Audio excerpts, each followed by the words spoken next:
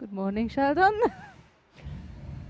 And a very good morning and welcome to Oberwart in Burgenland. It's the opening day of competition at the Junior European Championships 2015, and a very good morning to Sandra Zaghetti. Morning, Sandra, how are you? Morning, Sheldon. I'm good. Of course, I'm looking forward to unawares today. there, didn't he? You know, just sort of put the camera on, you know. Yeah, okay, right. Right, okay. We're going to run down the 8 weight categories that we've got for you. 4 men and 4 women. We'll start with the men in the under 55 kilo category. The number 1 seed, Roy Kofferberg of the Netherlands. Number 2 seed is Joris van Straten of Belgium. The number 3 seed is Vahagan Hovsepian of Armenia. And the number 4 seed is Vladislav Lim of Belgium. Sandra, your picks in the under 55 kilo category. I've looked through the draw, to be honest with you, and I Yeah, think... just give us the picks. Right, just stop talking a lot. Yeah, No, we haven't got time. Get on with it. Right. I think in this case, number 1 and number 2 seeded, we might be seeing them in the final. They both won medals. Actually, they both won European Cups throughout the, we could say, qualification tournament. Okay. If you can say that. And yeah, I think Jora and Roy will be All right. the ones to look out for.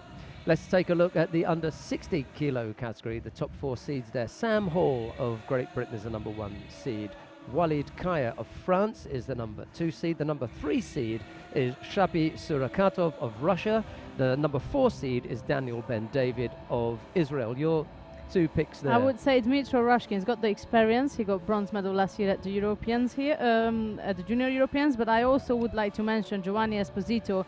He from Italy. He's still a cadet, but I've seen him this year, and if he's on form, then we have to be careful with him. Right, okay, the top picks in the under 66 kilo category. Number 1 seed is Dmitry Raskin of Israel. The number 2 seed is Alexander Raskopin of Israel. Number 3 seed is Pavel Patakov of Russia. The number 4 seed is Dmitry Minkov of Belarus. Your picks in that weight category. Yeah, I just mixed it up. The one before I was talking about 66. Right now for the 66 is again, as I said, is Raskin and Esposito of Italy. So. Okay, so we're going to do the under 73 kilo category now then. Okay, under 73 kilo category. Number 1 seed is Elmar Zirks of Romania. Number 2 seed is Matthias Kassa of Belgium. The number 3 seed is Alexandra Kolesnik of Russia, and the number 4 seed Artem Komula of Ukraine. I would say here Matthias Kassa of Belgium. He won the 2 gold medals during the European Cups in Berlin and Wrocław, so I think he will be the one to watch out for today. Okay, we'll go to the women's categories then. We've got four weight categories. The under 44 kilo category, number 1 seed Melissa Kakmalki of Turkey. Number 2 seed Amber Herches of the Netherlands. The number 3 seed is Sitora Bumatova of Russia. And the number 4 seed Jana Schmitz of Germany. Who are we looking at in the under 44 Melissa kilo category? Kakmakli won the silver last year's Junior European, so for sure she's got the experience, and now her biggest opponent is moved up to the seniors, so I think she'll be in the finals. But also I would like to mention Amber Herches. She won 4 gold during the European Cups, and you haven't mentioned she's not seeded, but Tamasi Sandra of Hungary, she can also put on some show. Okay, we'll have a look and see whether she comes through or not. Under 48 kilo category, number 1 seed Pup Reka of Hungary. Number 2 seed is Joanna Diogo of Portugal. The number 3 seed is Daria Bobrikova of Russia. And the number 4 seed, Kristina Budescu of Moldavia. Where are we going with this one? I'll pick number 1 seeded Pup Reka because... You've got the most experience, been around yes, a long time, she won bronze medal last year, and she's already performing well in the senior level. Yeah. And Dilara Lokmanikam was her biggest opponent last year. She fell down against her to the bronze medal stage, so she's not here today. She moved up to the seniors, so I think it's time for her to shine for gold. Right, the under 57 kilo category, and I'll tell you why we're going to miss out the under 52s, because we're going to start with them in a minute. So we'll jump to the under 57 kilo category, we'll come back to the under 52 very quickly. Number 1 seed, Dewey Kartas of the Netherlands. Number 2 seed, Becky Livesey of Great Britain. Number 3 seed, Stefania Adelim Dobra of Romania. And the number 4 seed, Tesla Kadia of Spain. I'll pick Devi Kartal. She won bronze last year, and we might see Becky Livesey in the final. beat her, but my pick would be the Dutch girl, the Dutch fighter. Right, and we'll come back to the 52 kilo category because that's the category we're going to start with. We're going to go to mat number 4. The opening contest is between Miriam Blavier of Belgium and Tot Patricia of Hungary. I'm just going to run through the top 4 seeds there. Astrid Neto is the number 1 seed. Number 2 seed, Mariana Esteves of Portugal. Number 3 seed, Larissa Florian of Romania. And the number 4 seed, Anja Stanger of Slovenia. We're going to go to mat number 4. There we are. Miriam Blavier of Belgium in white faces Tot Patricia of Hungary in blue. It's the opening contest on the opening day of the Junior European Championships here in Oberwart in Burgenland. That's all right. We only had one person in front of the camera this morning.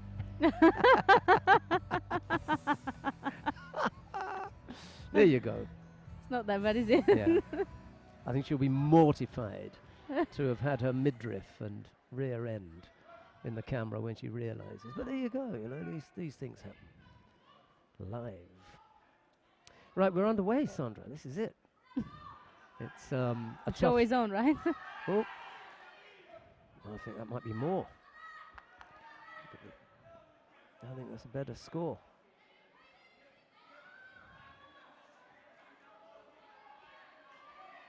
She's lucky to get away with that later on in the day.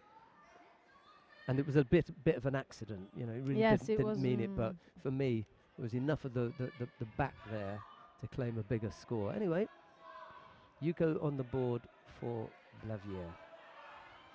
She leads with 3 minutes and 20 odd seconds to go. So half a minute. In the first half minute she scored. I'll tell you what, we missed this. We missed these captions at the top of the screen when we were in Astana.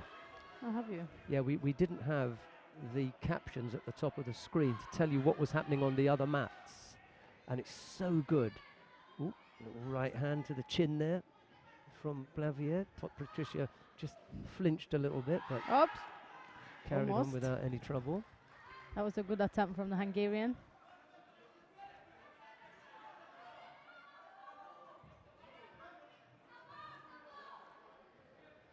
Yeah, it was something that we've become used to know what's happening on the other mats, and because we had the feed from television, we didn't overlay our own captions on the top, and as a result of that we ended up being less well informed. To be honest, we had really good quality pictures and everything, but it wasn't quite as informed, or we weren't quite as well informed as we are now. I mean, you know, you sit there, you know exactly what's going on all the mats.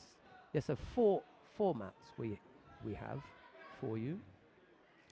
You can click on the commentated channel and stay with us, and then wherever we go, you will follow us, or you can make your own choice. Go off where you like. Still that single Yuko lead for Blavier. We're halfway through to the contest now. But Tot is really trying hard to put on attacks right, left, every angle and every direction, but she didn't manage to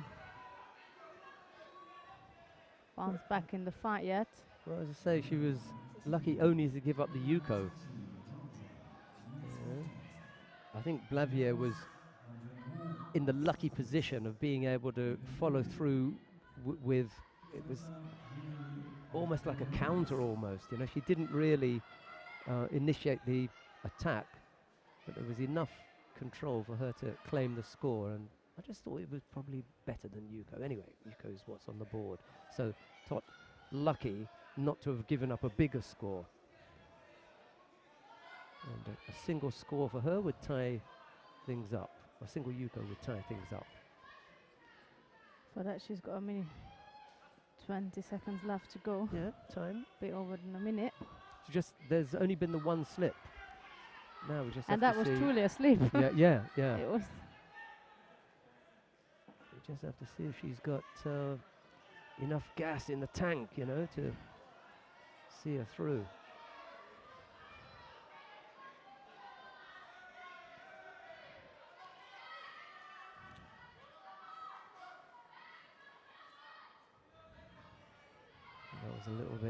tired-looking effort. The person is going through to the next one here will have a big job in the second fight, as they will be up against number 1 seeded Astrid, Gnato. So Astrid. that's a good warm-up for both, whoever Yeah. goes through, and then the real business begins after that.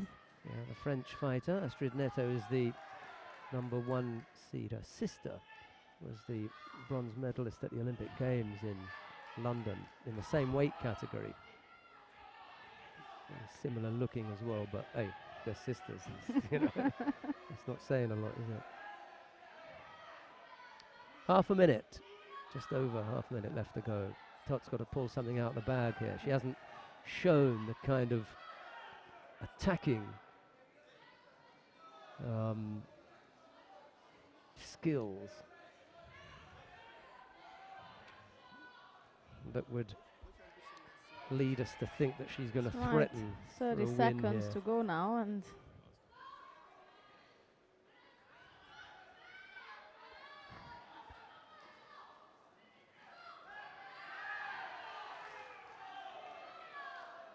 it was a counter-attack attempt from the Hungarian, but Blaver just lay down on her, so she couldn't drive her opponent into a good counter-attack to be able to score with it. That's now 10 seconds to go, and that's still the Yuko lead. And that's again Blavier drops down for a Sayonage, and Toad was trying to counter her, got caught up, and now 4 seconds to go. We've seen magic at the World Championship, so you just never know.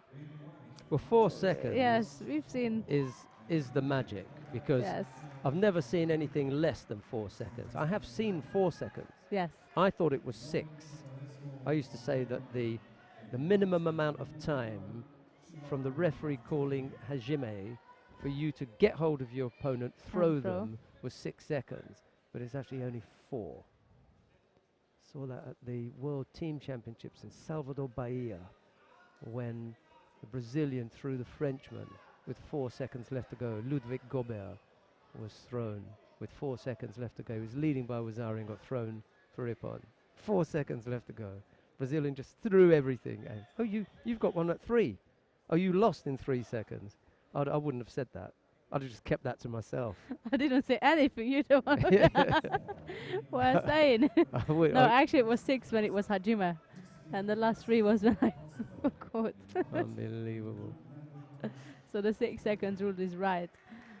But Right. let's There we go. We've got the second contest now on map 4. This is Distria Krasniki of Kosovo. She faces Merv Tas of Turkey. It's Krasniki in the white judogi and Tas in blue. Look how tall Tas is compared to Krasniki. That's right. You haven't asked my pick for the 52s, but No, well, there's mine. I was going to say the same. Steps off that left-sided Important. Oshigari effort. Where is she seeded, Krasniki, or not? Number 8. Oh, she's Number so 8 she's seeded. in the top 8 anyway. Yes. She's been a bit busy with the senior competitions. 29 fighters in the weight category. So a good full group. She surely had a good warm-up with double world champion Linda Kamandi. She's also here supporting her teammates. Must be good to have Kelmendi as your warm-up partner. I wonder where she is in the stands. She must be up there somewhere, watching on closely, I'd imagine. I can't see her there. I think that she'd be somewhere in that 4, I suppose. Well, that's where we are.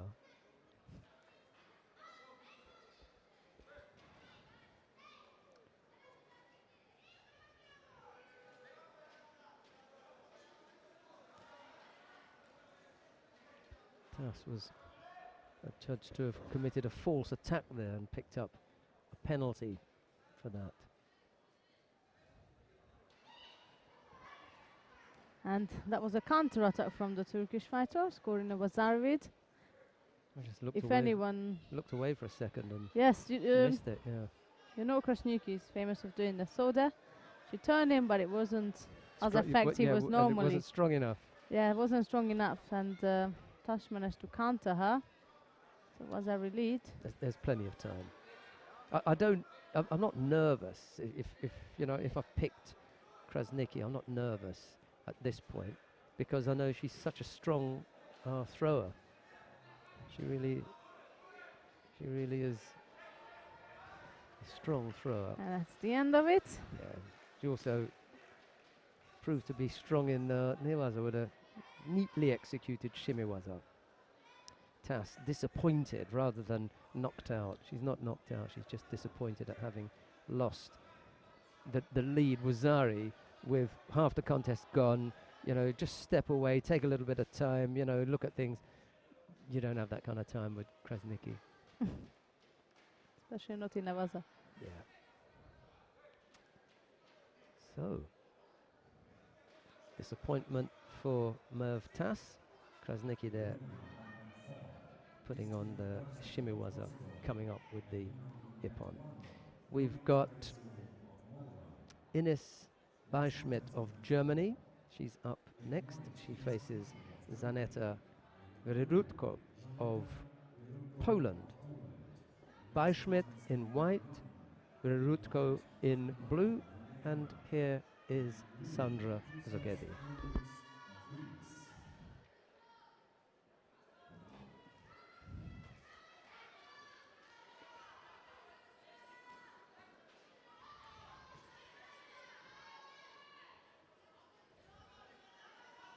Very aggressive gripping as a start for from both fighters. And there is Beischmidt wasting no time, getting a top right-sided grip and putting Ryrutko under pressure, who picks up a penalty.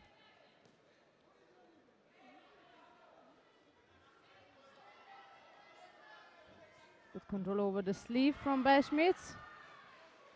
And also to Gary Vazari's score. Now she's dominating in Newaza. There's a good defense. Here's a replay.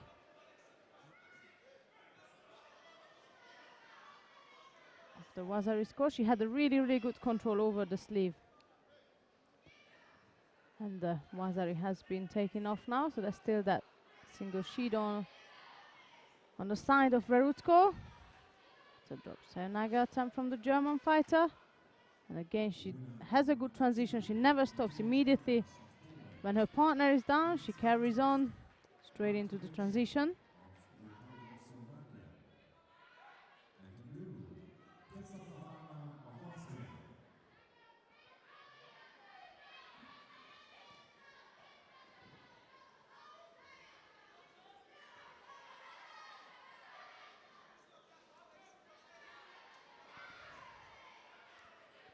Still, the control over the sleeve was good from Beischmidt. This time it was Ryrutko initiating an attack.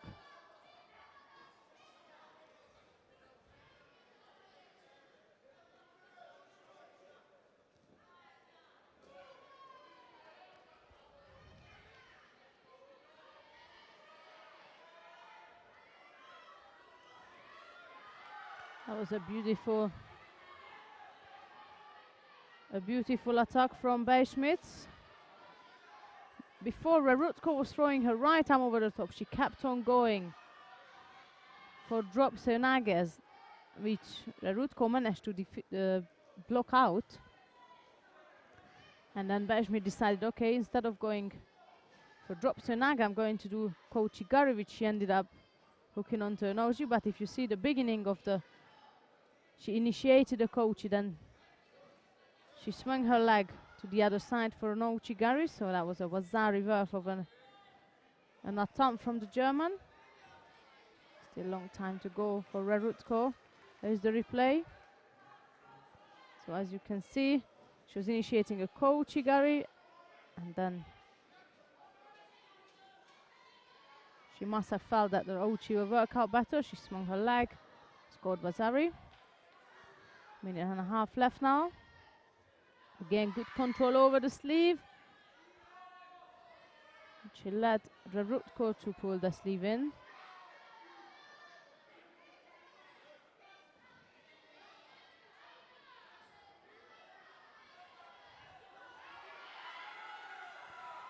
Great. Greatly executed throw. She's really strong with that that sleeve on the right. The minute she has the sleeve on the right, that almost means that the opponent is in trouble, and that's something Krasniki of Kosovo will have to watch out in the next round, as she'll be up against Ines Beischmidt.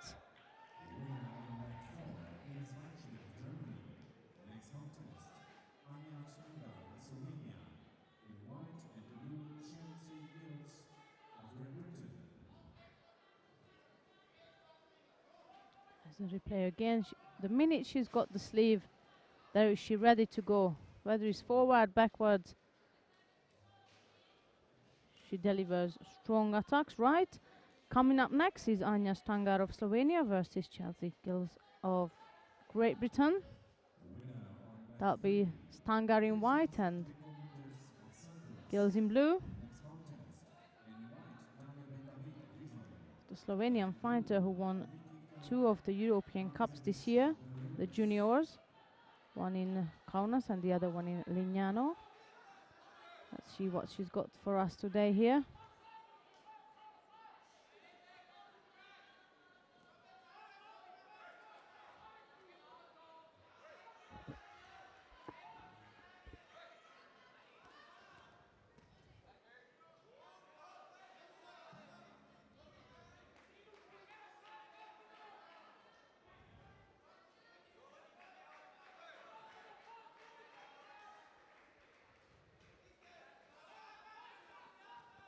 Stangar is seeking to block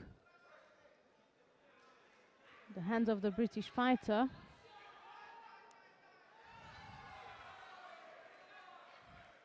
Of course, Les is much taller than Stangar, so she needs to make sure she avoids being collected and pulled in by the British fighter, and indeed Stangar managed to counter her own opponent, and just as I'm speaking, she's Saikomi was with her, and in a matter of seconds it will end. Now the British fighter escaped at the time of or a second before the gong, so that's a Vasari and the Yuko lead for Stangar.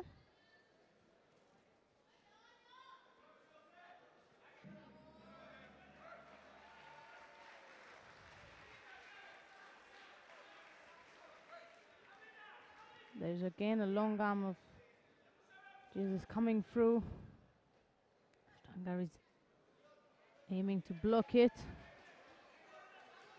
It's not a bad attack at all from the British player.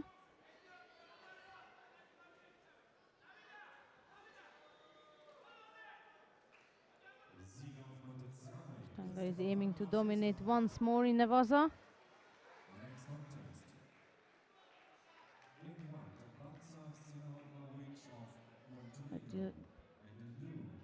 Yes, is more cautious this time.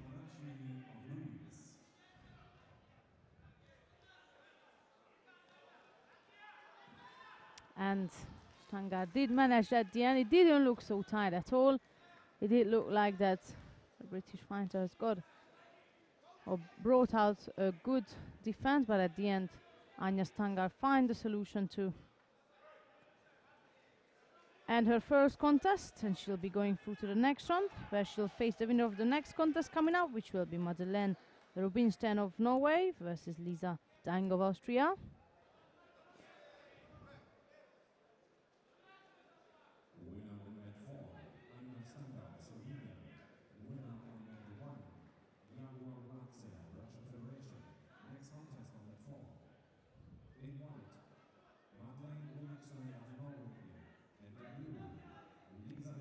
Here is the replay of the counter attack.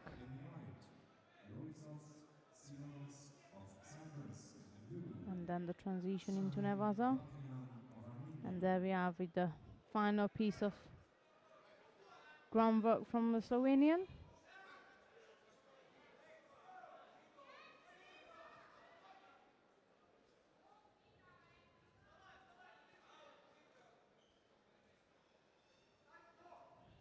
Now here we are with Rubinstein of Norway in white versus Tango of Austria in blue. And the Austrian is in a bit of a danger there with the Nevasa.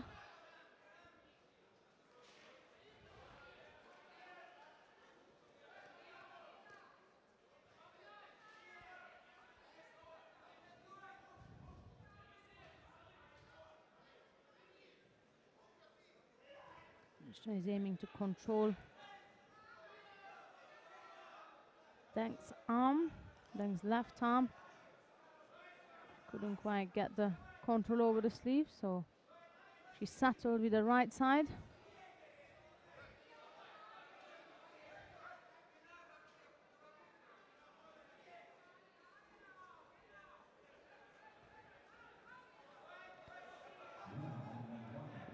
That's a Sorry, we often talk about the home nation, you know, the host nation, especially on the opening day. They're going to want to get something, and where is it going to come from?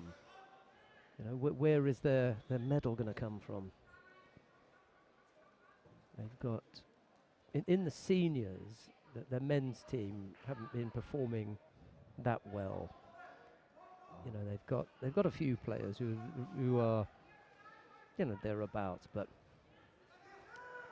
it's the women who really do it for the Austrians, and they haven't got anyone at 48, and they haven't really got anyone at 52.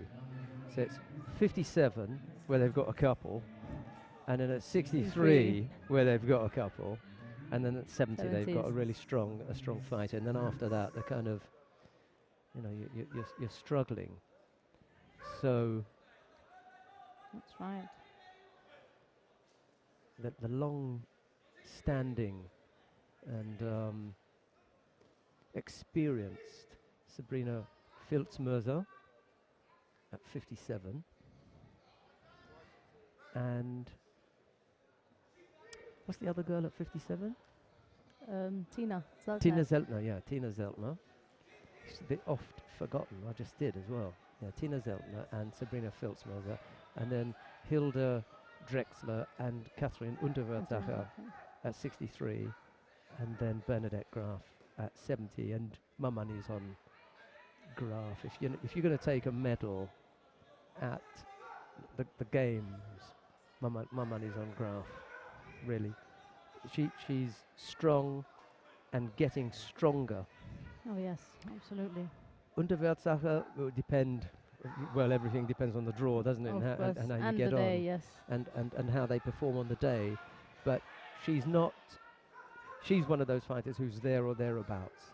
But I think Graf has got the best chance for the Austrians of a medal. That's my pick for Austria.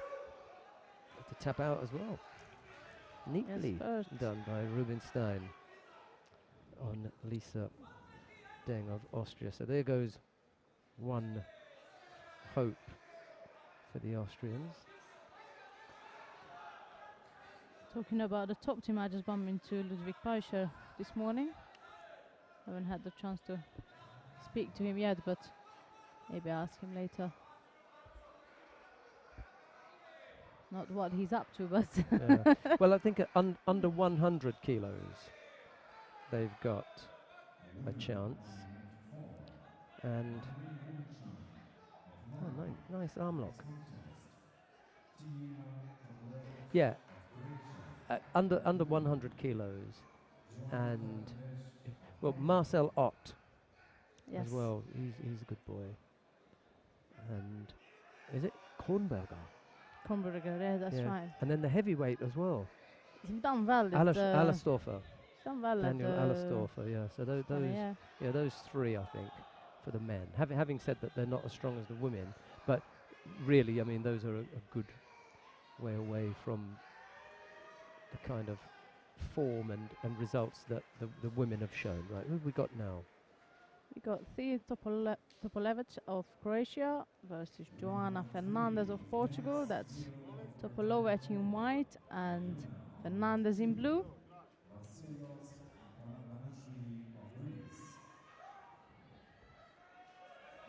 That's a good drop. So Naga attempt from the Portuguese girl.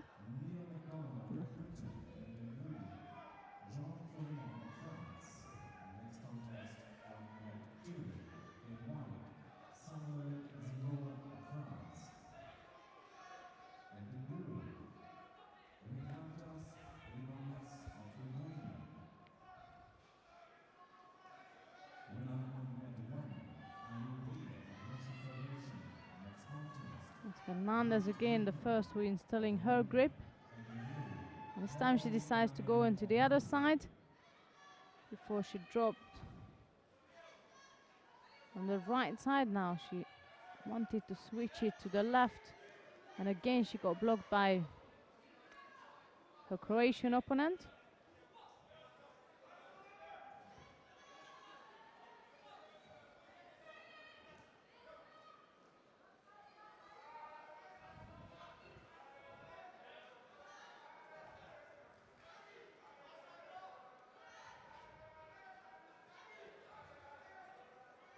That Wazari has been given for the counter-attack from Topolovic when Fernandez dropped on the second time to the left side. Topolovic did counter her indeed, and now they must have rewind the tape and double checked whether that was a score or not, and indeed that's a Wazari lead for the Croatian fighter.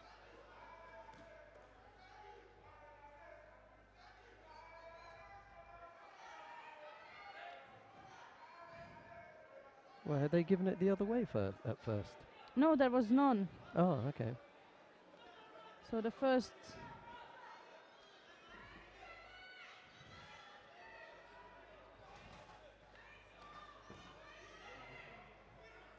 there was no score, and then they rewind the tape, and that was indeed a score. Okay. And that's Fernandez again going on the left side again this time. Topolovic blocks it casually.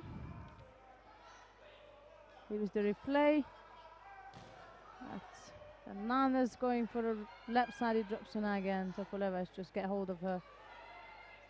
Rolls her into for Wazari.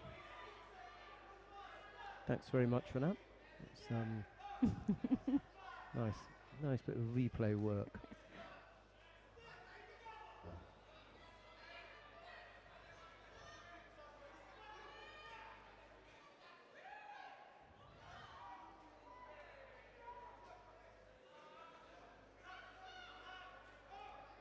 The fighter's got a strong right-sided grip now, and they both just logged in.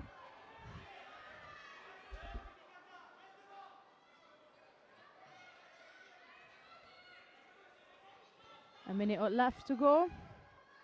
Judo for each fighters now. And that's still a Wazari lead for Topolovic, and another drop Sonaga from Fernandez. This time she returned back to where she started from on the right side.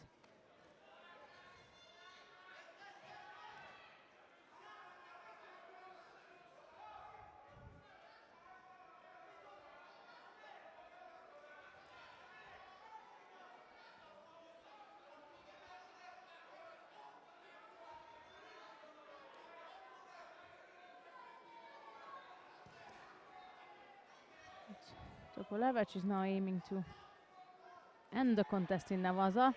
He put some serious effort into that piece of work. However, she hasn't had enough time to complete it.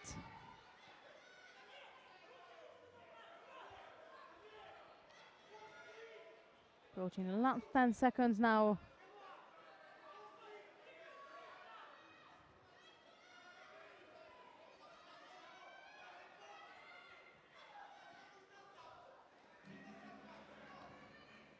And that's the time is up. That will be Tia Topolova of Croatia, who is going through to the next round, and she'll be up against the winner of the next contest coming up, which is Giulia Perucci of Italy versus Raquel Rodriguez Malasca of Spain.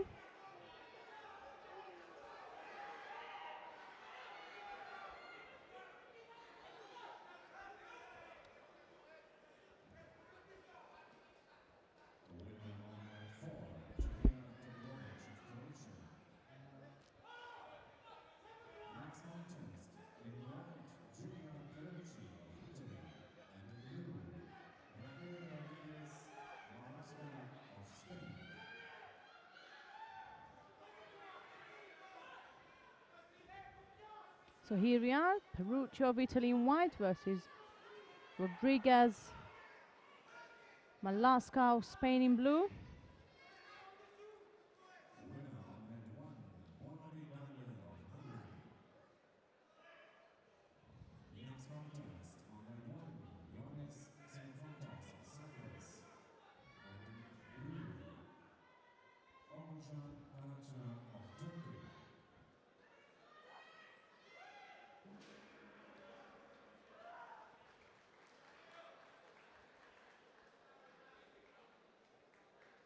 Rodriguez she was working on that right-sided ogoshi until she got caught and countered by Perucci, scoring for Wazzari. And there's an attempt from Analog. So there she escaped, but her posture was her posture which caused her landing for Wazzari. So that was Rodriguez going first, and Perucci goes on the front. And that was Rodriguez who was trying to counter-attack afterwards, and Perucci managed to drive through her opponent for a Yuko score. So that's a Yuko lead for the Italian fighter. That's again Rodriguez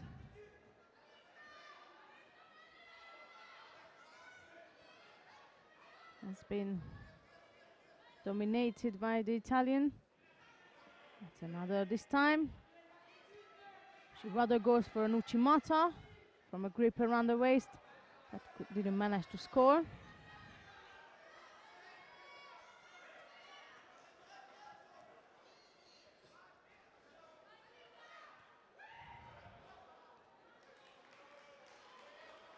Perucci on front again, and Rodriguez managed indeed to counter her this time. It was exactly the same situation we had before, where she was aiming to get to counter her opponent, but Perucci pulled it through this time. She could not pull it through and got thrown for a Wazzari.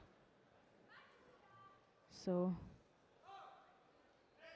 Rodriguez is back in the game. There is again exactly the same situation like before, but this time Rodriguez managed to hook on the leg of the opponent to stop Perucci's movement. And that is exactly the same. She tries again.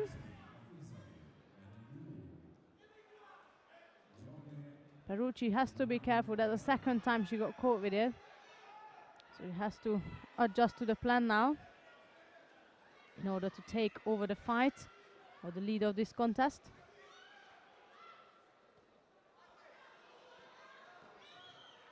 There she's again with a powerful attack. Only for a Yuko. However, she did manage to get the Osai Komiwaza on, so if Rodriguez cannot escape, then that might be it.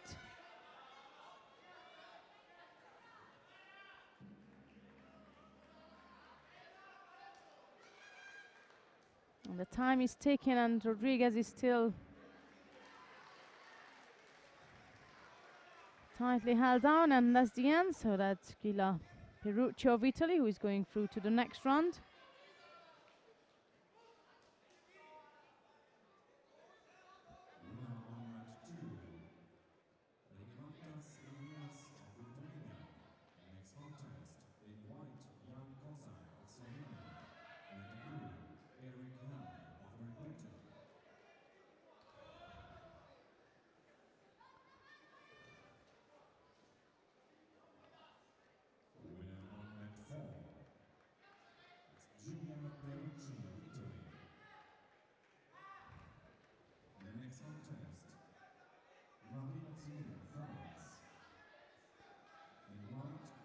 think we are going to move down now to mat number 1.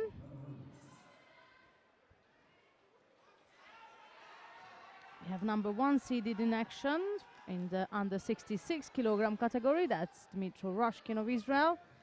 He missed the first half, but now we join into the second half, and there's still no score, so we haven't missed much.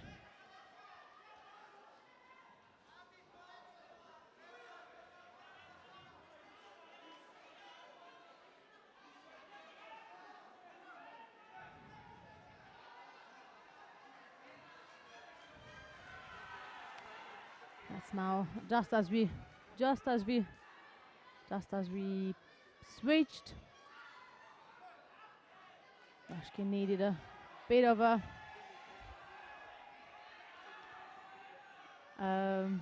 treatment from the doctor. Not quite sure what's happened.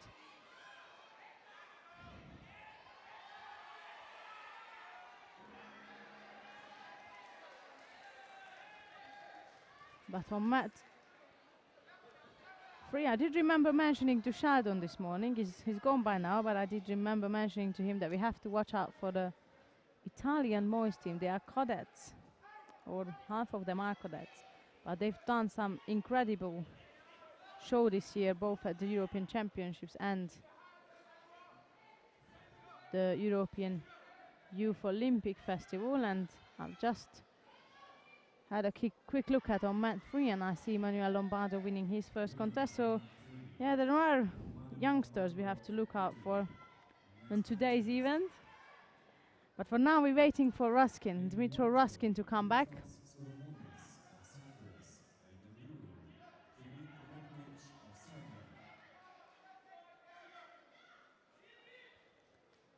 Not sure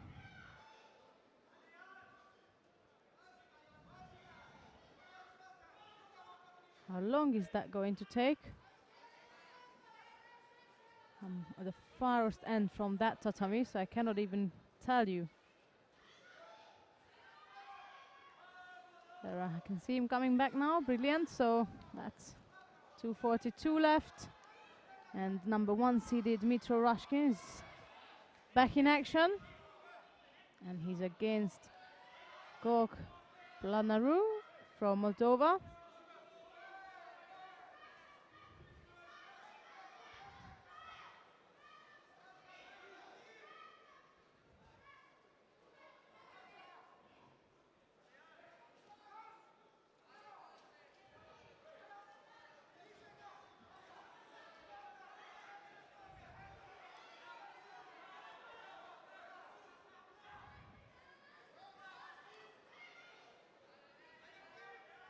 Very cautious, both fighters. They're not settling for less than what they need, so they're not engaging very easily.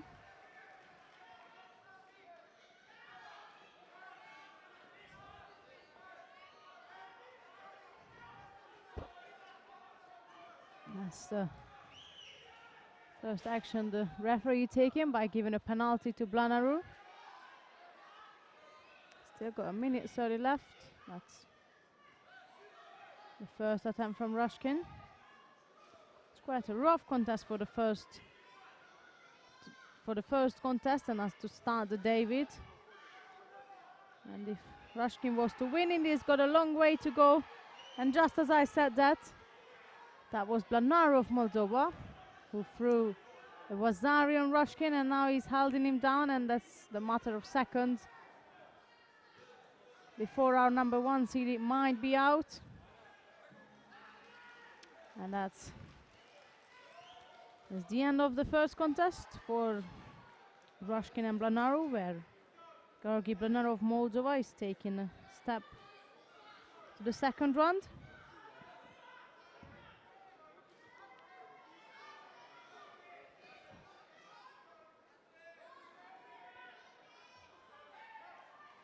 And there he's going to face the winner of the next contest, which is Petr Zadro of Bosnia-Herzegovina versus Beka Shavdashishvili of Georgia. We had a quick chat about this as well in the morning with Sheldon, and indeed we are not quite sure whether they are related or not. I'm talking about the Georgian. In the same time, you could see the replay of the throw from Blanaru. But there we are with Zadro in white versus Shavdashishvili in blue, and there again is a replay. Next contest of leg 1. In white judo, Pina Sandro of Bosnia and Herzegovina. In white judo, and in blue, Lina Shavdatoshvili of Georgia. The Georgian started off Next contest on mat 3. by aiming to get a strong grip closed to his opponent, typical Georgian style. Someone is gonna go from there. If they get engaged really closely, then the likeliness of a big throw is quite high.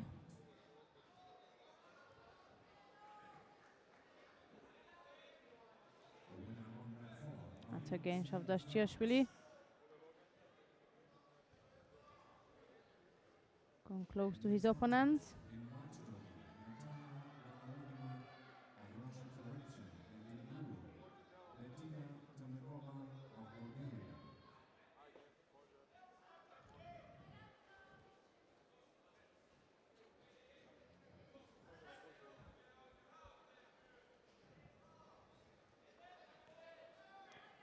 Zadro noticed that that top right hand isn't ideal for him, so now he's aiming to block that.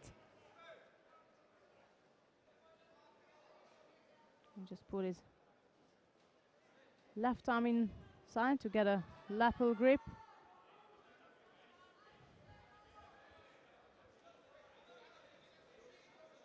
To block and to keep a distance, a good distance from Shavdashishvili.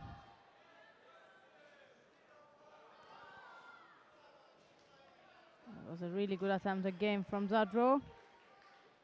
The beginning of the contest, we've seen the Georgian putting in a fair amount of attempts and attacks as he was aiming to get engaged with Zadro, but now Zadro knows that he has to keep distance. And he's aiming to do so. That's a Uchigari Uchimata combination attempt from the Georgian. And as he lost control, Zadro dropped underneath. Still no score.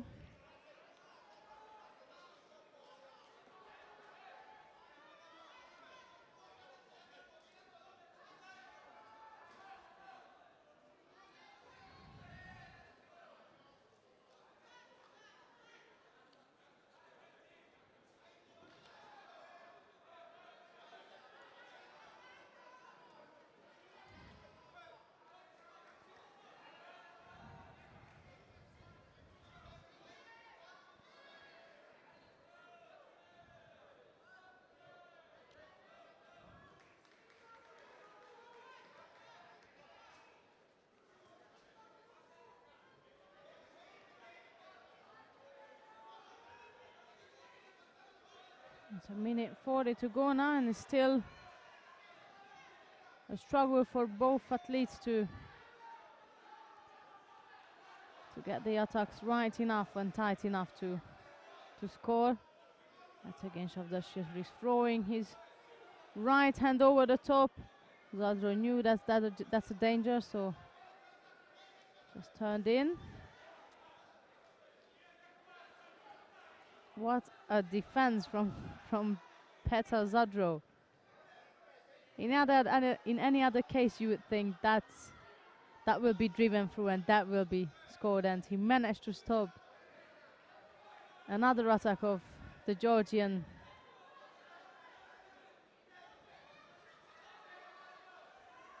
From such an angle that is almost incredible. We approach the last minute of this contest.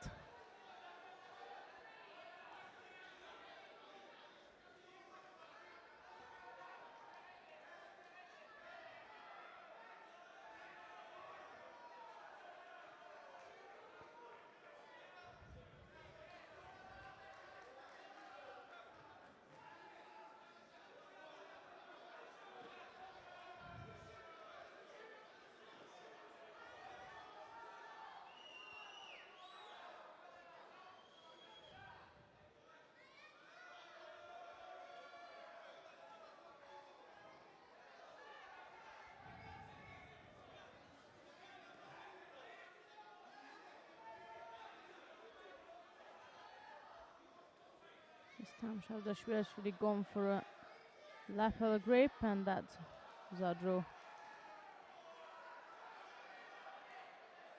finds with the sacrifice row, but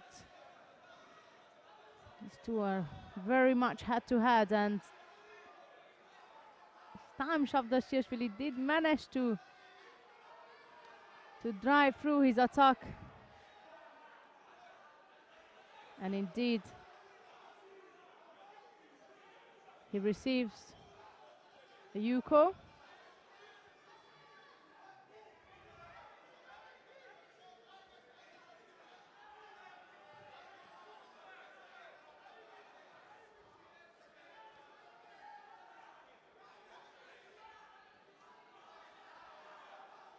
It's a penalty now to Zadro for a false attack, and he's really aiming to get that Yuko back on. He still wouldn't help him as for now. Right, 8 seconds left.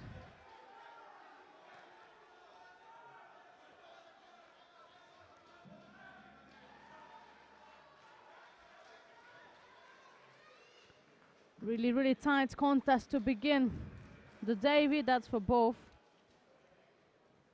Zadro and Shavdashvili.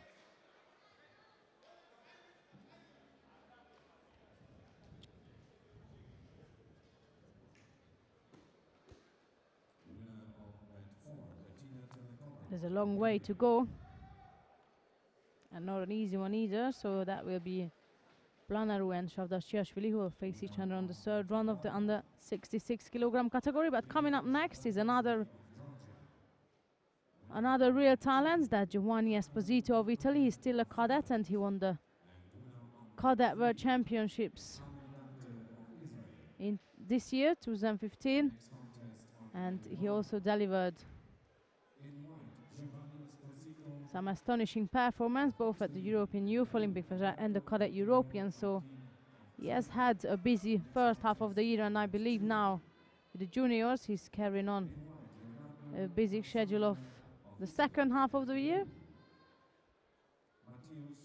and he's facing Guerrero Martin of Spain, so that Esposito in white and Guerrero Martin in blue.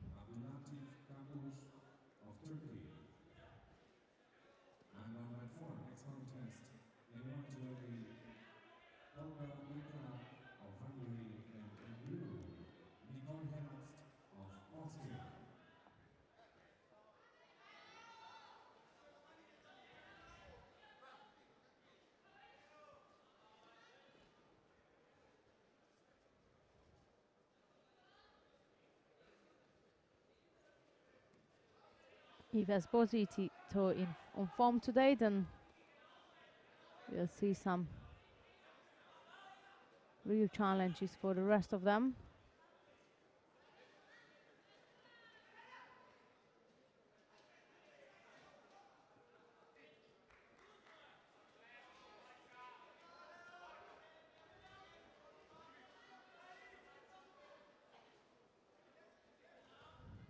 Bit of a struggle with the gripping.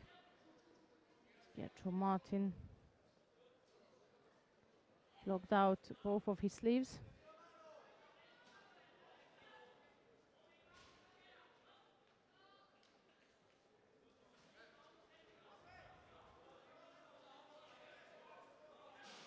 Once again, Pietro Martin, who is aiming to keep good control over the sleeves, both of them, and that gives a bit of a struggle for the Italian, as he's taken to go either over the top or on the lapel. But Bigatro blocking him out. The distance is too much for Esposito to score. That was the Spanish to picking up the penalty.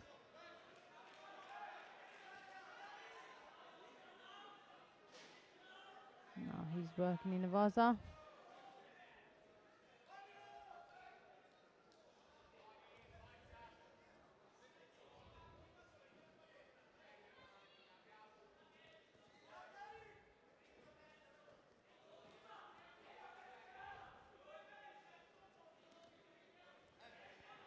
Esposito struggles with the gripping structure against his opponent.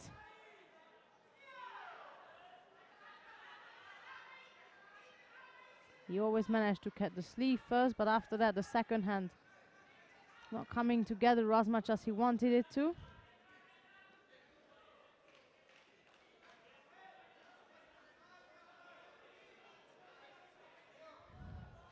And Sheldon just come back. And I was mentioning to our audience that it was Esposito I mentioned you this morning about. He's a cadet world champion this year, but as I said before, if he's on form, then could bring us some surprises. But I've seen one Italian boy win his Lombardo, also cadet Manuel Lombardo. Pantano as well. He won his opening contest. So as you said, they've got a strong cadet team and some juniors in there. So they could feature here today. We'll see.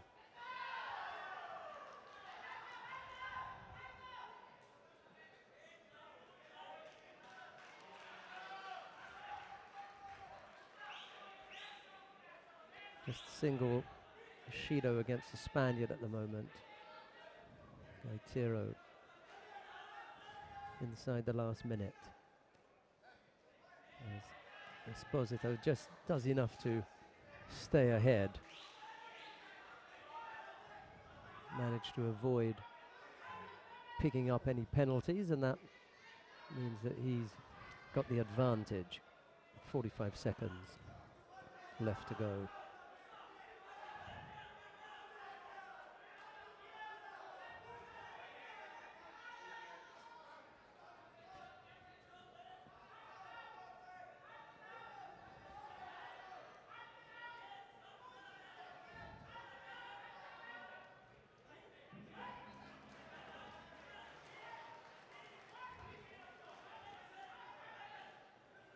A little bit tighter than I thought it would be. Yes, I agree. It was the same the previous contest. I don't know if you had a time to have a quick look at it, which of the Shirshvili I expected an easier start. I mean, as judo, isn't it? Our number one seed is out, so after that you just never know.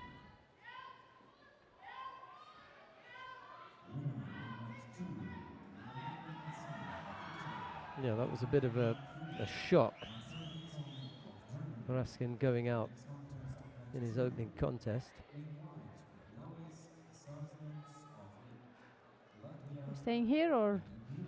Oh, they're still, sorry, I thought this was finished. 10 seconds to go.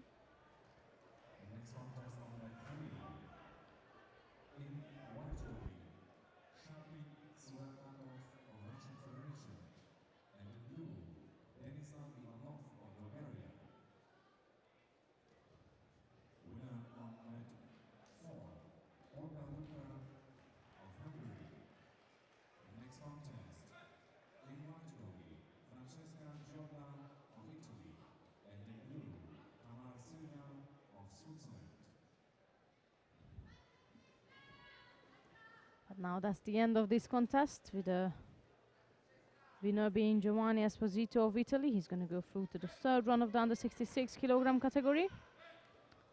Let's just see what we got on offer on the other tatamis. We have number 3 seated on mat number 3, so we'll switch to mat number 3 under 60s. Number 3 seated Shapi Shurakatov of Russia versus Denislav Ivanov of Bulgaria. Next contest on mat 1, Patrik Bravcicek of Poland. And the blue, And I'm going to double check something, but if I remember correctly, Ivanov won the cadet Europeans this year, but I might be mistaken, so better to get my acts together and my facts right before I mix up some youngsters here. Well, you don't want to mix up the fight coming up after this one with Todd Christian. It's no, that's I guarantee you that's not him. he hasn't suddenly lost a lot of weight. This is in the under 60 kilo category.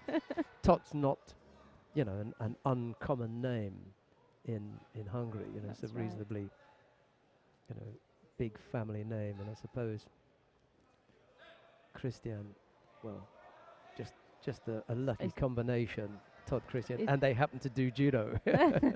It's very common name both. Right. Okay. So So Denislav Ivanov, then, what's he been up to? What does his record say? he won Cadet World Championships and Cadet European Championships. So you were right then. So I'm not far off. My memory is See, not you- that bad, you and I should- feel glad I'm not. Trust yourself. I wonder if this Surakatov is related, if he's got a sister that competes. Which weight category is that? 57, I think. 57. I think she's 57. Pari Surakatova. Surakatova, yes. Yeah. Is that an A at the end, Surakatova, or is it Surakatov? Well, Oh, you're what not the- sure? the- The, no, the girl. the girls have the A at the end, don't they? Yes. So the brother would be Be Surakatov. Surakatov, but she would be Surakatova. Good. So they could still be brother and sister. They just put an A at the end for the girl.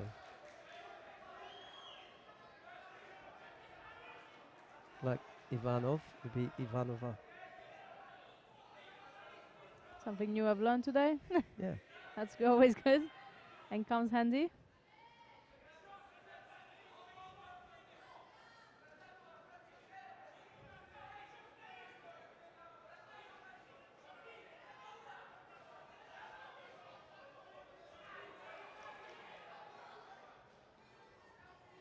Yeah, like Dolgov and Dolgova. Dolgova. Yeah. We could be here all day doing these. 2 penalties picked up by Surakatov. I shall ask afterwards Right, if and I he's related. promised our audience to ask also about Shavdashvili. So we have Couple of questions. a couple of yes answers to make.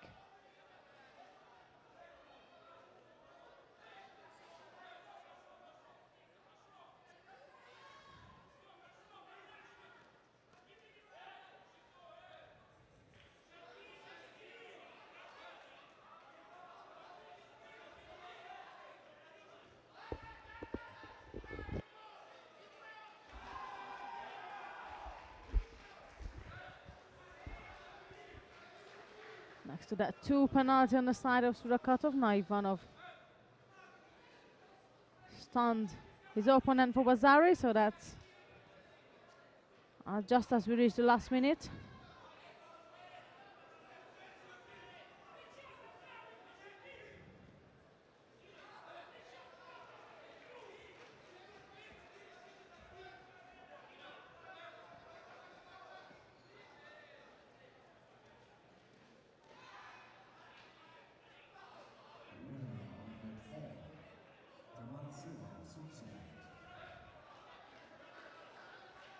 Next contest on that form, Dalma Solistan of Turkey. And blue, Evdokia It's a one-sided grip from Surakatov. Cyprus. And indeed, that he noticed that, but it was a bit too late, so the 3rd penalty has been given to him.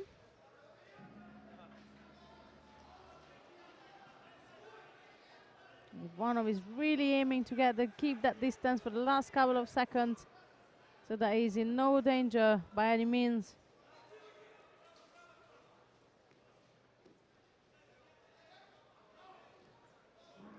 And indeed, the gong went off. And that's a win in the first round.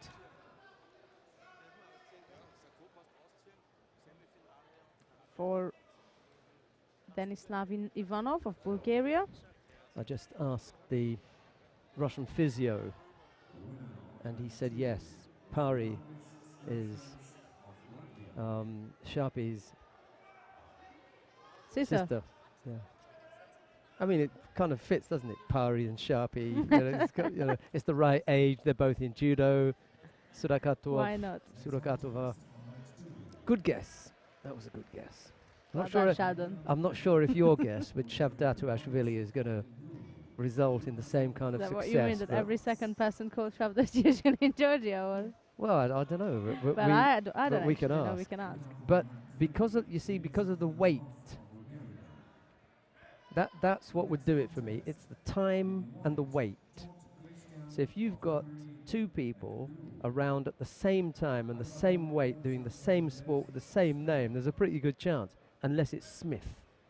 You know, what I mean? 'Cause, you know, that's not going to work, is it? Or Tot from Hungary. Yeah, exactly. Yeah.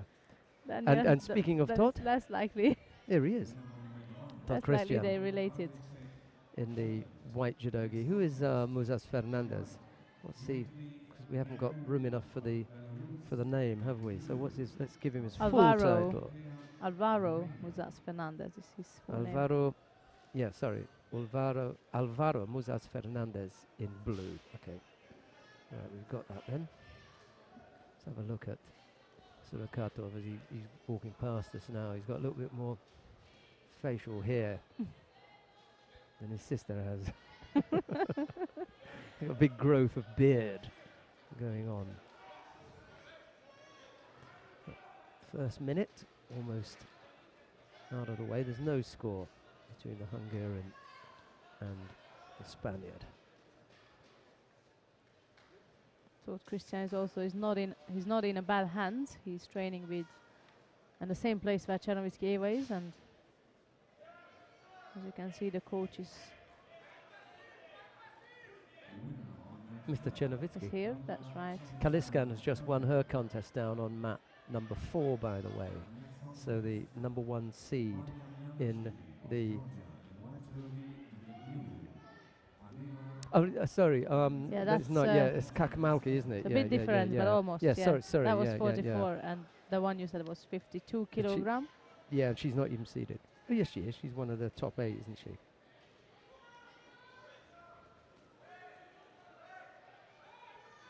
Yeah. Anyway, she's won her contest. Yeah, my mistake.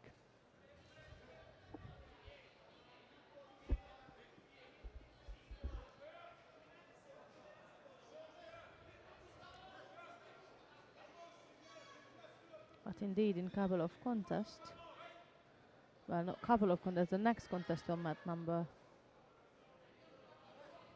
Well, now I'm making a mistake. I thought we'll go back to 52s, but indeed it will be 57, which mat 4 will move on to. But for now, it's a second penalty for the Hungarian here on mat 3. That's Tot.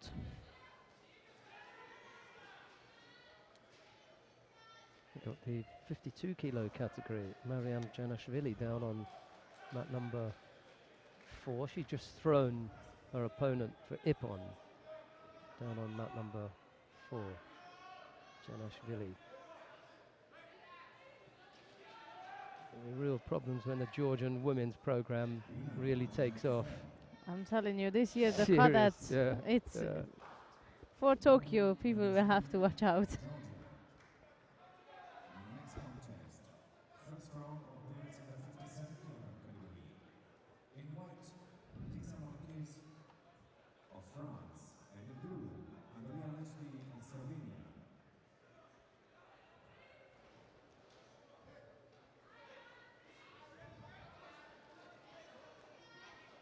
Minute and a half left, and still Tot is struggling to get hold of his opponent.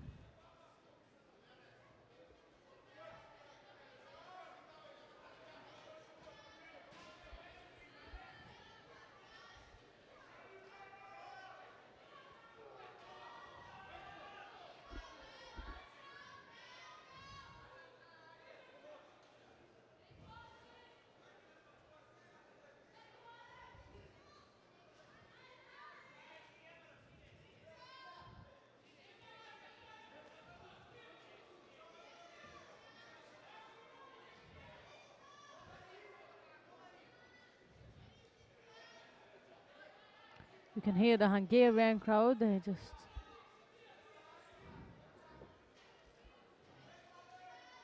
screaming out from all they throw to support the Hungarians. Still that 2 penalty on the side of Tot. It's 30 seconds left to go. And Moses Fernandez is just holding on to it.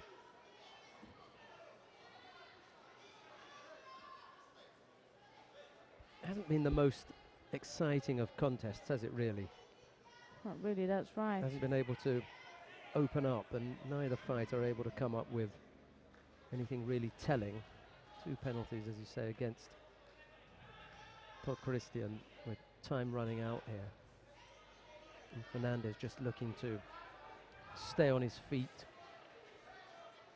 avoid getting caught.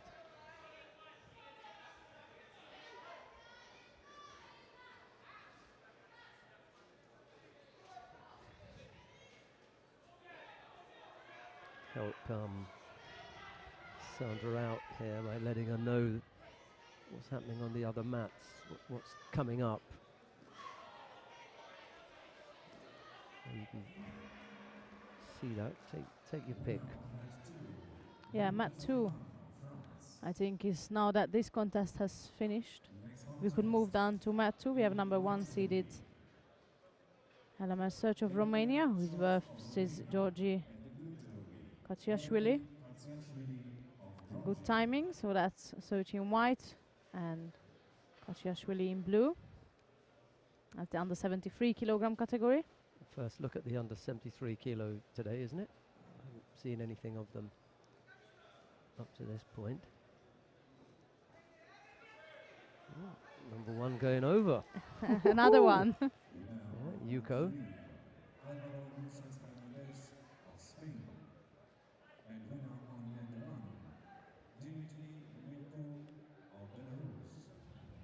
Next contest on mat 3 in white judo. Yes, that's the beauty of judo, isn't it? You just never know. Being number 1 seeded, it doesn't mean that you're gonna take it all over on the day. He draw the Georgian first fight. He's gone over again It's now. good. Second score. It's to Yuko now.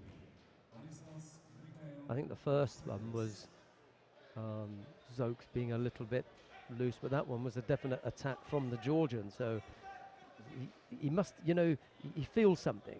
He's not sitting back. He's got Yuko No, on the board. absolutely. That's So the first one. Yeah, Yes. that was a loose effort from Zokes. He put himself, he was off balance, and that's what it was. The Georgian was able to take him back, without any real pressure. Yeah. He didn't have to launch a big attack. He just realized that the Romanian was off balance. See, there was completely no entry, wasn't it? You know, that's not happening. And so he struggles with that top, Yeah, left top-sided grip from the Georgian, and that's putting some serious pressure under there's the Ojigari left-sided, bringing him down the for Romanian, yes. the second Yuko now. To add to his woes, he picks up the Shido for passivity. There's another strong grip from Katsiashvili, left-sided, and you can just see with the right arm, you're just pushing that into Exactly. the ribs of And Search is Katsiashvili. almost trying to keep a distance, so that's how Yeah. much, Yeah, and we don't feel it, we just see it, but that's how much he's under pressure, that he has to yeah. get the And, arm and he in. got the penalty for exactly that. Yeah. Just stiff-arming his opponent out. He felt that left side coming towards him, and he just trying to keep that He away. knew that this, Yeah.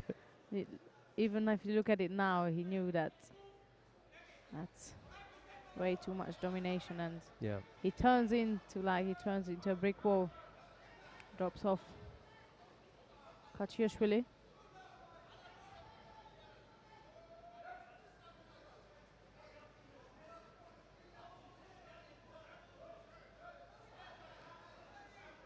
That's the third score. Might be. That's indeed the third score. With the Wazari, there was the same attack that we had before. So that left side, it's indeed dangerous. This is the number 1 seed. I think this is the second number 1 seed that we're going to see tumble. Likes that left Ojigari. And those Seoinage efforts from Zokes have been really ineffective. Not really, he cannot even turn in enough because that Yeah. left hand is just stick there like a glue.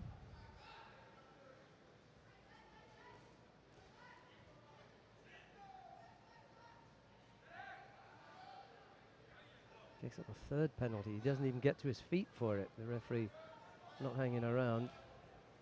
Sławomir Konashki, the Polish referee, not waiting for him to get up. He just gives it to him, says, look, that's where you are. Take it there. Harsh, I know, but 3 penalties and 3 scores.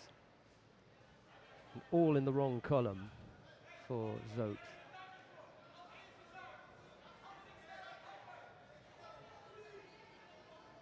A little over a minute left to go. Katsiashvili cruising here. Still searching for the finisher. Can't get his left hip across. That's what he's shaping for. And when he hasn't got the hip across, he's just put the Ojigari in, hooked him and pushed him backwards. But he really wants to go, you can see he wants to go big across That's that right. left side. Either with Osodagari taking him, to the rear, or to come across and turn the feet and bring him on his hip. But he hasn't managed that yet. He's still got the strong grip.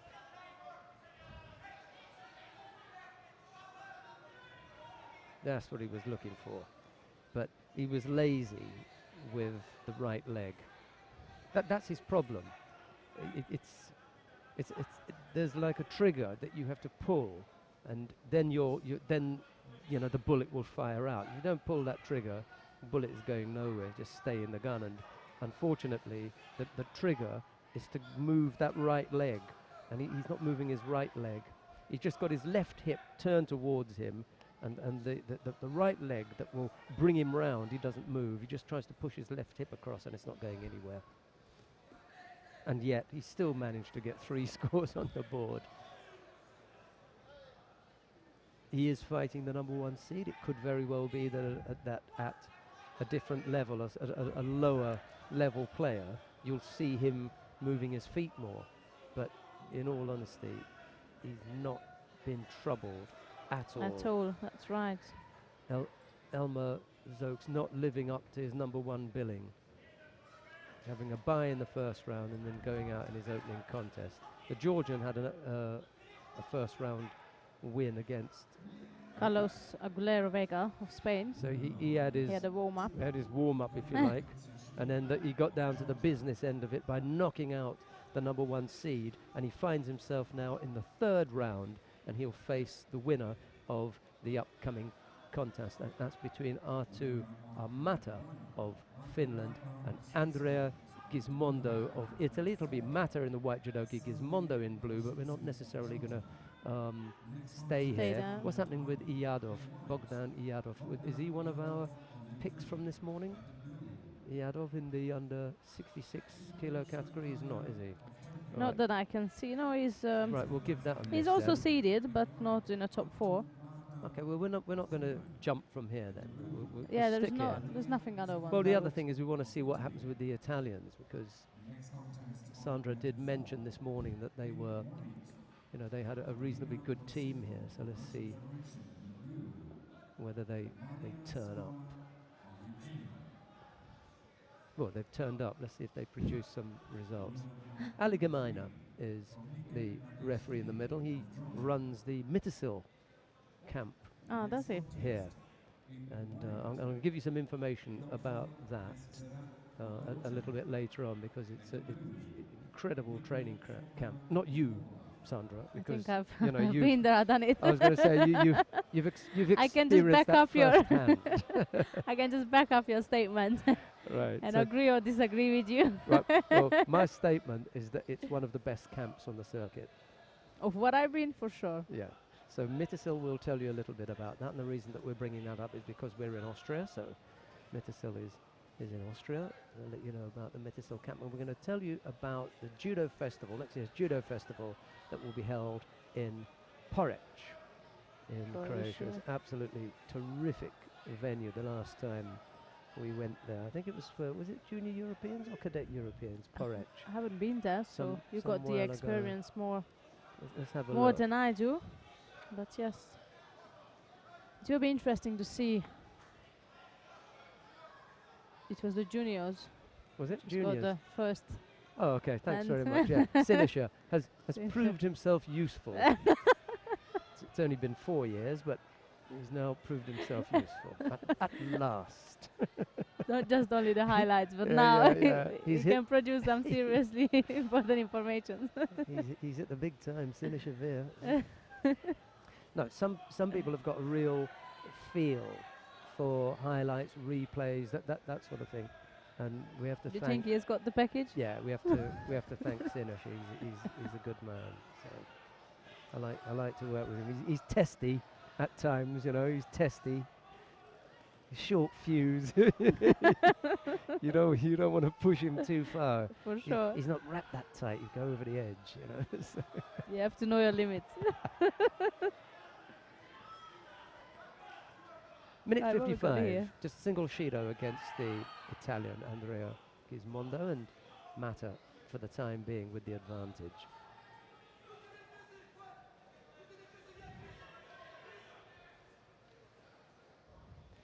Things We beginning to could- take shape. After this, actually move down to mat 4. We will have number 2 seeded.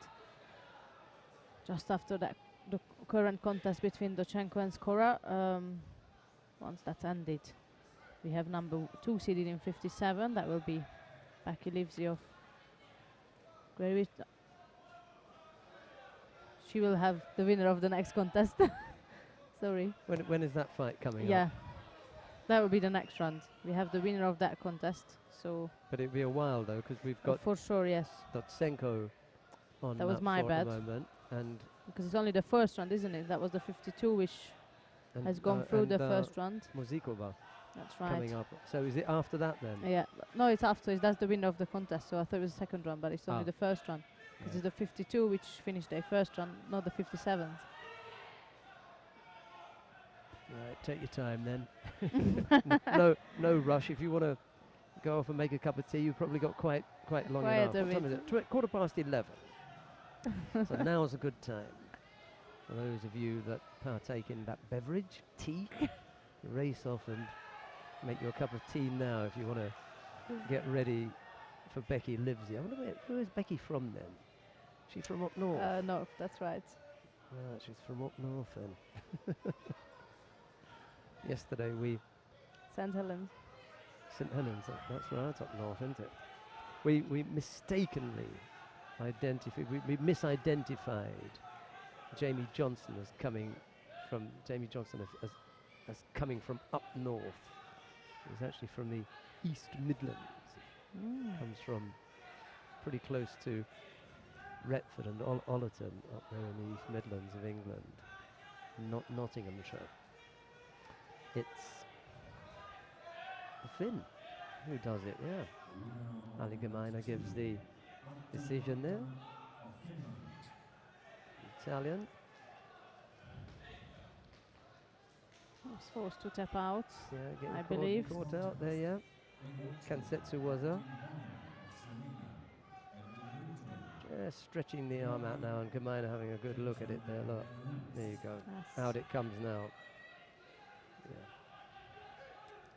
Well spotted by So that will the be eagle-eyed Sinisha Veer. We were just saying that Jamie Johnson we misidentified as coming from up north. He comes from the East Midlands, and it was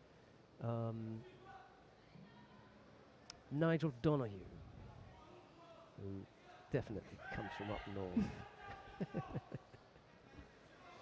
two British coaches.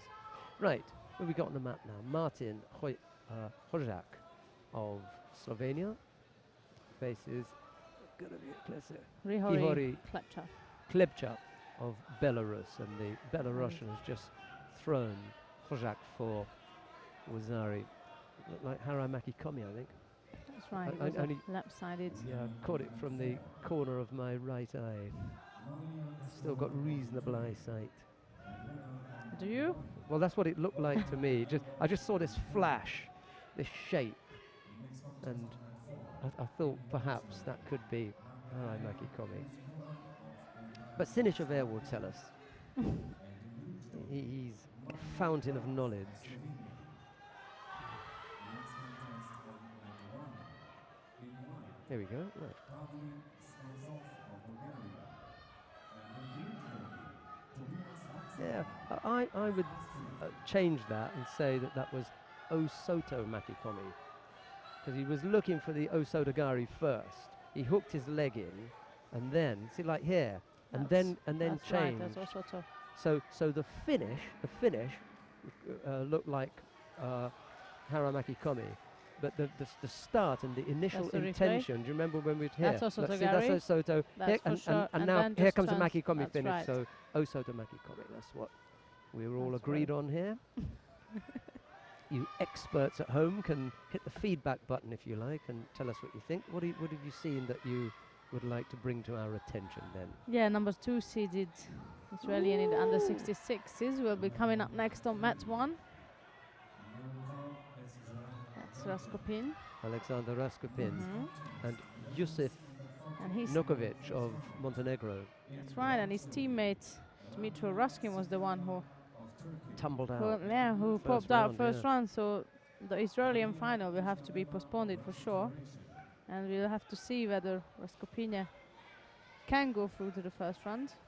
Ooh, nice. That was beautiful. Second counter. This time he gets on the board. The first one was a couple of seconds ago. I think you missed that. And he attempted the same counter but didn't score. But this one, he came up with Rosari. So Rosari on the board. They're having a look at it. Well, we can as well. The Belarusian was off balance there. Got turned. Yeah. Yep, they've left that. And I think the reason they've left that is, I mean, he throws him flat on his back, but at the time that he lands, the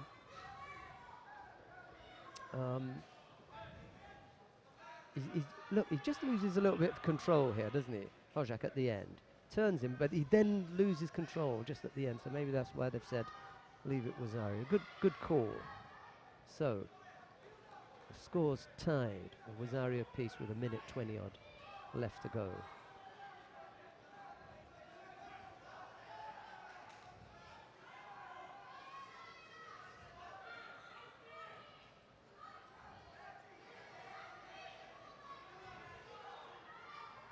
Who's down on mat number 1? Pavlin Spasov and Weichselbaumer.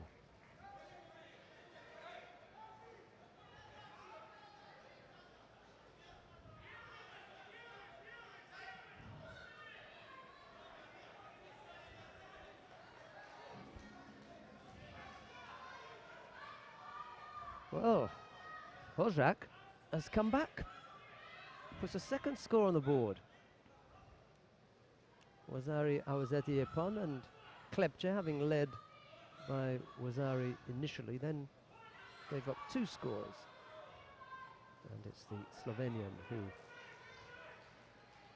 comes back to take the contest, having been Wazari down. A good effort there then. You're always in such an under pressure, especially if someone is leading by Wazari against you, then you really have to be strong in your head to believe that you're still in the game and to make it through, isn't it? I'm not listening.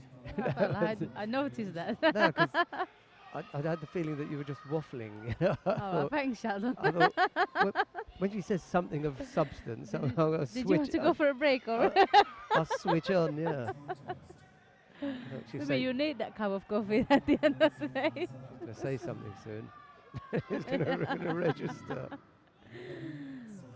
Right. We're staying here, or we?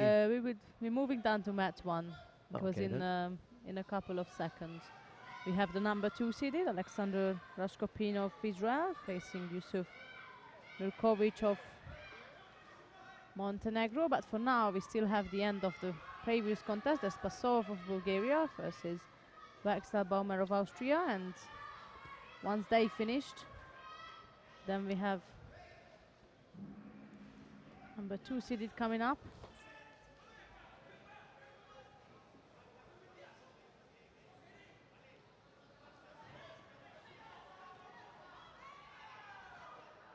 Tobias Wechselbaumer.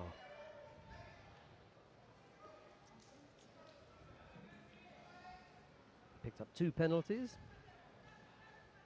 and unfortunately for the Austrian, couldn't come up with a score. This is taking part on mat number 1.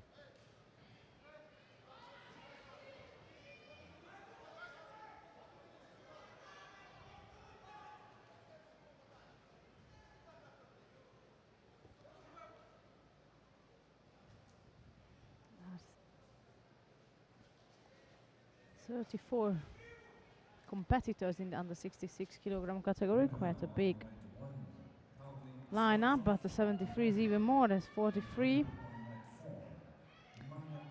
Let's focus on under 66 kilogram now, with Raskopin of Israel in white versus Nurkovic of Montenegro in blue.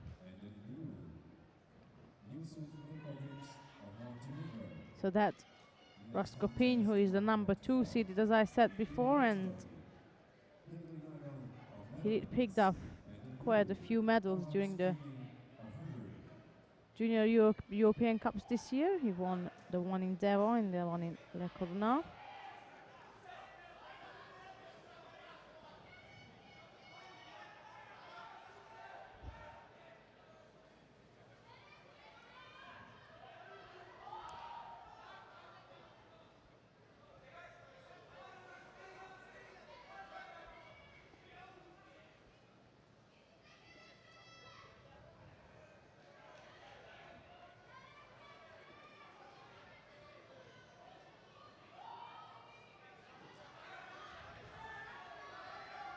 Both players are aiming on the right side. That's Raskopin was aiming to pick up Nurkovic. What's happened to... Oh, it's Raskin. Yeah, that's his teammate went out, didn't he? We were talking about that. So now we've got the one Israeli. As Sandra was saying, there won't be the Israeli head-to-head, 1 and 2. That was the potential final this morning. That's not going to happen. And this doesn't look easy either. So I wonder what will be the outcome of this contest. For now, we don't have any scores. Neither of the fighters received any penalties yet. And that's Raskopin switching to the left.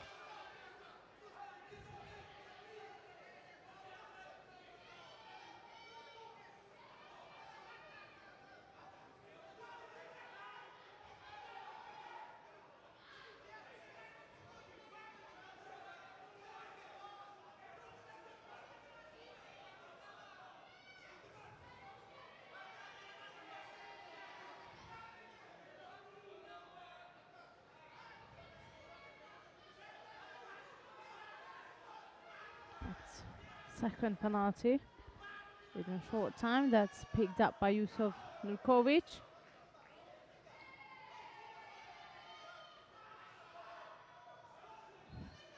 A bit of a hair grab there. Whilst Nurkovic was seeking for a grip on the top on the right side. Under 2 minutes now.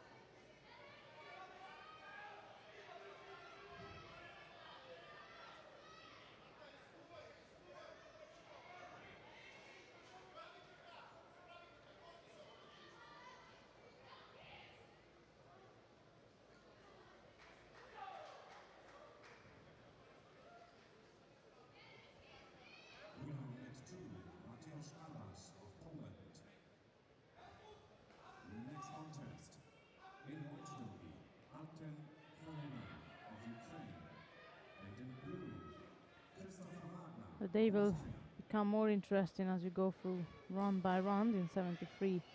We also have coming up number 4 seeded soon. And that was Rashkopin in danger there.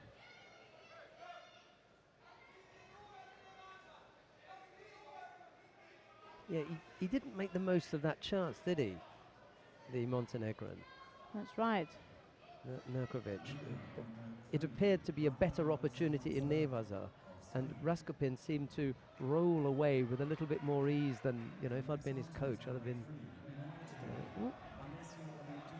That's the Yuko. first but strong attack from Rashkopin. So that's Rikomigoshi on the left side. Managed to score a Yuko. We're going to let Sandra Zaghetti take a break now because they've managed to bring some hot coffee up I think to- it's a nice coffee by now. to our table. So I don't want it. Yeah, I don't want it to become an iced coffee. So Oh, thanks, Sheldon. Sandra's But going you to know what, in the weather we are now, I might just want to have a nice coffee. take a little break. Okay. Oh, thank you. Sandra Zaghetti will be back. In the meantime, we've got Raskopin leading by Yuko with 40-odd seconds left to go. 2 penalties picked up by the Montenegrin Nurkovic. Yusuf Nurkovic will follow this one with Roy Schipper of the Netherlands and Filip Jovanovic of Serbia. That's the contest coming up next. The Montenegrin picks up a 3rd penalty with half a minute left to go. We say hello to Richard Britton. Hello, Rick. How are you doing? Nice to hear from you. Thanks very much for your email, which I will talk about when we have the relevant weight category. We're not always certain that the people that are mentioned are going to be watching the commentated channel. It could be that they'll watch something else, and I'll save any comments until we watch either Lucy Renshaw or, well, it will just be Lucy today then, in the under 57 kilo category, I think. Or is she on tomorrow? In which case we'll save the comments until tomorrow. That may be the best bet.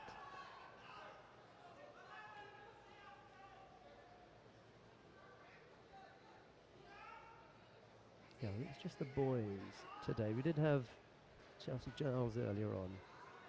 She lost out in her opening round. Lucy Renshaw is on tomorrow in the under 63 kilo category, as is Ljubljana Pirovasana, both in the under 63 kilo category, 1 and 4, seed 1 and 4. Right, Roy Schipper of the Netherlands faces Filip Jovanovic of Serbia. It'll be Schipper in the white judogi and Jovanovic in blue. So I may have to save your comments, Rick, until tomorrow. Bit early there, mate.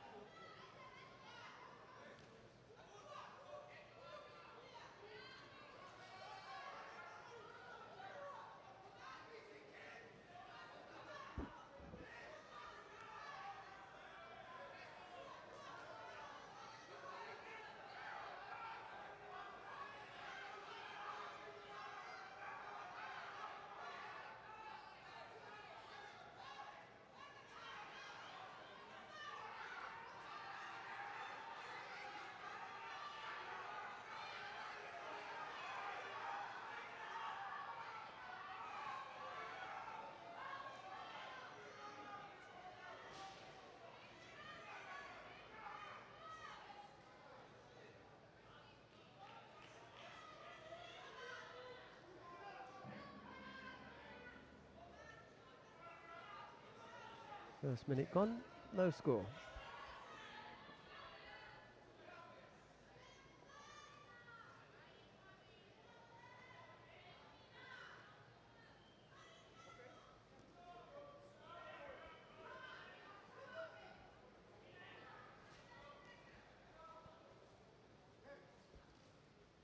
I suppose we could take a look at, well, we're not. Sandra's still busy with her coffee, but you can keep an eye on what's happening with Artem Khomula of Ukraine. He's on mat 2 up against Christoph Wagner. In white, Vasilios Baramanashvili of Greece. And in blue, That one's over and done with. Koznianski Daniel of Hungary.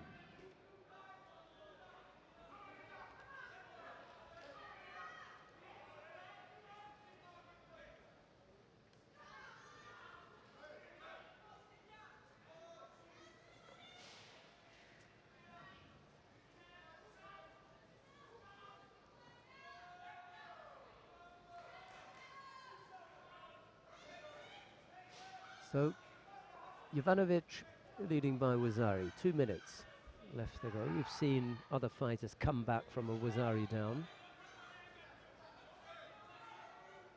Schipper up against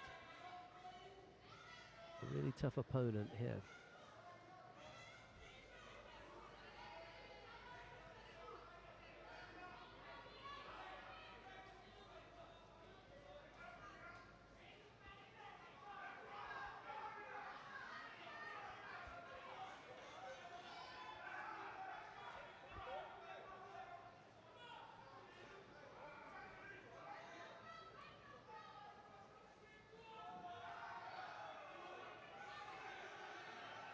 He had a good look at the referee for a score then.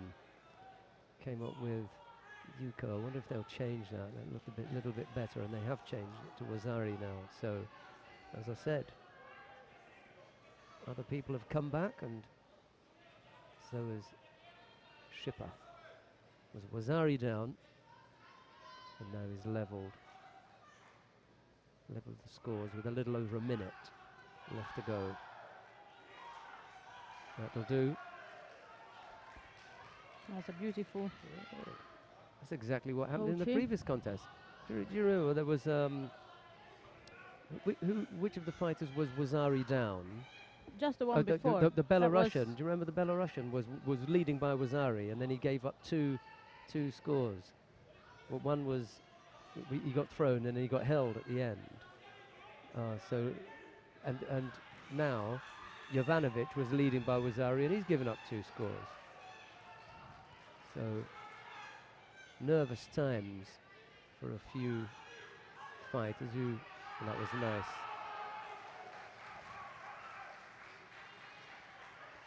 Nice little Let's see who actually we was got coming up next here. Arsen Gazarian of Armenia versus Bilal Kiloglu of Turkey. That will be Gazarian in white and Kiloglu in blue.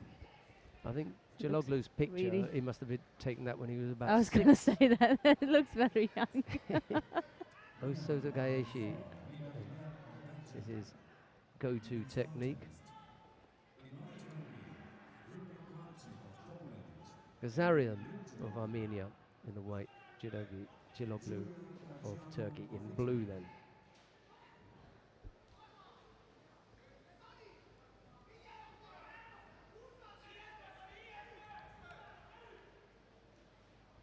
Current contest on mat 1. In white judogi, Arsen Gazarian of Armenia. In the blue judogi, Bilal Kiloglu of Turkey. That's Kiloglu, who just, I wouldn't say swooped in, but hopped in for a right-sided Uchimata, and then he switched to a Sumigashi Atan. He couldn't drive Gazarian through enough for a score, but it looked promising enough for the rest of the contest. There's you again. That was a nice piece of Ajiwaza work from Gazarian. He's busy, isn't he? Azarian.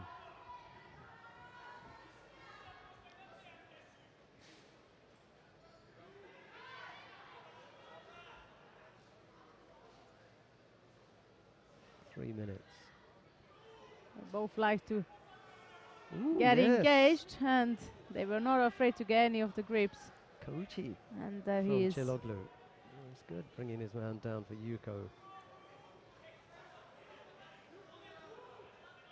Koji Gaki it was. He hooked in and pushed his opponent over the hooked leg. From an Ni- unusual nicely grip. done. He went over the that's top. over the top, yeah. Yeah, it was from an unusual grip. In fact, it was more like something that you'd expect from the Armenian. You know, That's that- right. that- that They like style, to get yeah, yeah, engaged, yeah. and that's Going again, this time. one of one is gonna Yeah, go yeah. shadow. The feet were all going. Someone is gonna uh, fly out of this. He's very skillful, I have to say.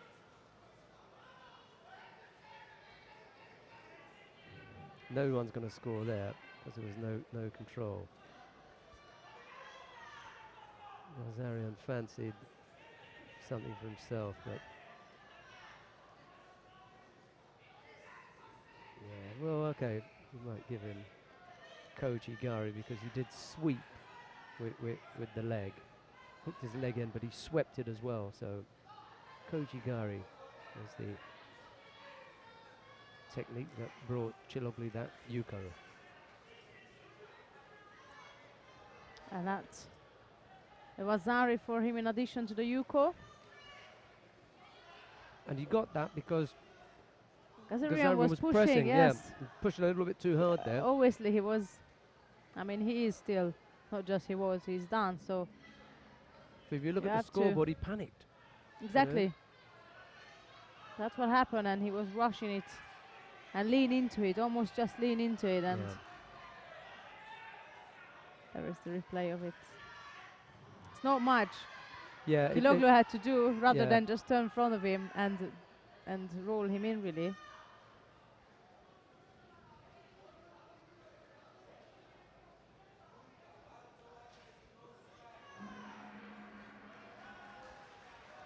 Winner on that tour, Vasilos Manimakarashvili of Greece. Next contest in white judo, Kenneth Melveld of Netherlands. And in blue, We've got Anna Badescu coming up soon in the under 48 kilo category on mat 3, and then down on mat number Yeah, 4, Astrid Netto and Miriam Blavier. We saw Blavier Right. win her opening. That was the first contest that we showed this morning. Miriam Blavier. That's right, that's where we Belgian. started it. And then there will be after that Krasniki back in action, so quite a few good contests coming up. For now it's a Wazari and a Yuko lead for Kiloglu. next contest in white So judo, it's again hooked in. Badescu of Moldova. And in blue judo, Silas Rus of Turkey.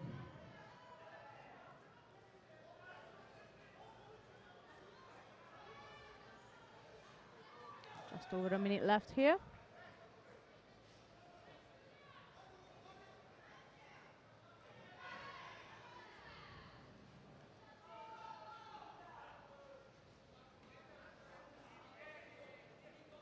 Kazarian managed to bounce back with the Yuko, but it's not enough. There's still a Wazari sitting on the side of the Turkish fighter. Minutes ago.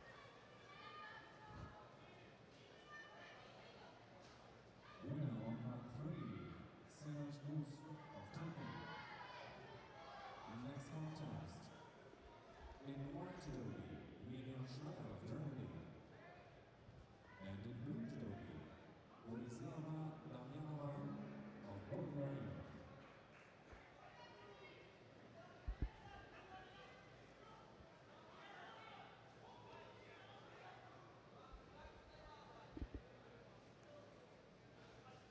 On the adjoining mat.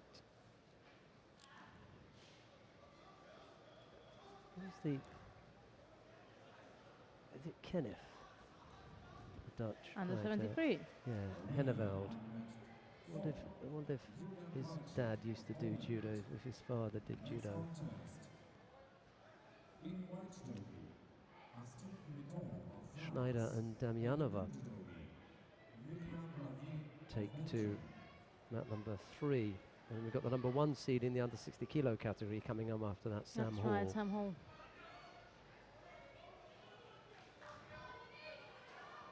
So we have a big decision to make. Because now Gnato is in action. Is she the number 1 Yes, seed? She is indeed. she is. Yeah. We'd And have- she's on mat 4. well, okay. Well, let's Let's go. let's go there It's got too. 10 seconds left, and Yeah. now it's the end of it. So, yeah, let's go to mat 4. We'll take a look at Astrid Netto of France. She faces Myriam Blavier of Belgium. Netto in the white judogi, Blavier in France. Oh, of France. And here is Of Belgium, you mean? of Blavier of yeah. Belgium and Gnato of France. Netto of France, Blavier of Belgium. And here is Sandra Zaghedi. She can take it away.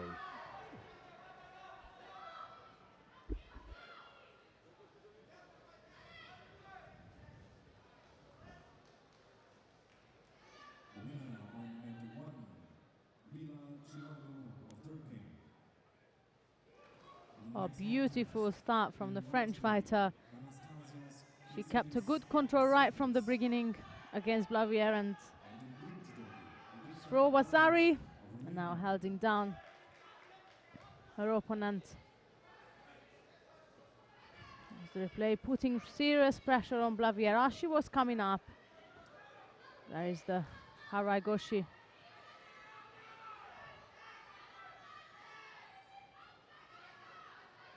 And the Wasari lead for Gnato.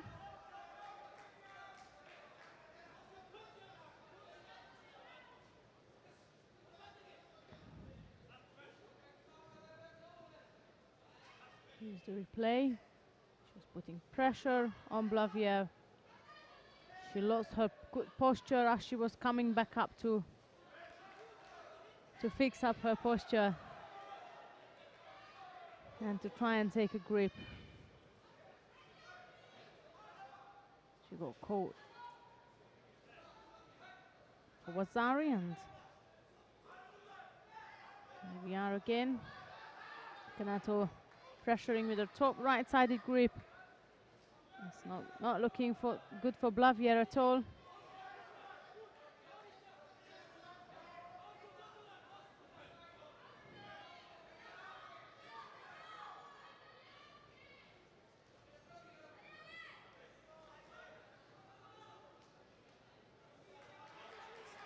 The sleeve has been caught again. Oh, Gnato is waiting for us to catch the top. There it is.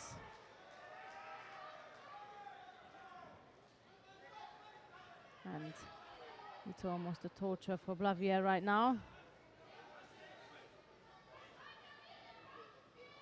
Picks up the second penalty. It's again Gnato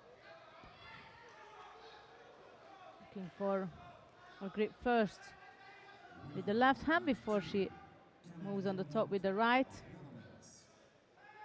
Next contest, in white judogi, Filip Mosic of Serbia. And in blue judogi, Timo Karelius of Germany.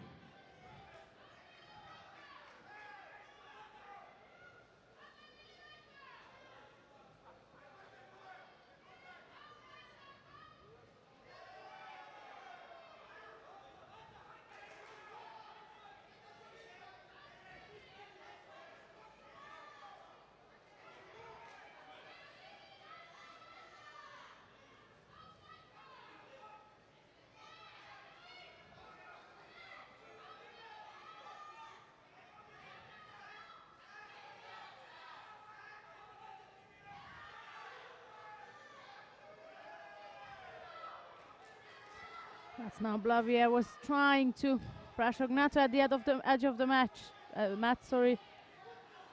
And as she was pushing on to Gnato, she turned in for another Harai, but this time is Harai Makikomi as her hand slipped through across one side. Scored for Yuko, so that was a Yuko lead for Gnato. And much of a pressure for Blavier.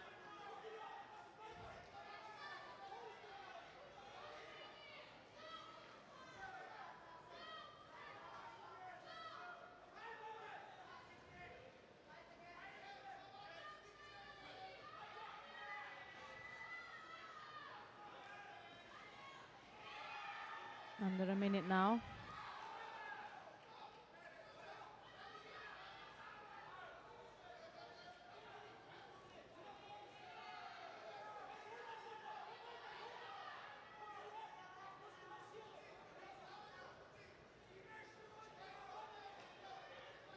It's Blavier, who won her first contest against the Hungarian, Tor Patricia, and now she's facing a struggle here against Nato.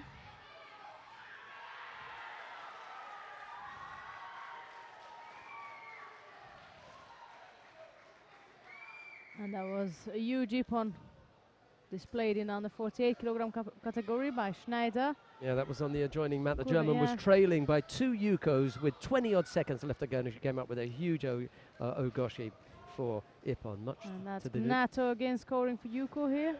much to the delight of the German crowd. The slim Schneider brought down Damjanova. Next contest, men's under 60 kilogram second round. In white judo, Yeah, and it was Rob Hennefeld.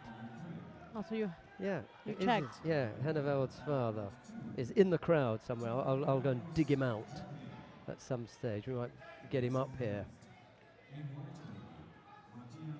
Right, Wazari and 2 Yukos, 3 penalties against Miriam Blavier. I think that's sufficient enough. especially the for time is us. up now. Yeah, to go to mat number 3 to see the number 1 seed in the under 60 kilo category, Sam Paul.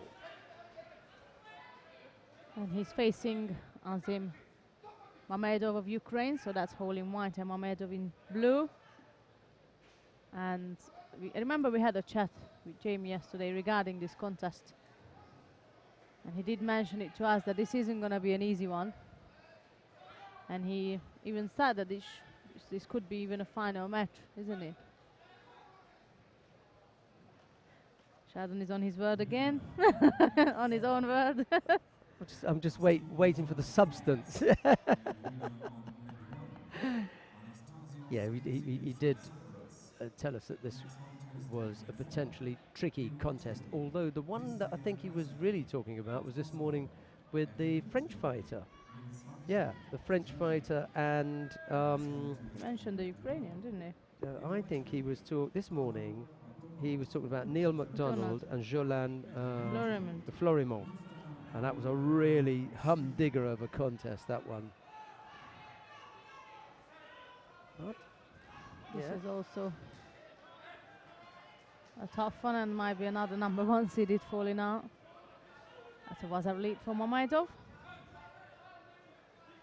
Yeah.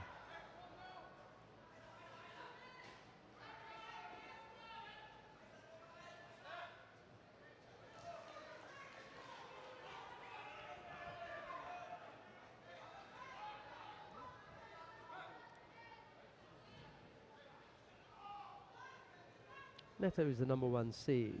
It's unlucky for Blavier to have drawn her that early, but it was a comprehensive win. It wasn't as though it was close. It was a good, strong It was win very dominant, and by Neto. Yeah. and if Krasniki wins her contest when she's fighting against Berschmitz right now, then that will be another really interesting match in the next round. Yeah, But for Krasniki and now- Neto, that's the final, really. Yeah, I that's- tell you, because with the greatest of respect, well, maybe Larissa Florian down in and Janashvili. You have to see what happens with Janashvili, but that could be Another one. a good matchup, a good quarter final. It'd leave us with Florian or Janashvili down in the bottom half of the draw, Neto or Krasniki in the top half. So- Although Stanger may sneak in there, you never know. next contest. I love that English saying, there's many a slip between cup and lip. Lots can happen before you get from Exactly. here to here, you know. Doesn't look far, but lots of things can happen. Have you heard that before? No. That's it, no. No. Introduced you to something new then, yeah? And Sam Hall just managed to bounce back. Yeah, well, I tell you, With the anyone, Vasari, so now anyone who scores Wasari first is in a bit of trouble. It's the signal for... Yeah, nice. He kept going with the hands there, didn't he?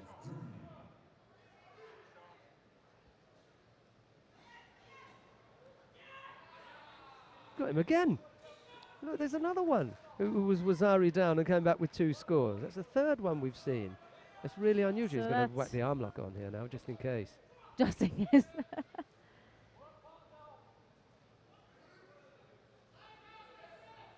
Really, that's out, yeah. Sam, oh, he's a little monster, isn't he? That's right. Demon.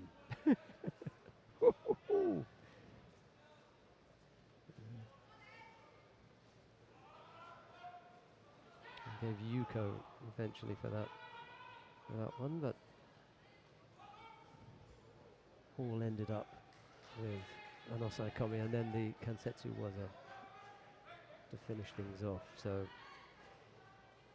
Jamie Johnston's concerns over that particular fight were well founded, given That's that he right, gave up because Wasari it first was of all. a dangerous start, so But then your man came back and planted him for Wasari and then came up with a good finish. So Sam Hall, the number 1 seed, through to the quarterfinals. the quarter-final. He's going to face the winner of the upcoming contest, Moritz Plafke of Germany, faces Christos Trikomitis of Cyprus. Plafke, I think, medalled here last year, didn't he? Did he take a medal here, Plafke? Okay. Or if Which not way here, is that, under 60s? if not here, then in the Oh. then he must have medalled at the cadets. Cadets probably, if Yeah. so. That's right. You can- And I'm gonna leave. in the meantime, Krasniki won, so we're gonna have Krasniki Gnato already. Krasniki, that's right. That was quick. She's hardly on the mat there. So we will have a very interesting quarterfinal in the under 52 kilogram categories, right in the top half of the draw in the pool A. But on mat 2 we also have number 2 seeded facing now the British fighter Eric Ham with a couple of seconds left to go. We're not going anywhere, we're staying here. I'm just keeping you up to date what's happening. So that's Matthias Kasse of Belgium who versus Eric Ham on mat 2. And of what I can see, it's head-to-head with the Yukos, and here on mat 3 is also head-to-head with no score. Indeed, that Kasse and Ham will move into the golden score.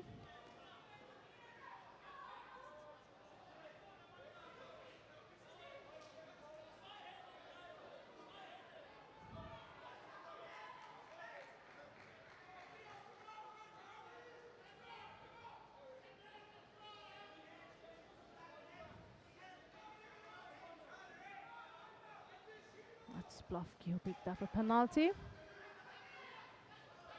That's yet him to be the one trying to score. Just gonna look what they've been up to in the first round. Both competitors had a first fight. And Plafke overcome Laaksonen of Finland, while Trikomitis overcame Radev.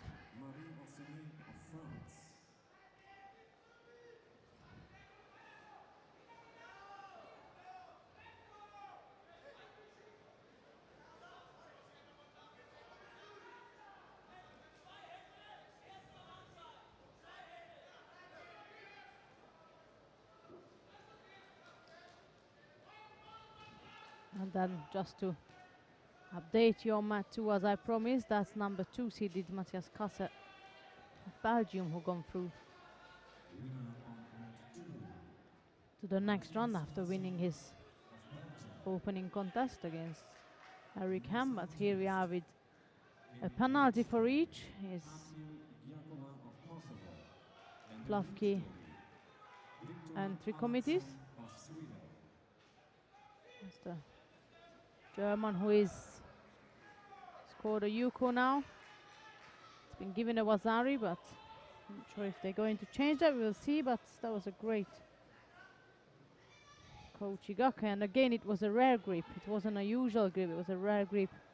He attacked from over the top, dominating his opponent, and then he lunged in for a Kochigaka attempt.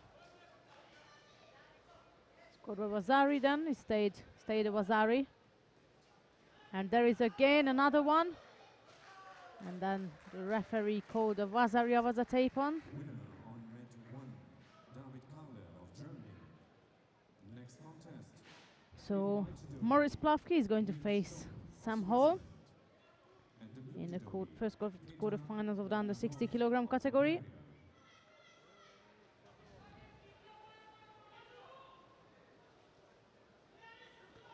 Coming up next on mat 3 will be Daniel Benzavid of Israel versus Denis winner Vieru of Moldova.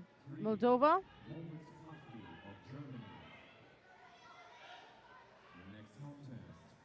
Is the replay of In white judo, a greatly executed and the blue judo, Denis Vieru of throws. Oberwart.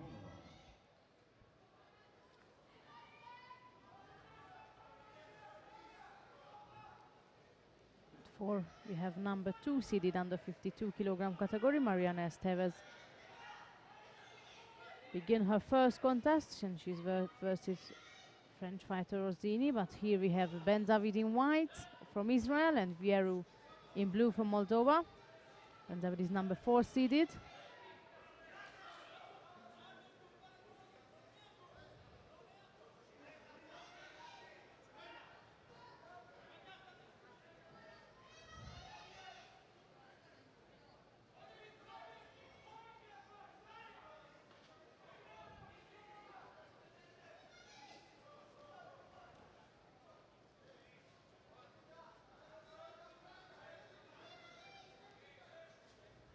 It's Vieru who is seeking to establish a grip. He had a bit of a struggle. Was going from left to right, from right to left, and still not settled with his kumikata. And that's again Benzavid who drops down for a drop soda attempt on the left side.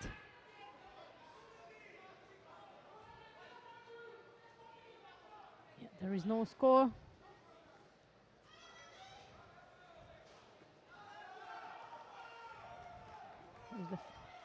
There is, Vasari. there is now.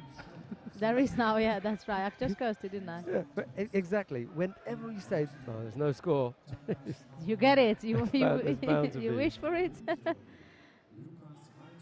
of Austria. I was just going to say that Akhil Jakova is the brother of Nora Jakova. He's fighting under 73s on mat 2 at the moment, leading by Vasari. And so as Vieru is leading by Vasari here against Benzavid.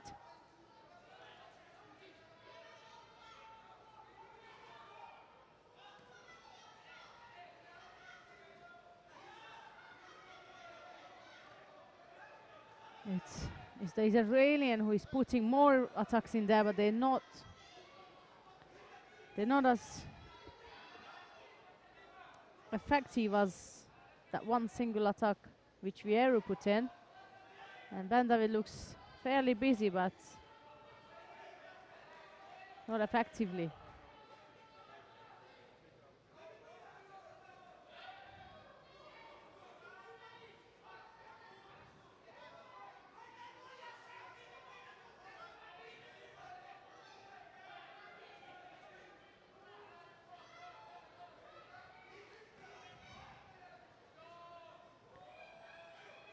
And 30 seconds left to go. Another soda or drop soda attempt from Benzavid.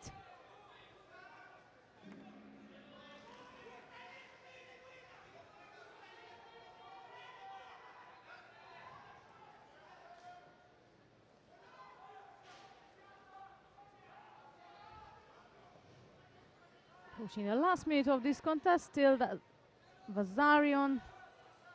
And on the main time, on mat 4, Esteves, Mariana Esteves of Portugal, who is number 2 sitting in the under 52 kilogram category. She won her opening contest in the under 52s. And she defeated Maria Orsini. And with a couple of seconds left to go, it does look like that Akil Jakova will win his contest also. Next contest in white judo, Bettina Terrakova of Bulgaria, and in blue, Olga Luka of Hungary. It is a counter attack too. Winner on mat 2, Akil Jakova of Kosovo. To Ben David, he got thrown by Vieru. It was Ben David initiating an attack and Vieru countered him for Yuko. 20 odd seconds left to go. Was a Ryuko lead for the Moldavian.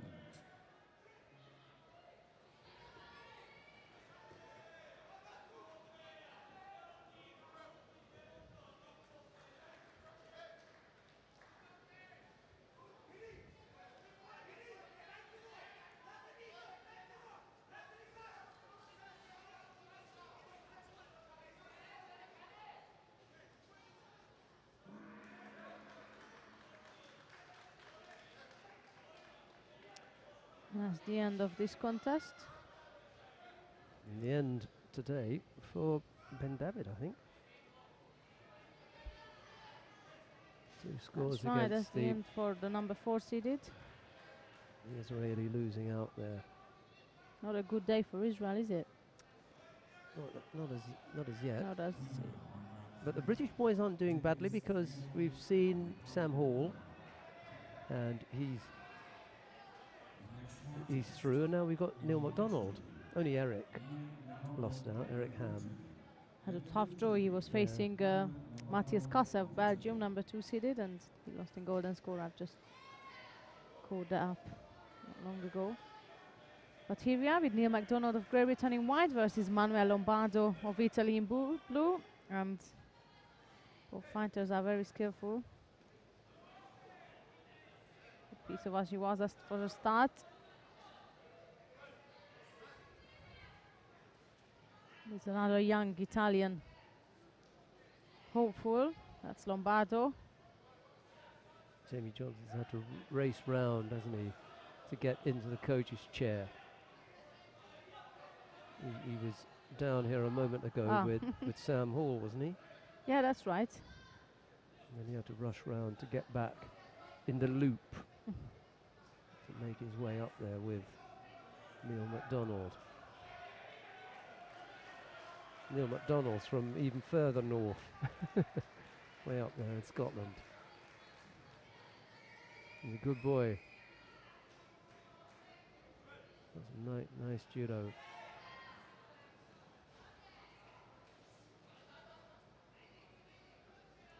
Lombardo's got an annoying habit when he goes to that right-sided grip high That's up right. on the collar On the of just also with the lapel, he constantly was moving, and it might not be effective, but it's definitely irritating. irritating is a good choice of word, yeah. Next contest in men's and He's constantly moving with the arm. in white judo, Roy Kofferberg of Netherlands, and in blue, Putting pressure on of Romania. MacDonald at the edge, who now managed to circle inside. He knew that if I stay at the corner, that will not be on my benefit. I like the way that MacDonald has used the Ashiwaza from time to time. Comes up there with an Uchimata effort. Even just that little tap on the left foot there. Yeah. He's constantly reminding his opponents that he's got this threat there with the Ashiwaza.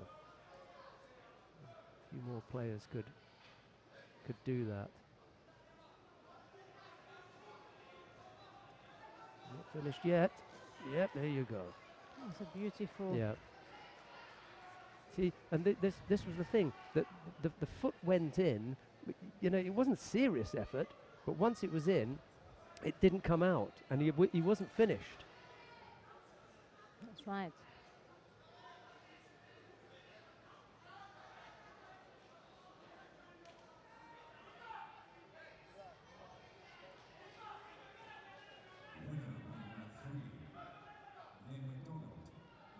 Looking good for Great Britain in the under 60s. Both players are in the quarterfinals. That's Sam Hall and Liam McDonald's. The only downside of it that they might be meeting at the semis. There's only one can go through. I'm not at all sure that would be a bad thing for the British. If they meet in the semis, then you've got guaranteed one in the final. If they were either That's side, true. that they could both lose out, go into the repechage and both lose. But if they get to the semi-final, there's a guaranteed medal there then for the British, because you've got one going into the final. The other thing is that the loser would then go down into the repechage and may come up. Will come into the bronze medal contest and may come up with a bronze. You get your two medals then. Of course, one would have liked gold and silver. Walid Kaya of France has done a really good job on Filip Nurkic of Serbia, scoring with Yuko, and now Osei Komi.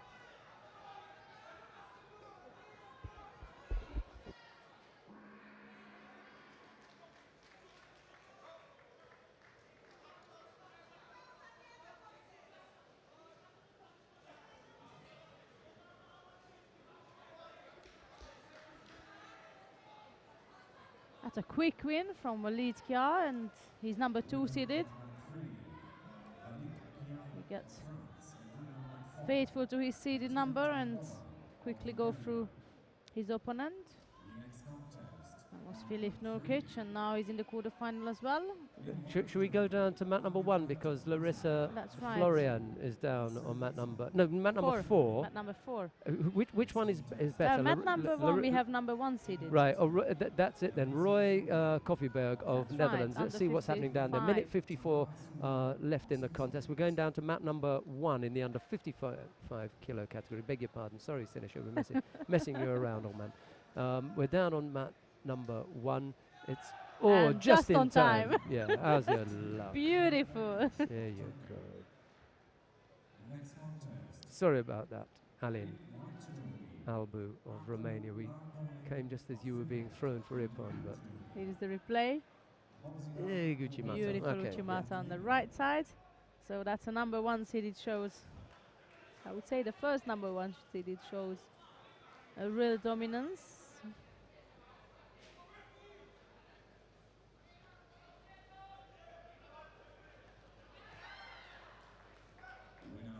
We can have a look to see what else is coming up, but maybe that does allow us to see Larissa Florian then. We'll look at the Uchimata here. Nice big right-sided Beautiful. Uchimata, and then we can go down to mat number 4 to see Larissa Florian and Tamara Silva in the under 52 kilo category. It's Florian of Romania in the white judogi, Silva of Switzerland in blue.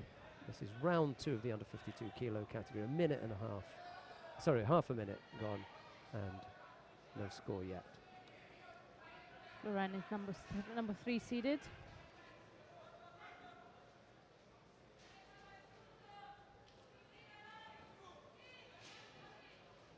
Beautiful Uchimata again.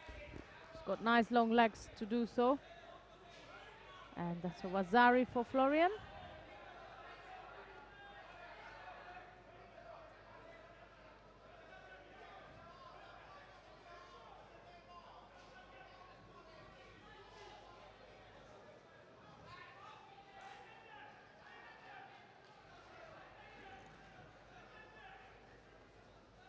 Larissa Florian. Waste no time. Yeah, she's quality, isn't she? It's a That's right. good young fighter. Looks her spot in the quarterfinals now. That's Well, the we've under 52s. We've got Vladislav Lim, Alexander Kolesnik, Denislav Ivanov. You also have Janashvili coming up. Yeah, this is Just here. right This is now, the fight yes. now. Damia Kaliskan of Turkey faces Mariam Janashvili of Georgia. It's Kaliskan in the white judogi and Janashvili in blue. Dewey Carthouse and Lisa Marchesa are up after this.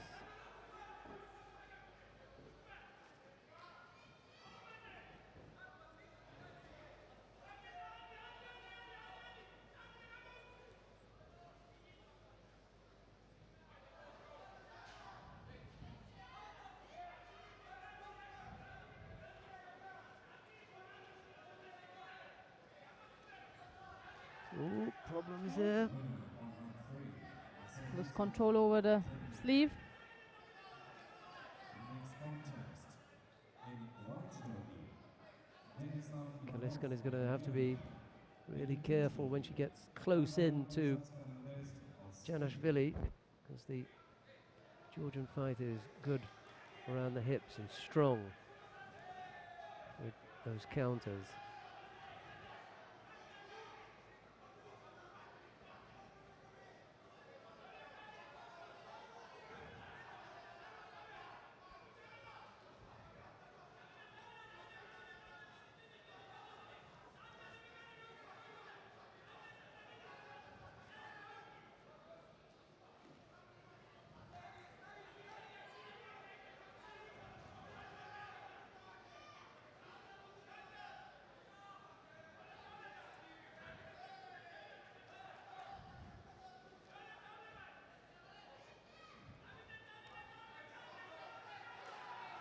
It's rather Kaliskan who's got a more.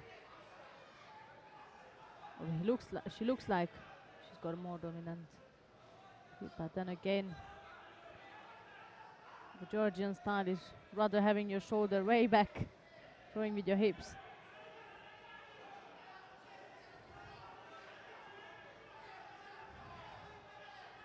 They're good at that sort of things.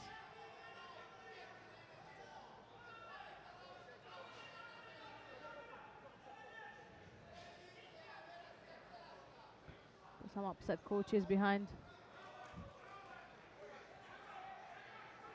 As a background noise.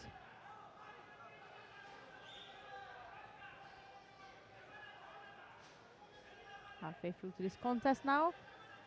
Still no score, just an engagement. Both on the right side. That could have been a danger for Kalishkan.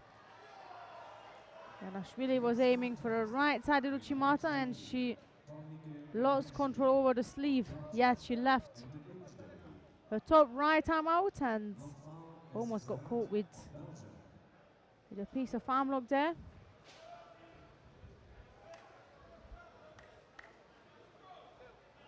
Winner on mat 2, Aku Markkonen of Finland. Next contest in white derby. Alexander Kolesny of Russian That's Federation. Nagliashvili, who is in action on mat 3 now. He's moved up the weight category. Last year he won silver in the under 55 kilogram category, and this time he stepped up to the under 60s, won his first contest, and now he has his second contest against a Zerad of Belgium. That's mat number 3, and he took a Yuko lead early on with the start, and here we have Janashvili trying to counter Kaliskan.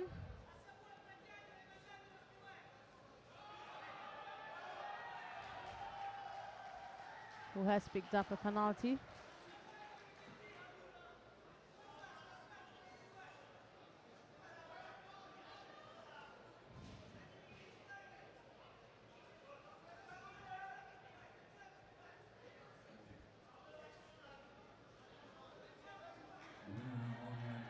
Inside the last minute now. Janashvili has been dependent throughout this contest on looking at counters rather than making something happen. That's right. I'm not sure if that's the best bet here. And that's a danger just towards right at the end. That's a Yukov score for the Turkish fighter, and that's when you are waiting and waiting and waiting. This is what's going to happen. Now there's only 20 seconds left. She was relying on that single penalty too much. in order to go through to the next round, which after all might not happen. 5 seconds to go.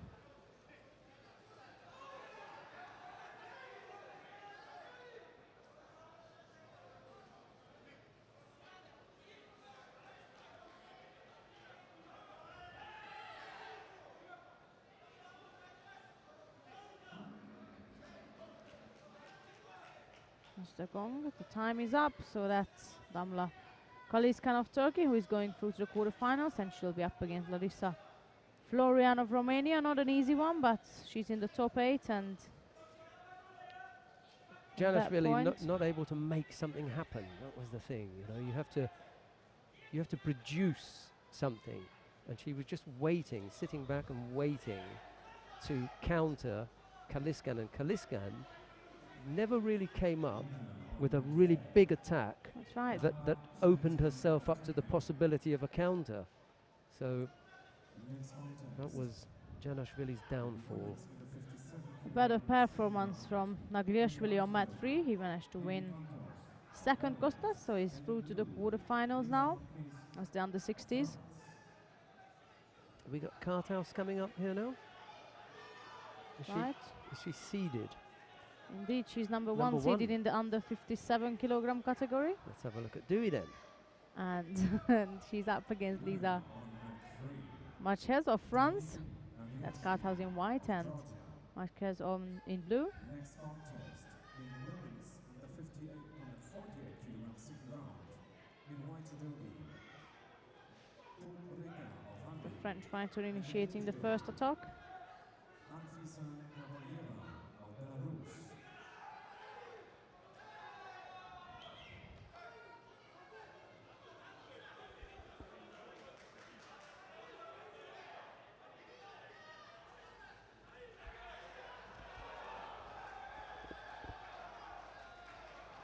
It's also not an easy one by the look of it, and mat 3 has Pupreka, also number one seeded in the under 48 kilogram category, and she's versus Anfisa Kapayeva of Belarus. Slowly we have all our top seeded players done their first round at least, if not more.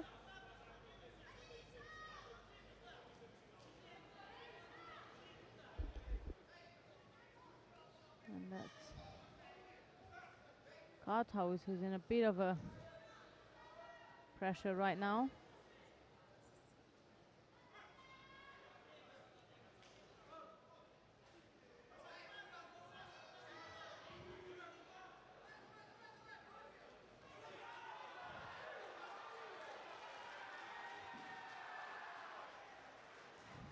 Every time Carthouse is attacking, Marchis just looks so strong that she blocks out every single attack and trying to even counter-attack her opponent.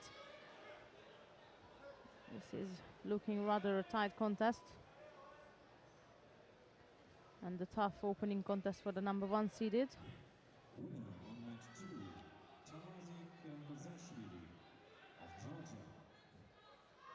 Next contest in white derby, Fotis Panteli of Cyprus, and the blue derby, Leonardo Casaglia of Italy.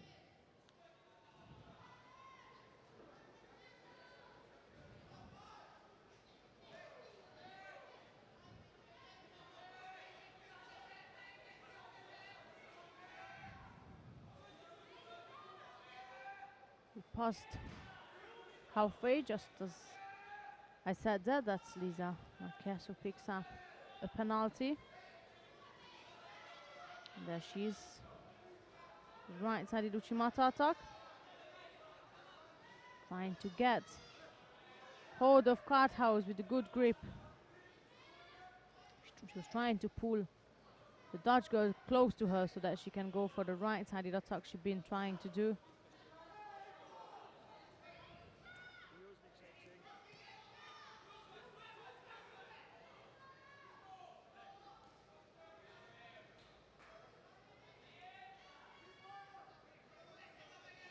The French girl again trying to get over the top with the right arm to pull Carthouse close enough to her. And just as she does that, the Dutch girl going for an attack. There is a piece of Nevaza work going on from Carthouse. And not only from aiming to hold down her opponent, now she's aiming to arm lock her.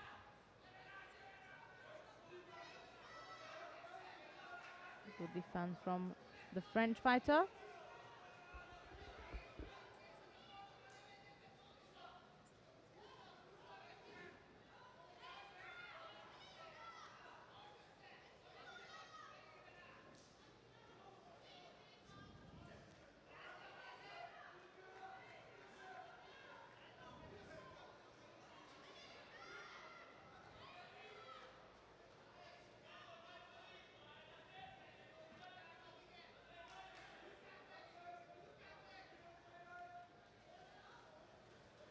That's again a right-sided Uchimata, which matches keep drilling since the start of the matchup.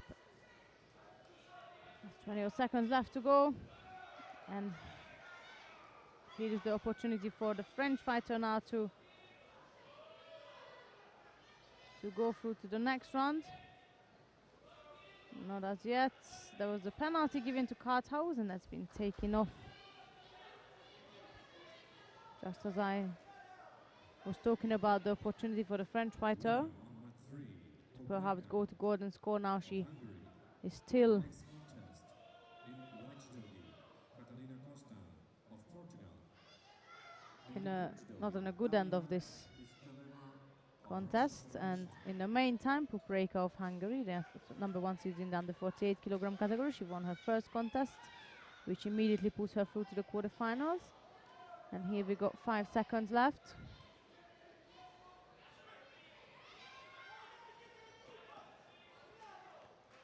And the last bit of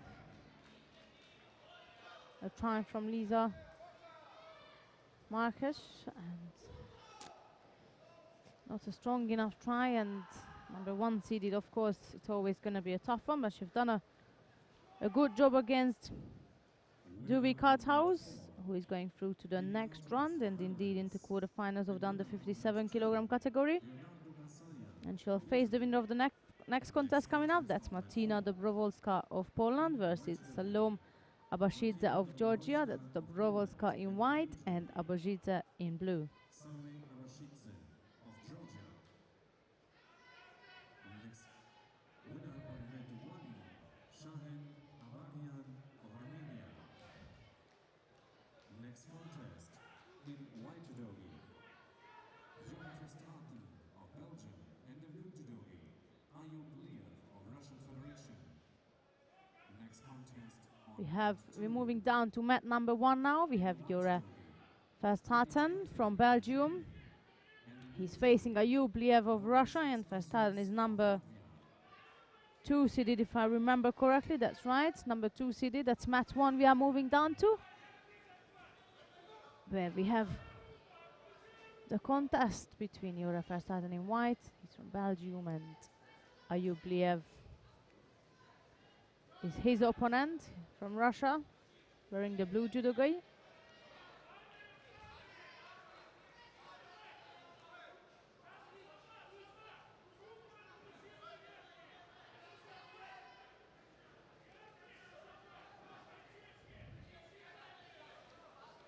It was Verstraeten who won the Berlin and also the Wrocław European Cup for juniors this year. That allowed him to be part of the Belgium team here in the European Championships and to be number 2 seeded.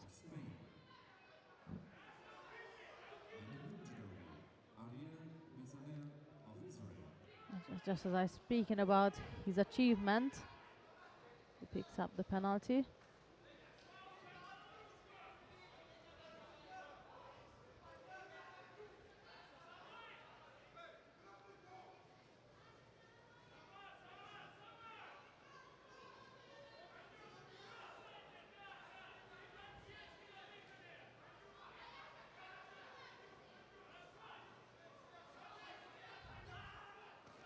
Let's Bliev keep putting the left side Uchimata attacks in, and there is Verstraeten decided to go underneath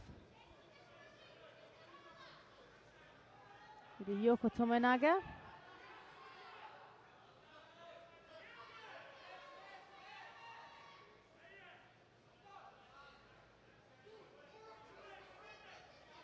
Bit of a size difference from what I can see. I mean, I'm only watching it through the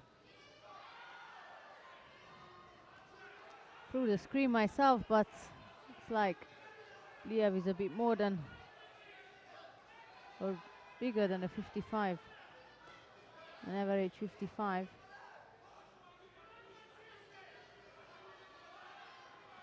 Definitely bigger than Verstraeten.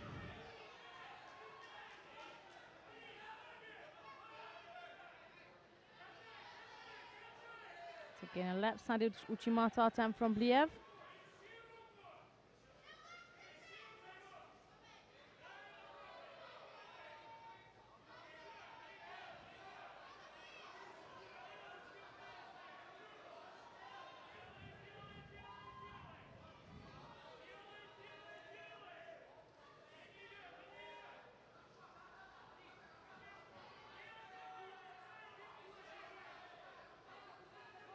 That's not a good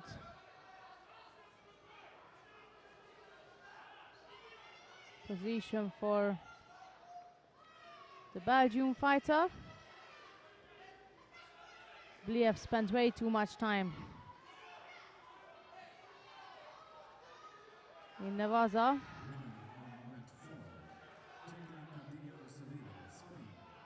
We're approaching the last minute of this contest. Another less effective left-sided Uchimata. And that's again Verstraeten, who is aiming to score.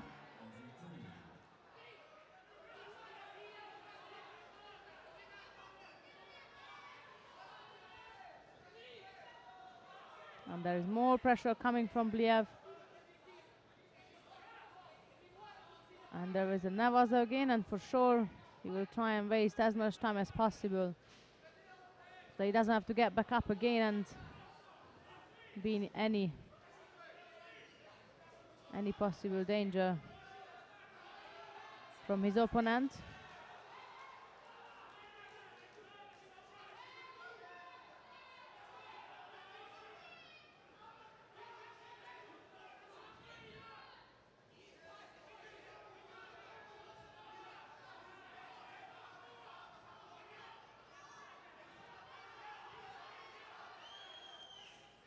Again, left-sided Uchimata. This time Bliev follows it up with a dashi straight into Nevaza. Last 10 seconds, and Verstraeten is trying to get outside of the mat so that he can get back up. If he stays there,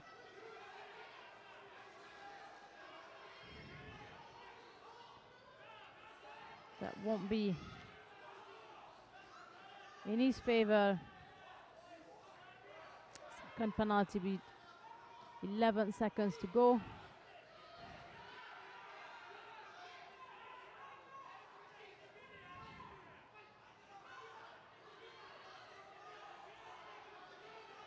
I believe we can say that's the end of this contest, and sadly Jure Verstraeten, number 2 seeded, will have to bow off. So we can move back to mat number 4 now. Once my colleague will come back, we'll move back to it. He's just run out somewhere.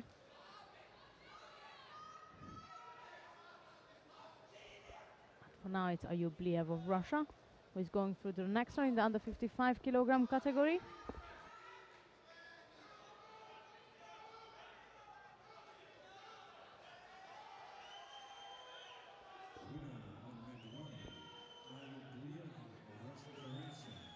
On mat 4 we have number 2 seeded coming up again. That will be Becky Livesey.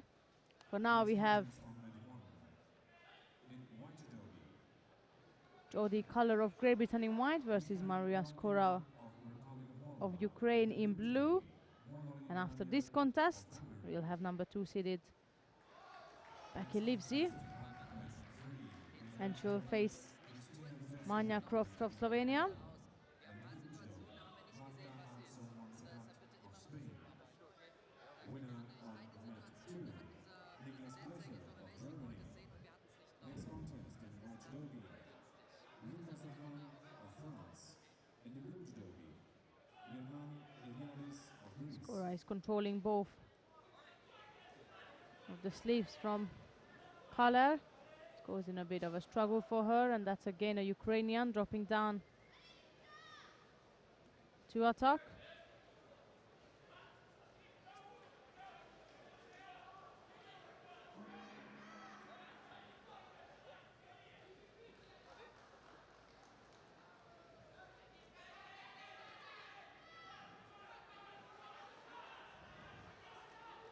The Ukrainian had a first contest against Katerina Lochenko of Russia. She defeated her, and that's the first fight for Judy Color today. She had a bye in the first round. A winner on mat 3, Christina Budescu of the Republic of Moldova. Next contest. In Or white Skora judogi, working in Nevaza. Sephora Kosher of France. And the blue judogi, Beata Hussein of Croatia.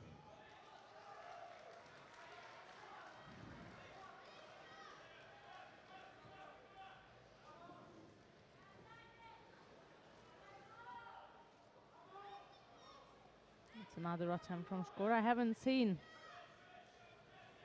much of an attack from Judy Color as yet. And just as I said, that she picks up a penalty for inactivity. So the penalty on each side at the moment. We're back where we started from. And there is an attack from Color on the right side. Not so effective.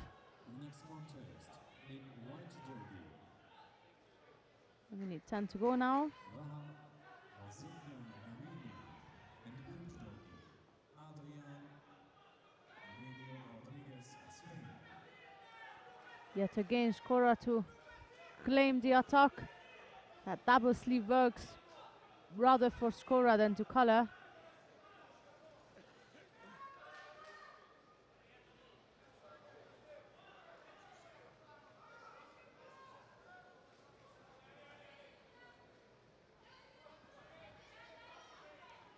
More pressure with some bit of not so dangerous but disturbing Ashiwaza movement from Skora, and well, I knew that at the edge of the mat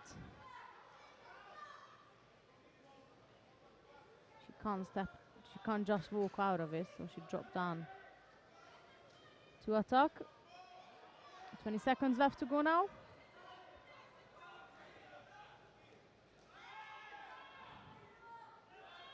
We might be moving into golden score with this contest. Next contest on mat 1 in white judogi, Valentin Alibiev of Bulgaria.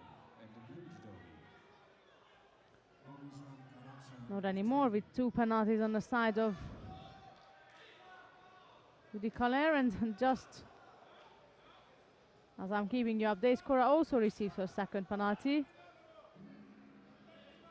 And indeed we are moving into golden score. Not a bad last effort from Maria Skora. She almost scored a UCO against the British fighter, but almost is just not enough, so we're going into golden score now. I think she's from Northampton, if I'm not mistaken. Next contest. Not Maria Skora. Obviously. I mean, I would assume that. Roman Ivan of France. Jodie Caller, I think she's from Northampton.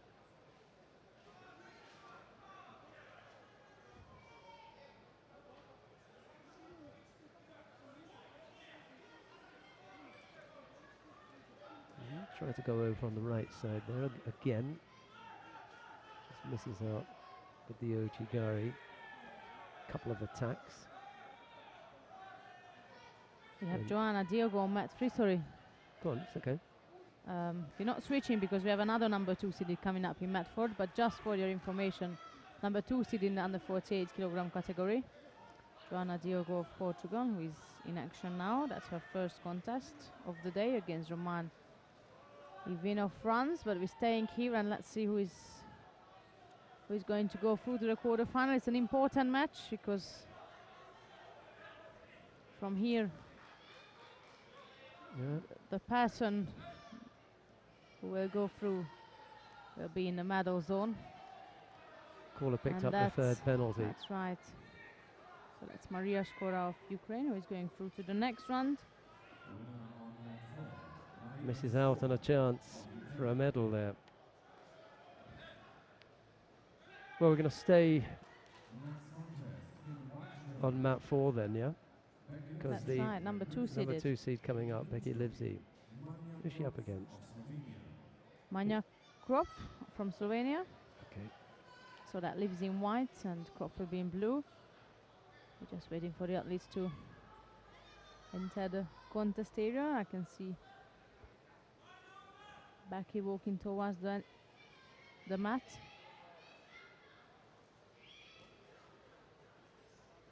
So some of the British fighters there supporting their teammates. Oh, good then.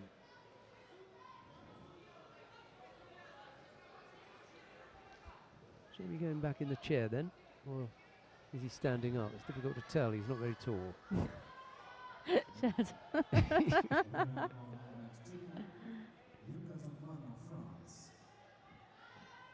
contest in women's under 44 kilogram first round. Svetlana Tsvetanova of Bulgaria in white and the blue judoka Dita Lukac of Hungary. I'll tell you what, this isn't going to be an easy one. Both fighters are very aggressive. It's rather a cat fight if you say that in English.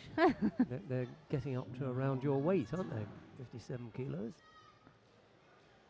Svetlana Tsvetanova. As the good old days. Not anymore. Next contest, men's in the 73 kilogram third round in white judoka.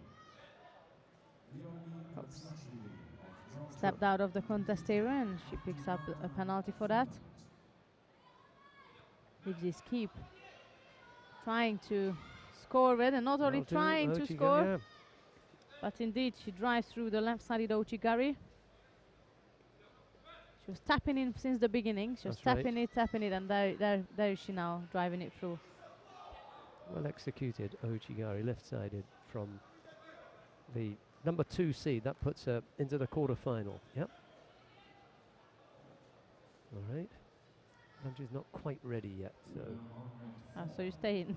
So I'm gonna stay for a while. You'll go first. I'll go after. As the replay, great. Left-sided Ouchigari.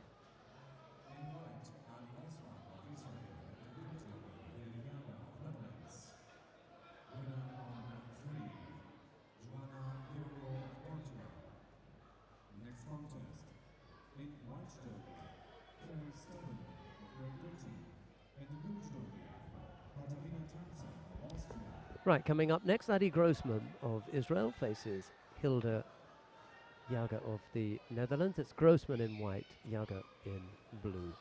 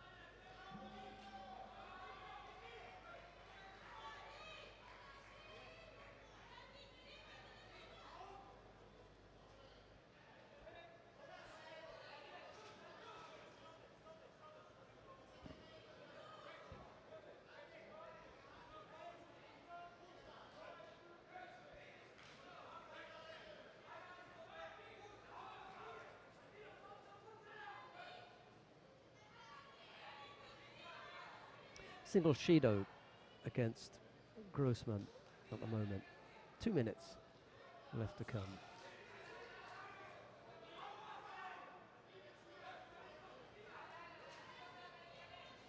Winner on round 1, Valentin Olimpias of Bulgaria. Next contest in men's 66 kilo third round. In white derby, George Lanaru of Republic of Moldova. And in blue, Bika Shavdatuashvili of Georgia.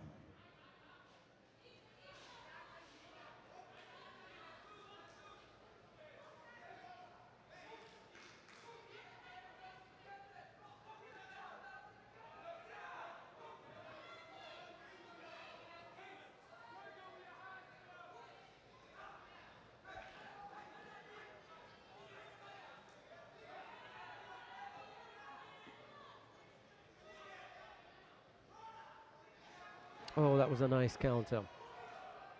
Just didn't get enough of the scoring part of the body down, but she was quickly onto that as soon as Yaga attacked. And there, that did. You know, you must have thought, hang on a minute, almost got caught there, better be careful when I come up with that attack again. And it was a loose effort, given what had happened just a second or so ago.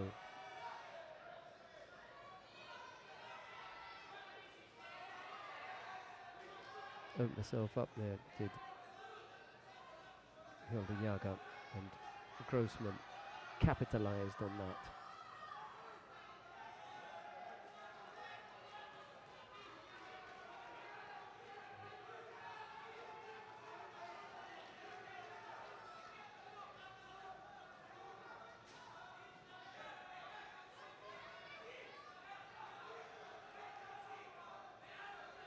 You're just waiting for Yaga to come in for that attack.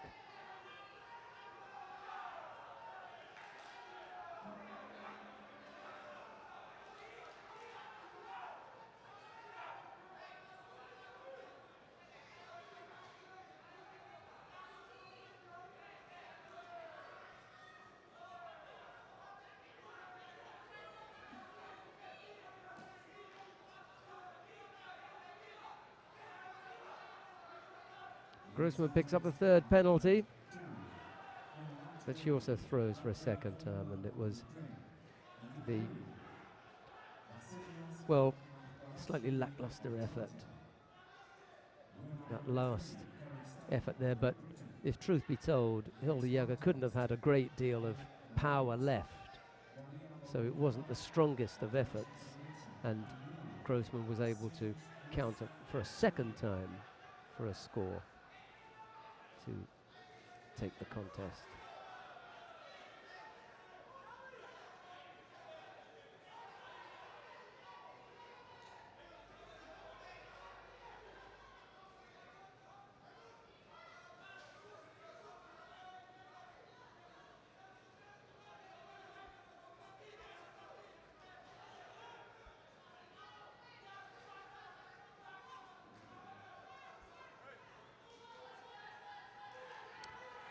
Just looking to see who are the highest ranked fighters that we've got coming up. Well, Bobrikova, number 3 seed in the under 48 kilo category, is on mat number 3.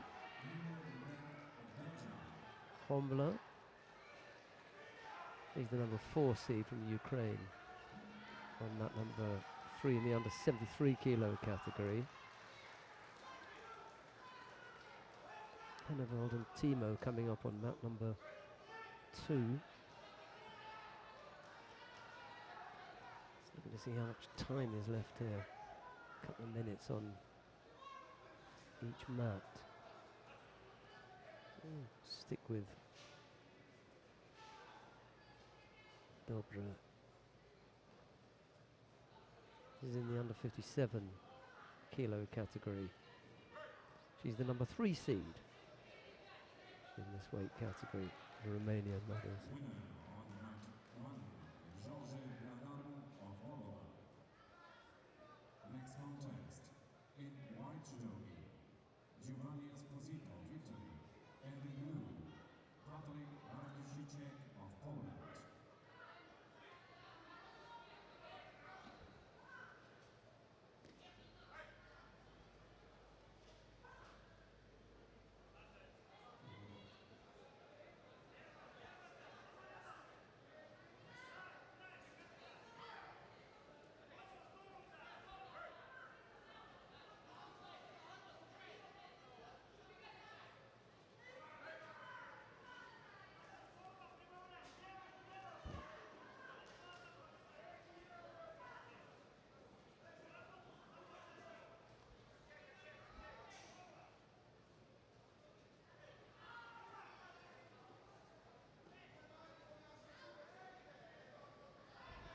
It's strong effort, brings an opponent down for Yuko. Lieber it is who goes over for Yuko.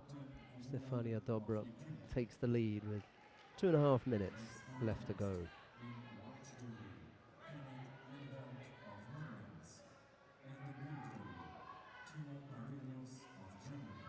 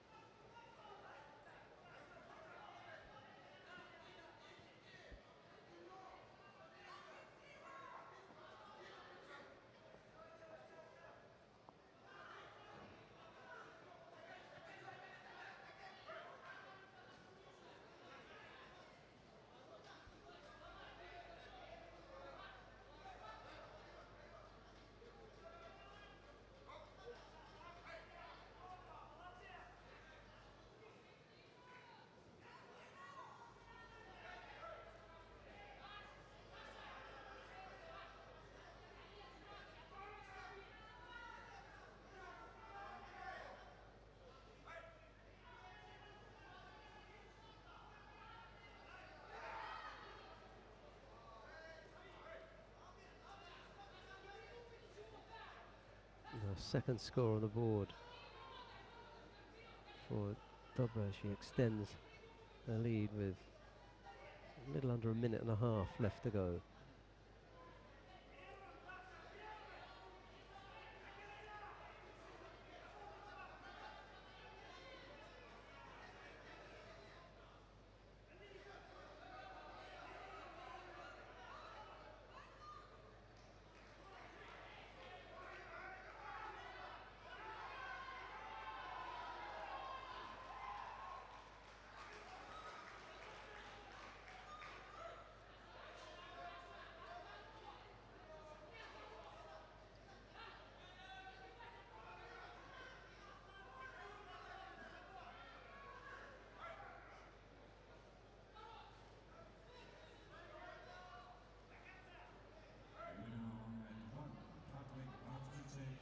Of Poland.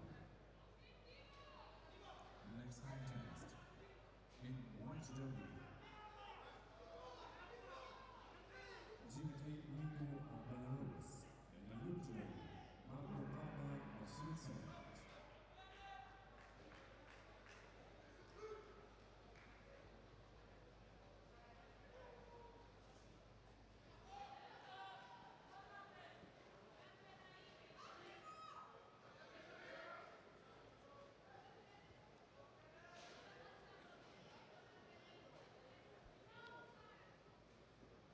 Winner on mat 3, Daria Novikova of Russian Federation. Lieber's not out of it yet. Liber's not out of it yet because there's only a Yuko down. 40 seconds left to go. Marine Bowens of Belgium, and the blue judo, Julian Schneider of Germany.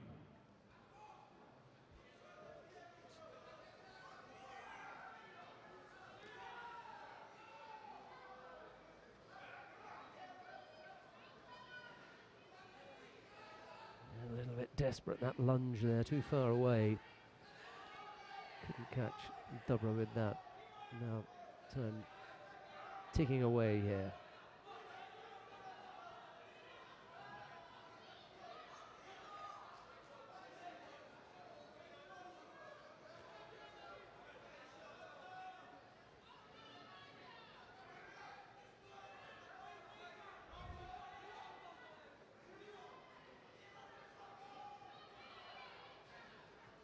That'll do. Just a single score then from Stefania Dobra was enough to take the Romanian through and into the quarterfinal. Nina Liber of Belgium losing out to Dobra. Okay.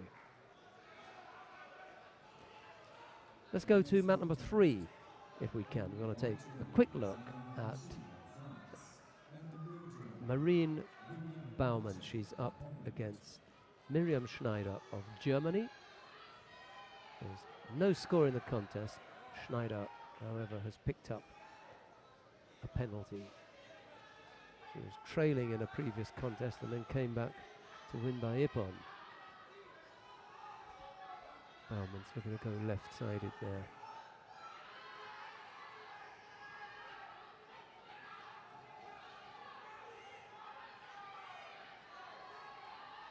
I was reminded by Bauman's yesterday that I hadn't seen a fight since she was a 14-year-old.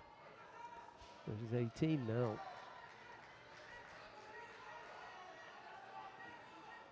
Still looks the same.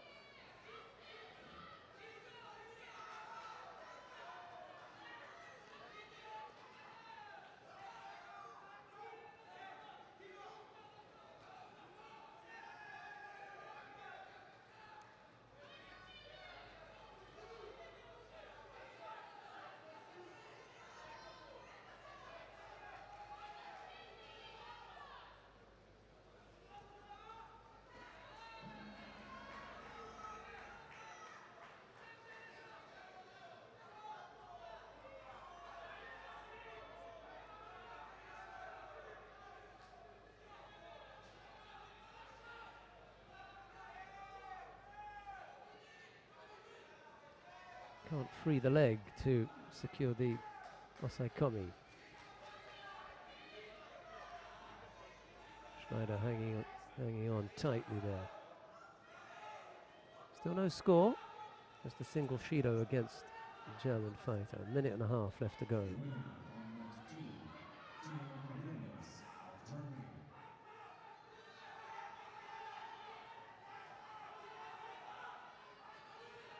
The next contest, in the white jersey, Matthias Consing, Belgium, and the blue, Aku Yamura of Kosovo.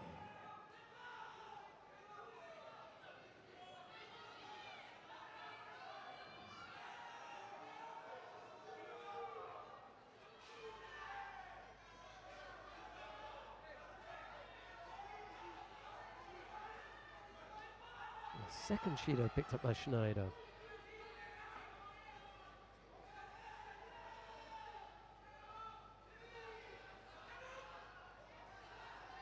Gonna have to get going now.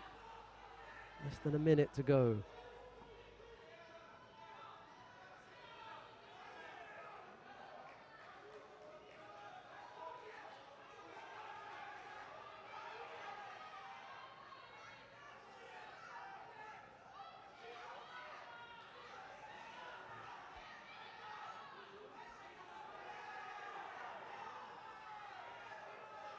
Not a bad effort from Bauman's, blocked by Schneider.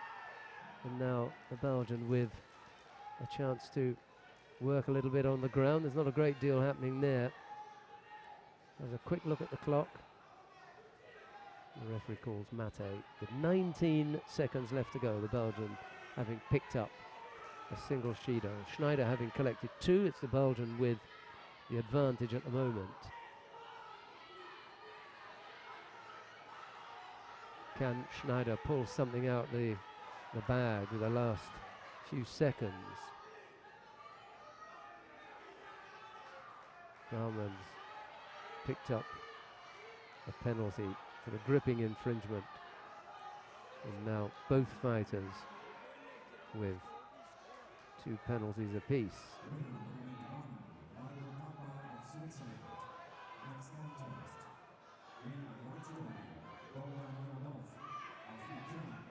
Well, the contest goes in a golden score now.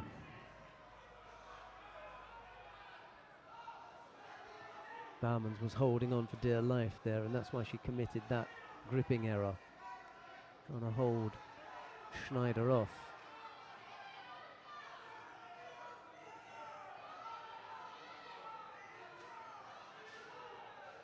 Okay, found a way to turn in right-sided.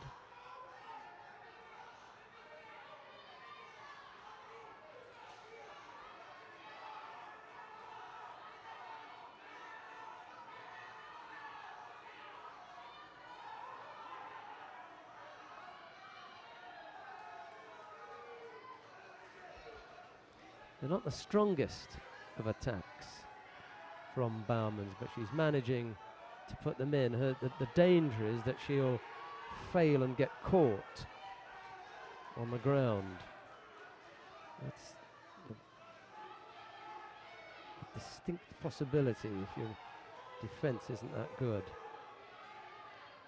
Schneider hasn't been able to catch her yet, but she's threatening. Not the best position now for Bauman's. That was better and left-sided that time. Schneider looking to work on the ground. No way through there. First minute out the way. This is where Bauman's has got to get up and be first to attack. There's a really good chance here if Bauman's attacks strongly first that she can take it.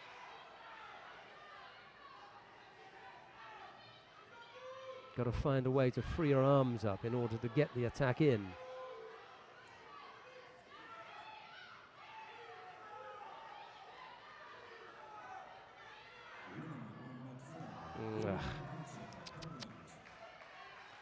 Wasn't the best of efforts, was it? Oh dear. Not looking good.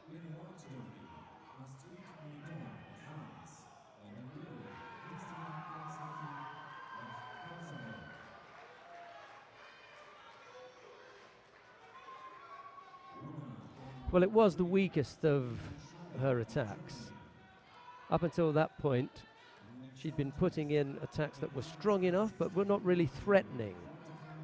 That one, unfortunately, looked as though she was trying to avoid the pressure coming from Schneider, and as a result, she was given a false attack. Schneider it is who goes into the quarter-final. We've got the number 1 seed in the under 60 kilo category now coming onto the mat. Sam Hall of Great Britain faces Moritz Plafke of Germany. It's Hall in the white judogi, Plafke of Germany in blue, and here is Sandra Zagedi.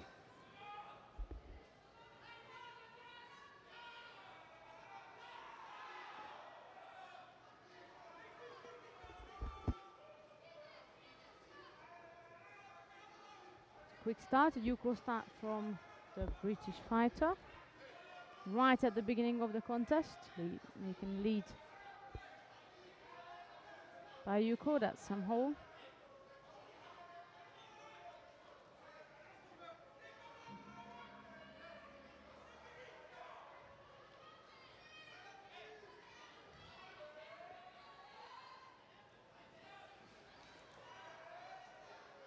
And it's the first quarter final of the under 60 kilogram category.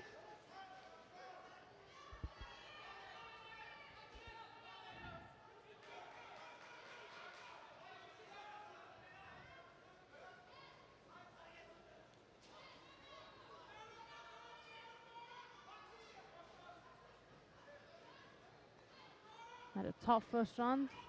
Sam Hall was up against the Ukrainian Asim Mamaidov, who is called a Wazari right at the beginning of the contest, and then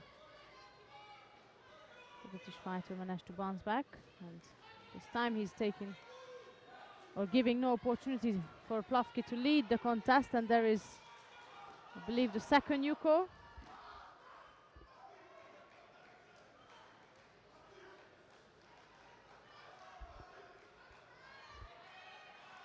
We've got another big matchup on mat 2. That's indeed in golden score that Matthias Kase, the number 2 seeded, is up against Akelyakova from Kosovo, and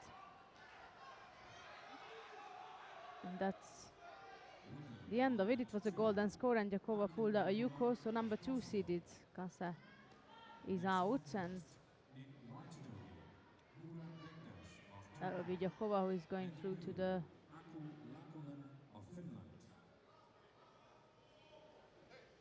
quarterfinals. And on mat 4 is another good match between Astrid Gneto of France, who is facing Bistria Shniki of Kosovo, and so far is Gneto who has put Krasniki under pressure. Winner, net 1, Bogdan Yadov of Ukraine. Next contest, That was Plovki with the left-sided Uchimata. With a combination into Kochi.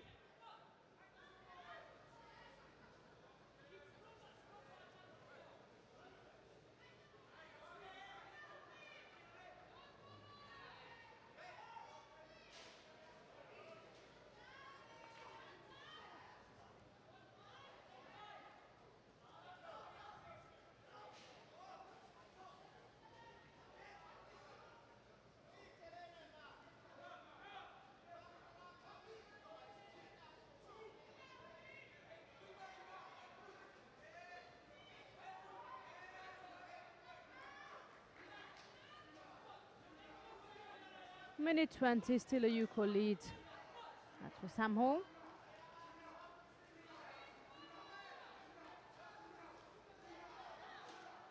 There was no real danger so far from Plovki.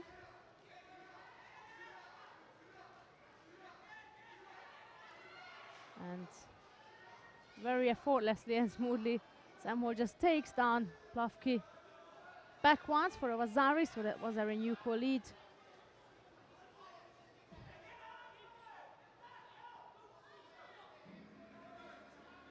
For the British fighter.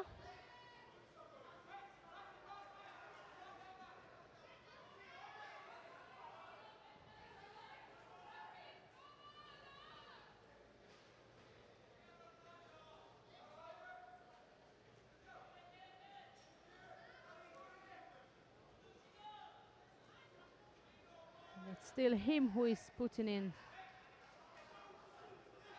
the last bits and pieces. That was Plovki trying to go on the front with the uncontrolled grips, and all Hall needed to do step on front. Dragging town, 28 seconds left to go. Qualified for semi-finals. Astrid Nieto, France.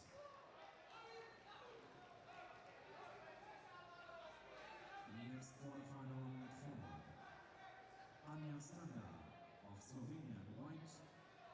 It's a bit of a time to Of Croatia. think through the last 20 seconds for both Plovki and Hall as they tidying up their judogi and to have a last bit of a plan what they're going to do.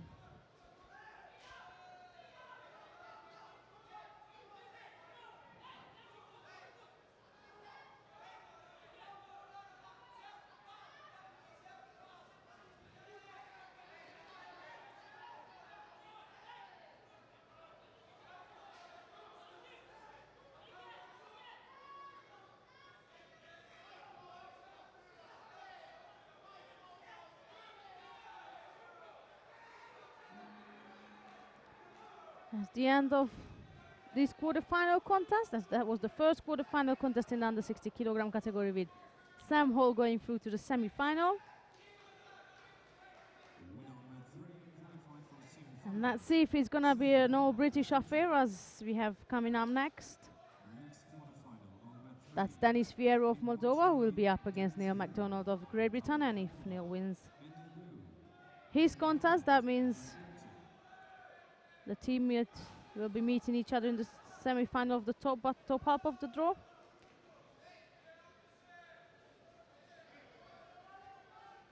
There we are, Vieira of Moldova in white versus MacDonald of Great Britain in blue.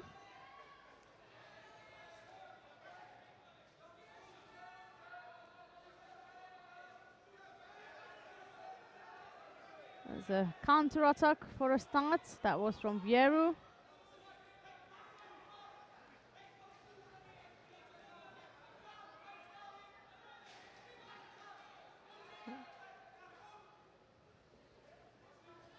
See the crowd at the back signing a Wazari. No score as per now.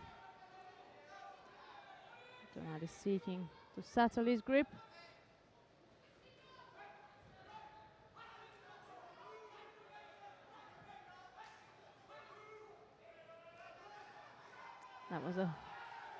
That was a pressure from Vieira. Pushing MacDonald out, he tried to then do an Ashiwaza in order not to pick up a Shido, but instead settling to pick out the Shido for stepping out of the contest area. He got caught for a Yuko from the Moldavian.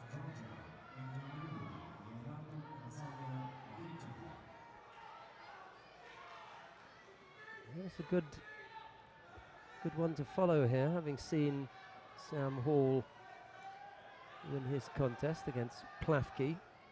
McDonald now can take his place in the semi-final, but he's got to get past the very tough-looking Denis Vieru of Moldavia.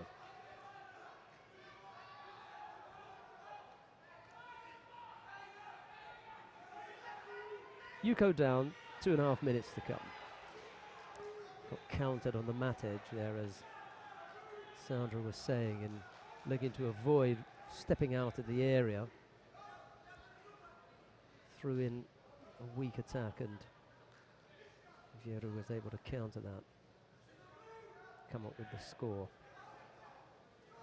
As a Almost again. Seonaga. Yeah. attempt on the left side from McDonald.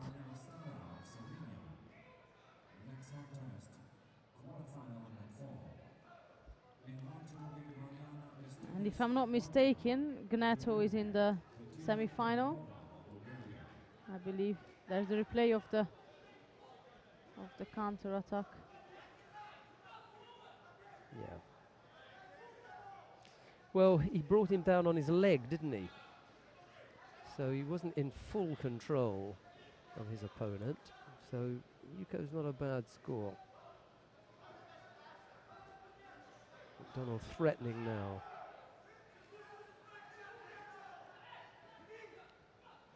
Missed with the Uchimata, just has to set it up a little bit more solid. He wasn't in the best position for attempting the Uchimata there, but threw that one in. Uchigari from Vieru. McDonald steps off that. Kosoto then from the Moldavian, and McDonald steps off that one as well. Didn't like the idea of being too close to the edge, so he picked up a penalty. Still, there's a Yuko lead for Vieru.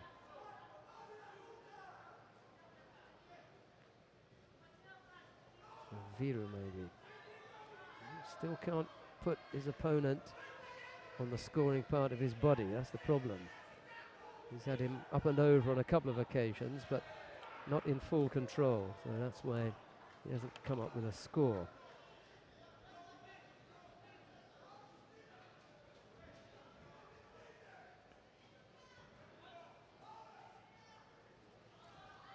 Best chance yet coming up here, I think. Uchigari. Has McDonald got enough left in the tank to come up with a powerful effort? So the seconds can be a long time sometimes, but in this case, Vieru is well aware of what to do in order to survive. He's going to pick up another penalty here because he hasn't been able to attack enough. He hasn't been able to attack quickly enough. Got to go now. Vieru can afford to pick up penalties here. Very little power left. Oh, that was it. That was the chance. That was it. That one effort right at the end, the Osotogari there. And that was it. It's a shame, isn't it? Because that Yuko was caused by a fright, and by a threat McDonald picked up by stepping out of a contest area. I thought, right, I don't want to get a Shido. And who knows what would have happened if he wasn't running after the score. It'll be Vieru who has to face Sam Hall then. Neil McDonald will go down into the repechage, and one or other of them anyway would have ended up in and around that kind of area, because they would have had to have faced each other, in the semi-final. So it's an extra fight now that McDonald is going to have in order to bring him to a medal contest. Right. Walid Kaya, Sandra. Walid Kaya of France, faces Marcel Bison of Germany. It's Kaya in the white judogi, Bison in blue, and Number here 2 is seeded. Sandra. So That's Kaya showing he means business today, Kara. The first contest he finished off in no time, and as I can see, that's a Wazari score now. And on the side come he's sticking on the board. And I wonder if we are looking at the winner of the under 16 right now. well, whatever happens, we've seen the winner, whether it's in this one or in a previous contest, but we've seen him. That's right.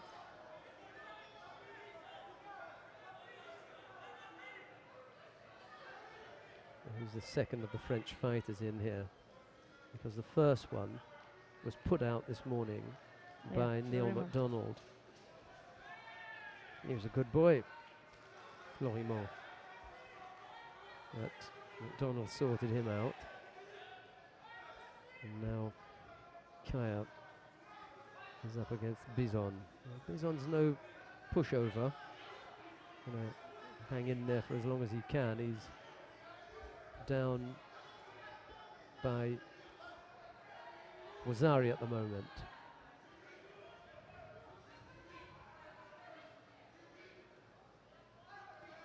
And on mat 4, our number 2 seeded is in danger right now.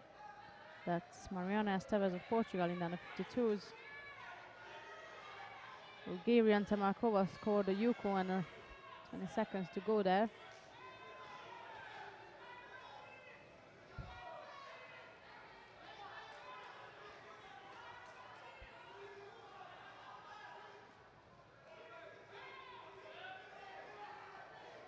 Kiara is really dominating Bison with both gripping, attacking, and the whole contest is very well dealt by Kiara.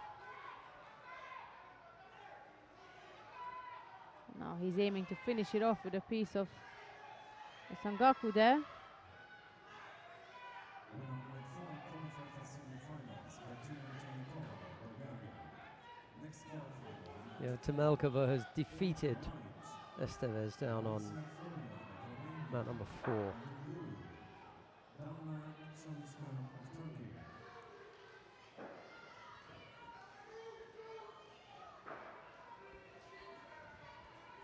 And now we're coming to the later stages of the competition. Pavel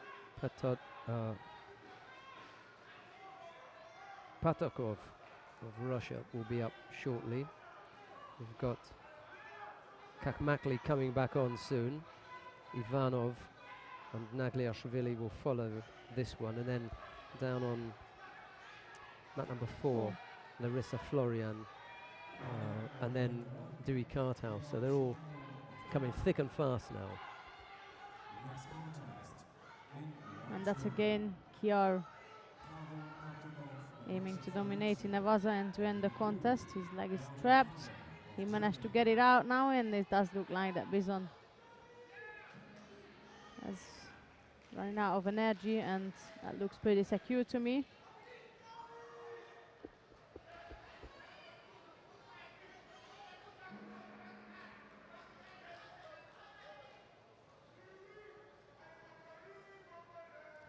That's the end of this quarterfinal. So the lead Kiar of France is going through to the semi-final, and he will be up against the winner of the next contest, which will be between of Danislav Ivanov of Bulgaria and Tonike Nagliashvili of Georgia.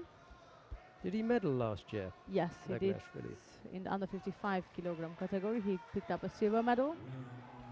Fighting with the big boys now.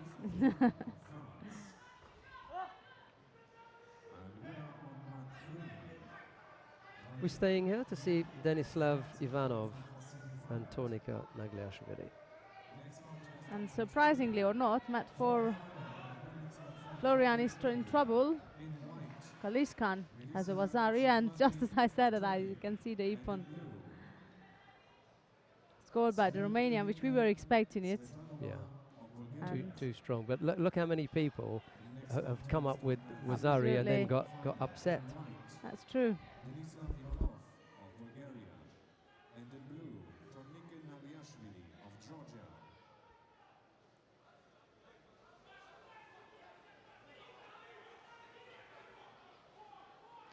So here we have Denislav Ivanov of Bulgaria in white, the current cadet European champion. And A winner on mat his 4, opponent qualified is for Tornike semi-finals Nagliashvili against from Slovenia, Georgia. Romania. Next contest, quarterfinal in women's under 57 kilo category. Lily Kantos of Netherlands in white and in blue. Ivanov Martina initiated an Dobrowolska attack of there, Poland. which got controlled by Nagliashvili and he almost managed to push Ivanov right on his back.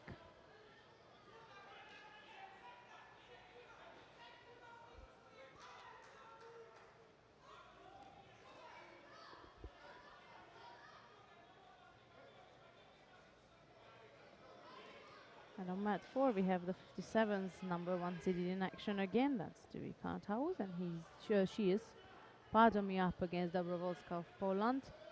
We stay in here is just to update you. Another number 1 seeded also on mat 2 on the joining mat. That's the under 44 number 1 seeded Kakmakli. And here the battle between of Ivanov and Nagliashvili is quite tight at the moment.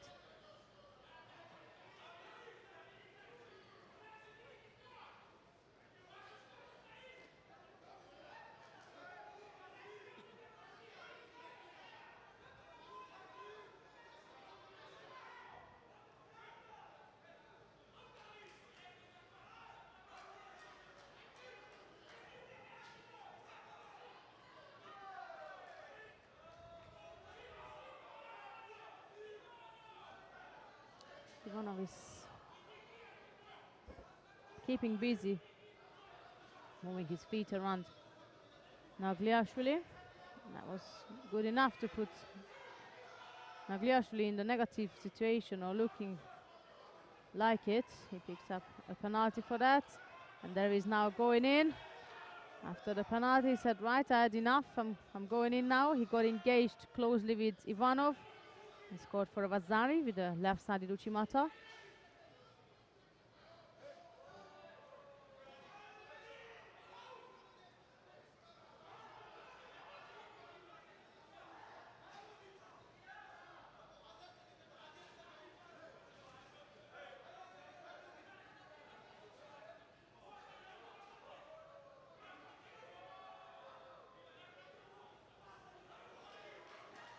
And that was almost a second.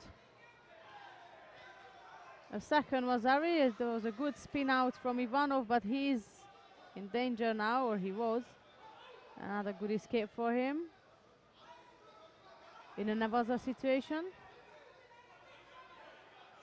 In the meantime, number 1 seeded Karthaus and under 57s. She just won her quarterfinal contest, so she's going through to the semis.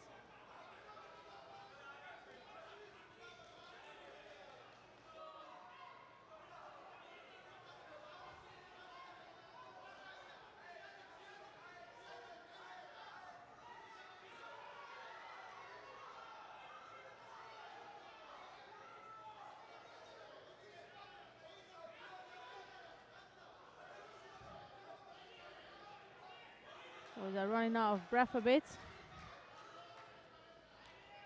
Of course, it's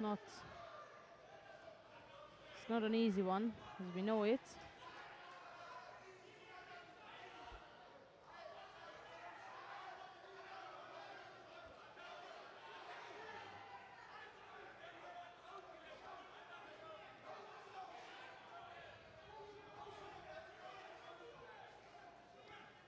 Approach the last minute of this contest, and Ivanov is putting another attack on the right side.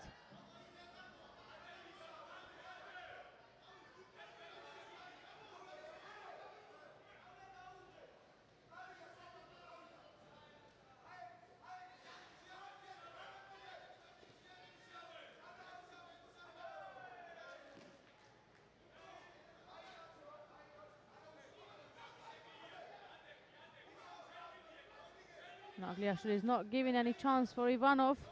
Whether he's standing or groundwork, he's all over him. And with a panic sitting on Ivanov's face, he looked at the clock thinking, right, I've got 20 seconds to go through. A brick wall, pretty much. Next contest in white judo, Neil Stump of Switzerland, and in blue, Lucas Reiter of Österreich.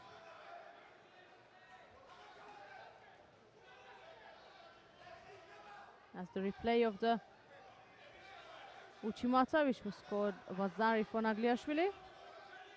He's got 3 shidos now, so he's also under pressure.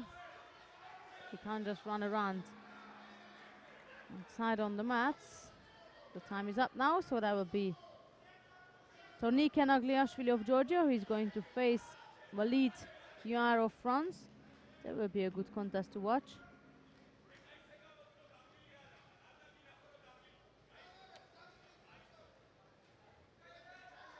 Meantime, on mat 2, that's number 1 seeded Melissa Kakmakli in the under 44 kilogram category, who also won her first contest, which put her through immediately to the semi-finals. The winner on mat 4 qualified for semi-finals, Davy Cartons of Netherlands. The winner on mat 2 qualified for semi-finals, Melissa Chakmakli of Turkey. And the winner on mat 3. Coming up next is the second round for the under, or in fact the third round for the under 48 kilogram category, and that's also the quarterfinals. In white, it's Pupreka of Hungary versus Katerina Costa of Portugal. That's Pup in white and Costa in blue. Of Turkey. Next, quarterfinal in women's under 48 kilogram on mat 3. In white, Pupreka of Hungary, and in blue, Katarina Costa of Portugal. Quarterfinal on mat 4. In white judo, Tigla Kadia Acevedo of Spain, and in blue, Maria Skora of Ukraine. Costa initiated the first attack.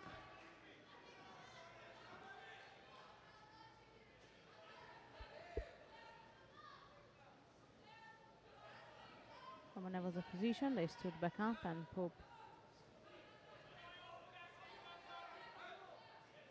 decided to take her opponent down. Looking to Nevazo again. There's a dangerous attack from the Portuguese girl. Dangerous, I meant dangerous for the Hungarian, not as the attack itself.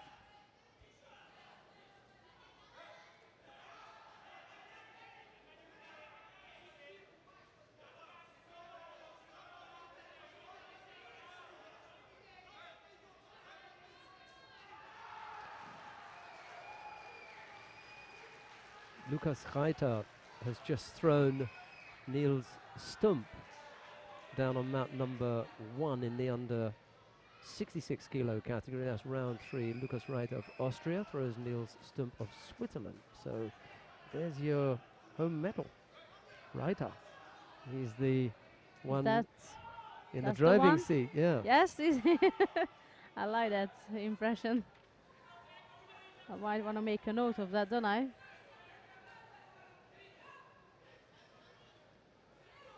Could be. That's the one that the Austrians are looking for.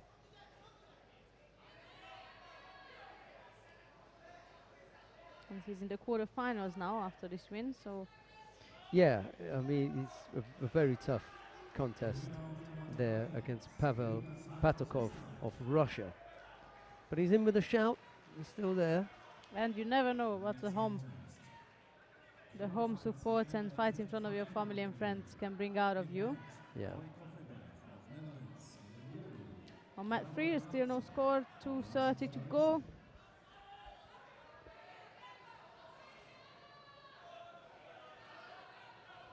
Where Pup and Costa seeded.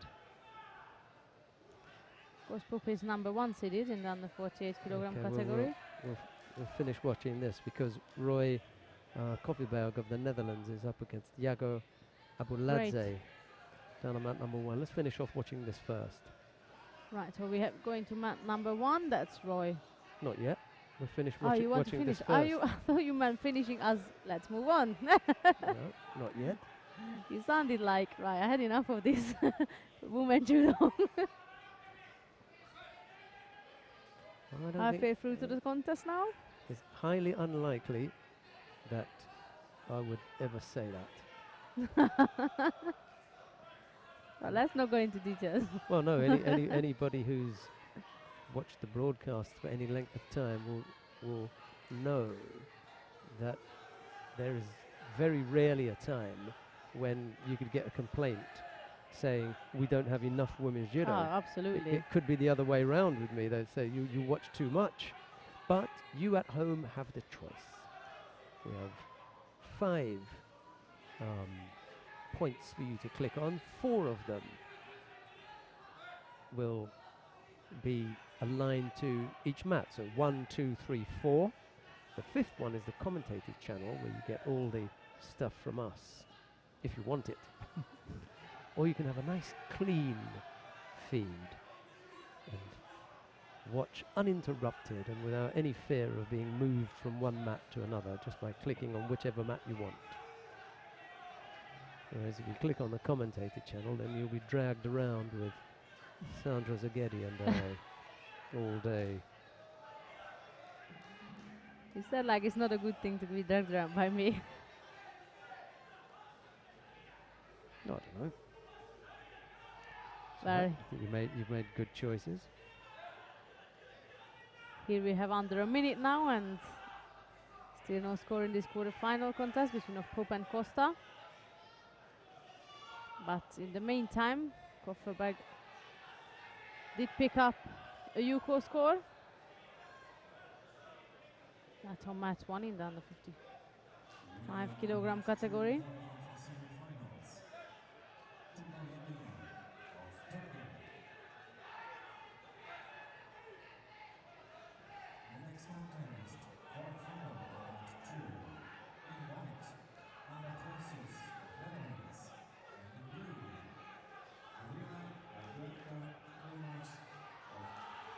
Nice Ojigaru. It's the second one we've seen today. This time only picks up a Yuko. We did see, who was it? Becky Livesey throwing with That's Ojigari right, for on the left Ippon. side. Yeah. Pup throws to Yuko here, and that's the lead. With 11 seconds left to go. She came up with that score with 11 seconds. Heartbreaking for Caterina Costa.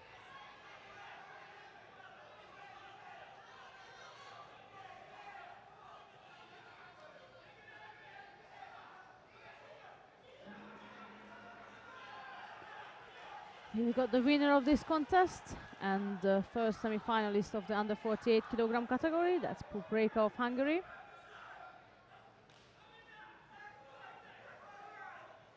Well, now we can go down to mat number 1 to take a look at Roy Kofiberg of the Netherlands in the white judogi, Yago Abuladze of Russia in blue. We joined the contest with a minute and a half left to go, and it's Roy Kofiberg of the Netherlands who leads by a Yuko. Abuladze has picked up a single Shido. Here is Sandra Zaghetti,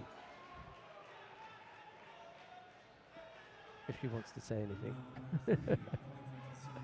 Waiting for the action. Right, that was a good attempt from Abuladze. Couldn't rotate enough with Kofferberg, and if he was going to rotate enough, then I think the Dutch guy would have been in a real danger.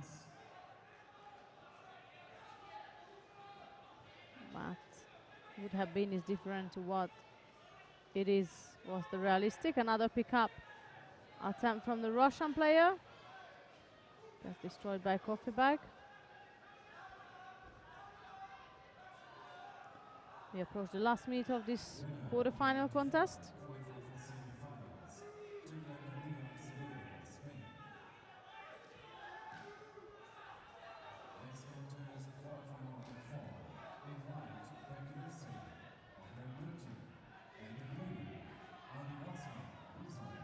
I have to say that I think we've spoken before about the sheets that we fill out and we write the names of the fighters as they go from round to round. I have to say that Sandra Zaghetti's filling out of the sheets is not quite up to Annette Burm's standard.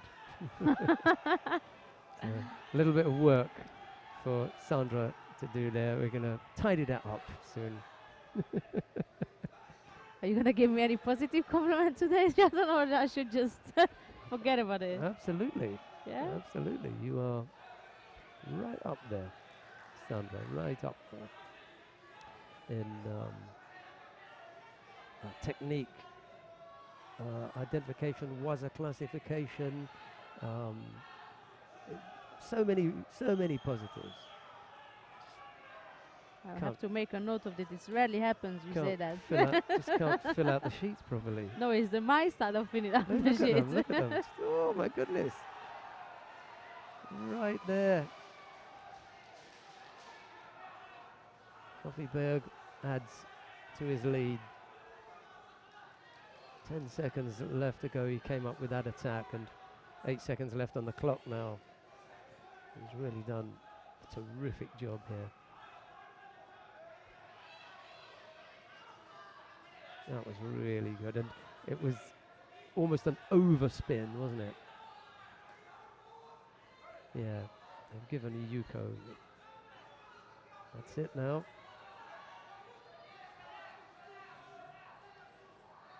Kofiberg it is. He takes that. He goes in to the semi-final, the first of the semi-finals. Let's go down to mat number 4. We've got the number 1. No, we saw Dewey Carthouse. We're looking at the number 2 seed now, Becky Livesey. She's up against Adi Grossman of Israel. It's Livesey in the white judogi, Becky Grossman in blue. No scorers yet, and I'm going to let. In that case, Yeah, I'm gonna I like you to go. yeah, immediately Yes. after Becky Livesey and Adi Grossman, then we'll take a breather.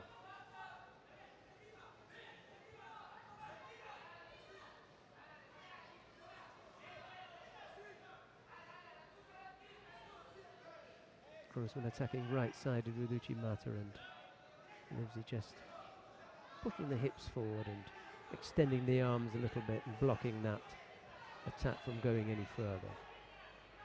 That was another promising left-sided Ouchigari before she switched to try to throw forward. Not really anything happening there on the ground. So it's Grossman who picks up the penalty for passivity. Livesey shaping up left-sided at the moment, looking to get the second hand on that. Grossman now having to defend. And here's the attempted turnover from Livesey. No, not happening. The shouts of mate from people in the crowd were justified. And the referee called mate with a little under a minute left to go now. No score, just a single Shido against the Israeli fighter. And the winner on mat 3 and qualified for semi-finals, Sephora Cochet of France. Next quarterfinal on mat 2. In white, Neto, Astrid Neto won her contest, by the way, if you want to fill that one in. I've done it. Oh, okay. Uh-huh. Ooh. So now who is behind? Ooh. I've said that to you about 10 minutes Okay. ago that she won. She only just won there. Still stepping off the mat, but they're still showing the replay on the big screen. Wazari now from the left-sided Ouchigari. That's been Livesey's go-to technique, yeah, today. Yes, that left-sided Ouchigari, that's right. Could be that's her go-to technique every day, but we're just talking about what we've seen today. Twice now, she's scored well with the left-sided Ouchigari. She leads here with 15 seconds left to go.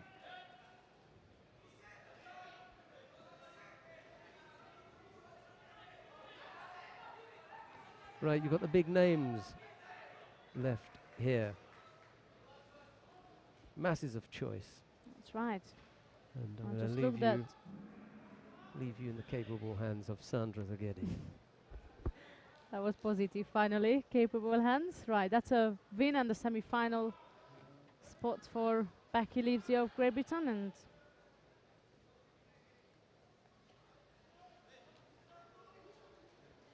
Winner of match 2 qualified for semi-finals, Sitola Boimatova of Russian Federation. and she'll be facing the winner of the next contest. So we'll figure out who that will be.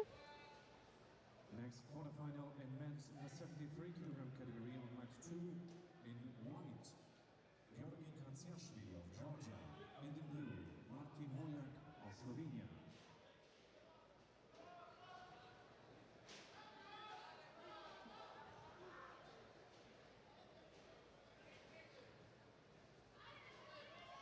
Here's the replay of the score.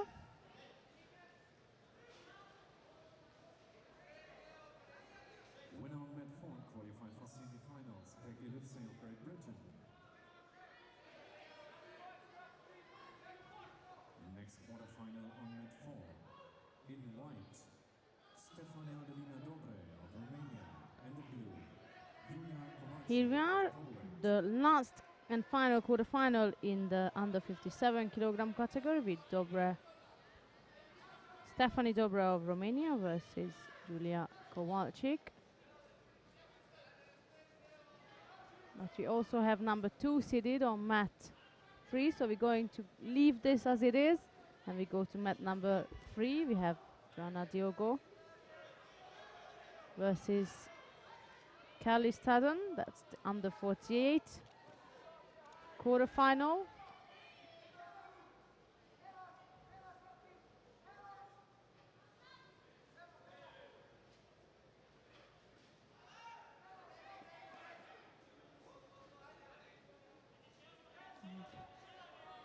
Not the best timing I've done,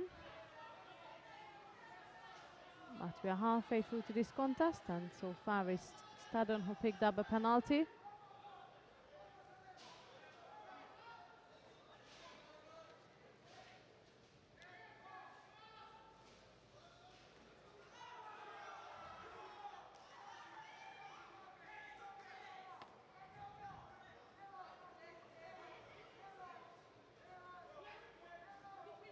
She's aiming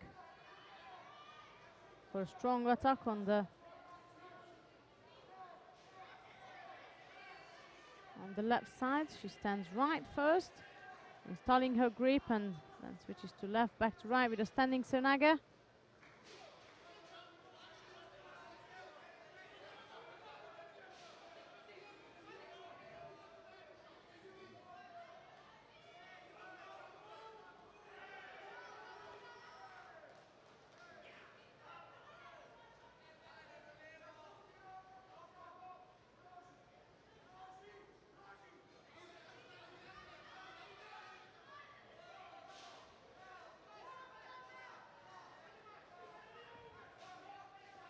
Winner on mat 1 We've got seconds left to go, and Staden is Shahin Bavaria. stuck in Navaza. Diogo was trying to drag her around to get the time pass by. Semi-finals. That single Shido sometimes Dobre, Romania.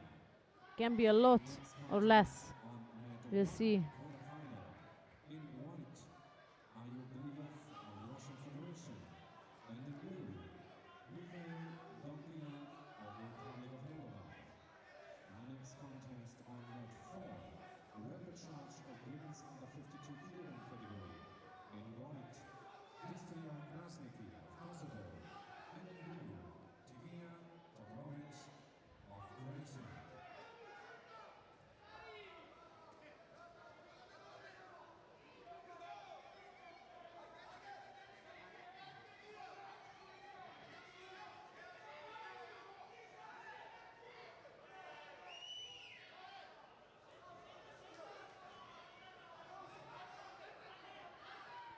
Krasniki on mat 4, battling against Topolowicz in the rapid charge. Krasniki lost out against Ganato in the quarterfinal, and here we have Joana Diego of Portugal, who is going through to the semi-final in the under 48 kilogram category, and that will be Kelly Staddon of Great Britain, who will have to settle for the repechage.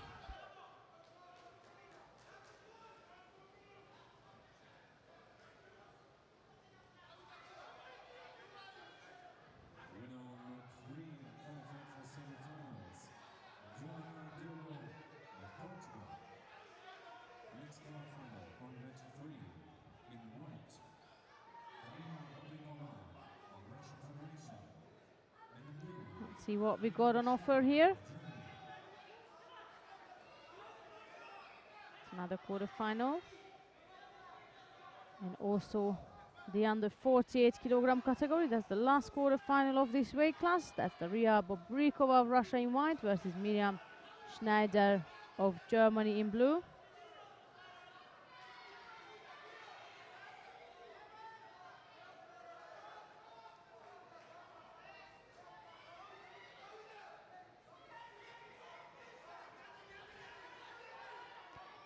Quick start from Bobrikova, scoring a Wazari.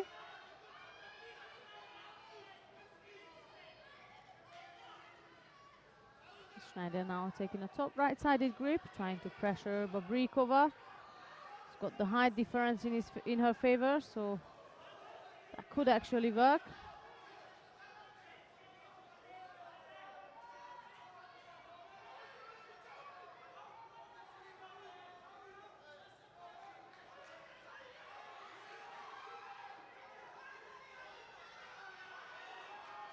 Here is the replay.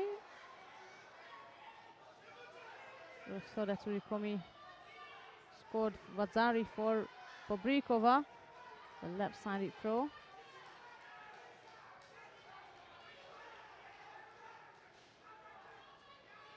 And now she's rather putting in panic attacks for safety reason than to score.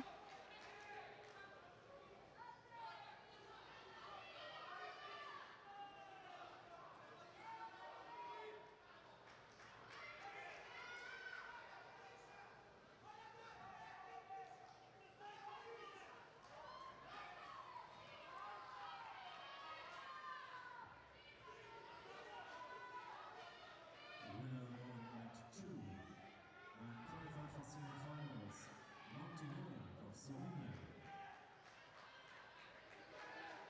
Next quarterfinal on match 2. In white, Artem Furuma of Ukraine. And in blue, Timo Karvinas of Germany.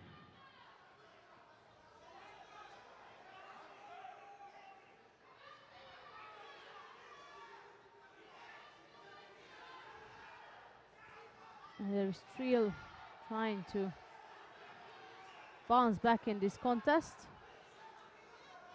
It's not an easy one for her.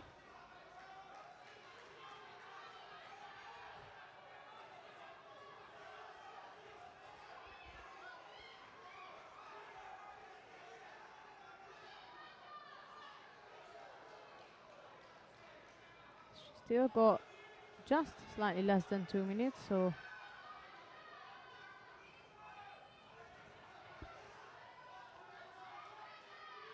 definitely has got the time for it, but the question is, can she make it? Bobrikova is hanging on to her sleeves, her opponent's sleeves, not letting Schneider to go across on the right side by any chance. Due to the height difference, that would not be in the favor of Bobrikova.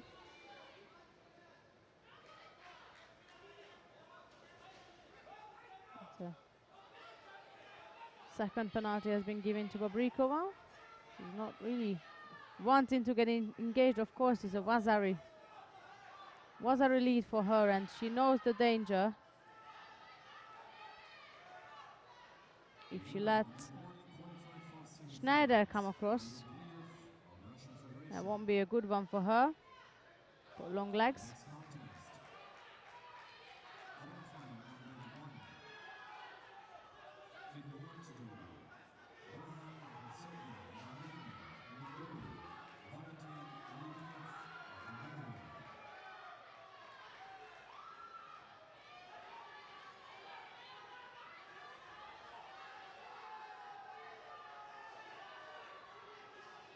40 seconds left to go. 3 penalty for Bobrikova. She is under a serious pressure now. Schneider might not want to aim to score, but she might want to aim to just get that last and final penalty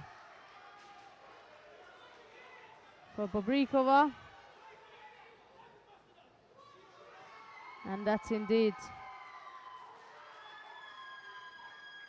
has been delivered by the referee. So that's Miriam Schneider of Germany, who is going through to the semi-final stage in the under 48 kilogram category, and she'll be facing number 2 seeded Joana Diogo from Portugal. Winner man 3 qualified for semi-finals. Miriam Schneider of Germany. Next contest on man 3, record charge of men's under 60 kilogram category. In white, Moritz Klavki of Germany. And in blue, Neil McDonald of Great Britain. Coming up next on mat 3 is Moritz Plavke of Germany in white versus Neil McDonald of Great Britain in blue, and this is a repechage contest in the under 60 kilogram category.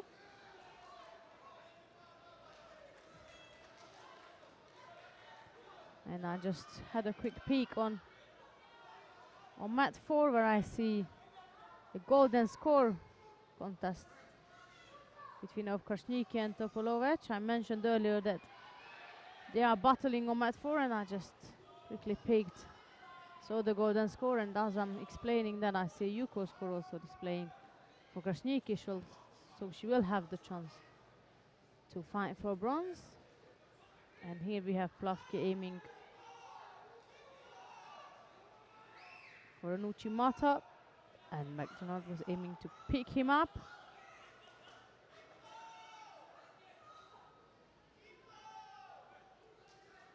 Winner on mat 4, Disney Krasniki of Kosovo. Next contest, women's under 52 kilogram record charge. In white, Mariana Stilis of Portugal. And in blue, Damla Çeliskan of Turkey. So again, Plavke is going close to McDonald, trying to pressure him. Left-sided attacks with a grip over the top and across.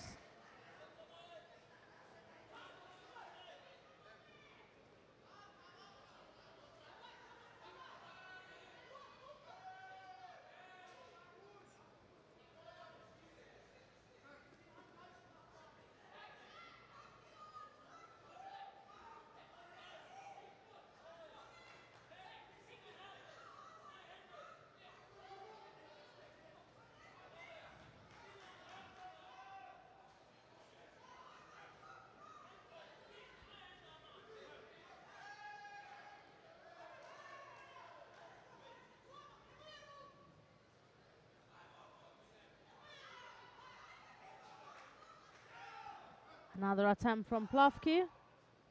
That was a Yuko Tominaga attempt, which McDonald managed to escape of.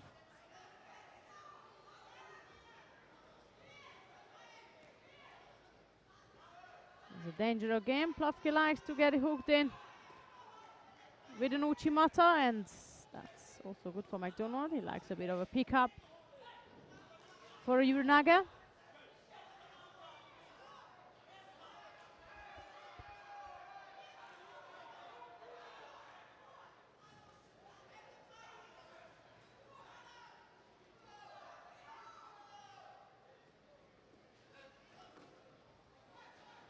And that's again Plavke going on the left, and McDonald is aiming to counter.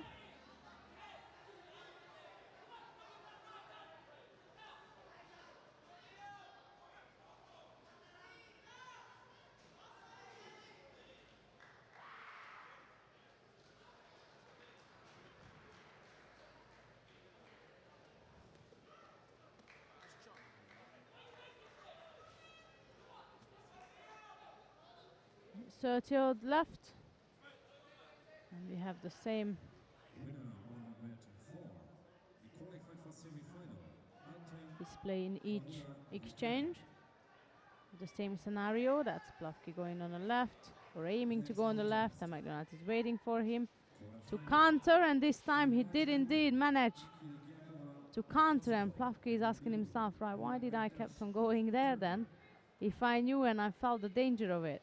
The winner on mat 1 and qualified for That's a win for Bahram Hovsepian of Armenia. Neil MacDonald. Next contest is the quarterfinal of men's under 66 kilo category. In white, George Blanaru of Republic of Moldova, and in blue, Patrik Mavriček of Poland.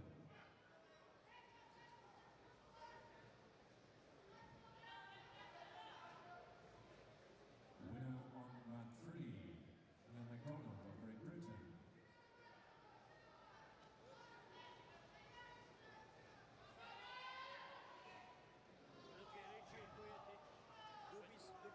Coming up next, we have a repechage contest, Marcel Bison of Germany. which we Denislav Ivanov of Bulgaria. will watch indeed, because that involves Ivanov.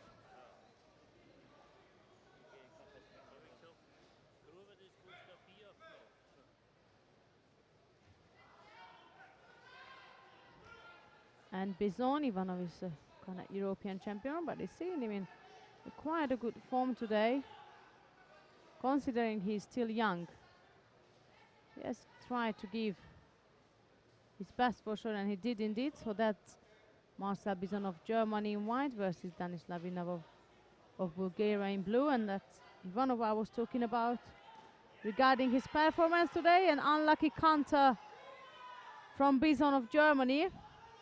Scores a Vasari, and he's all over him in Nevasa now.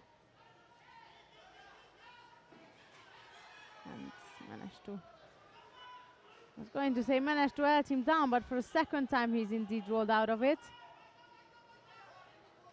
That must have been a real hard work for Ivanov to get out of that. It looked pretty strong to me from here. And that's Bison working in Shimevasa. Here's the replay. That's again Ivanov initiated the first attack. And as the replay has been done by our head referees, they decided right that actually was a Nippon. So that Marta Bison of Germany, who will be fighting for bronze medal later on in the under 60 kilogram category.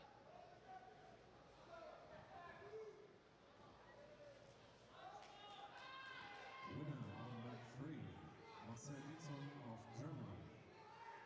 Next contest, repechage of women's under 48 kilogram category. In white, Catarina Costa of Portugal, and in blue, And they will face of Republic of Moldova. the ones who will lose out in the semis, which we don't know as yet. But here we have Damla Chaliska another repechage contest that involves Catarina Costa of Portugal versus Kristina Budasco of Moldova. in white, Martina Dobrovolska of Poland, and in blue, Maria Skola of Ukraine. That's the under 48. I'm just looking to see what else we got on offer. The under 73s.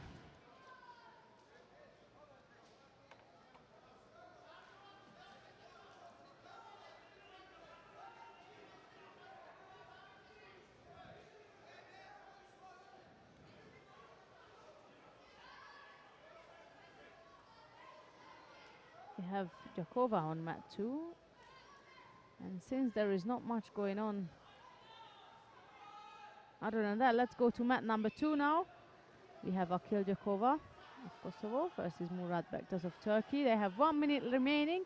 However, all we have so far is a Shido for each fighter, and I can see Jakova. We just switched. We might have switched on the right time. Is he going to get the hold? And yes, he did indeed. So that's the Osaikomi has been called on for Akil Jakova, who is fighting against Bektas now to get into the semi-final.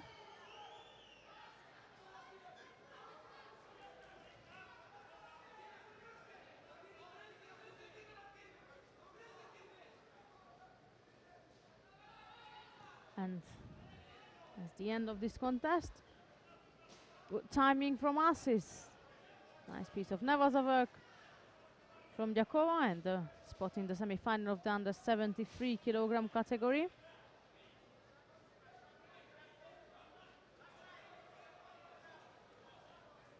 He'll be up against the winner of the next contest, which we will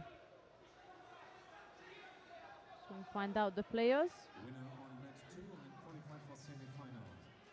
Aki Yakova of Kosovo. Coming up next is the last repechage contest of the under 73 kilogram category. That's Tamazi Kirakozashvili of Georgia, who will face Lucas Otman of France. That will be Kirakozashvili in white and Otman in blue.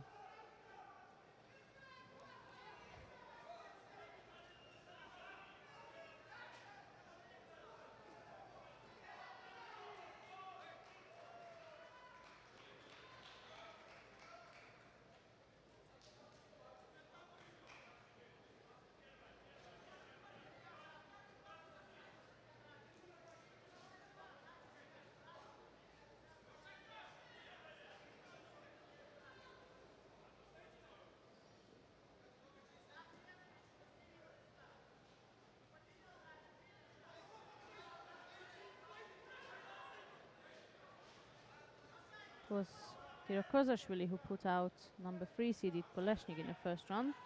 Koleshnik of Russia, and here he is now with an opportunity to go to the semi-final stage. Of Poland. Next quarterfinal, and one in white, Marko Papa of Switzerland, and in blue judo, Bogdan Yadov of Ukraine.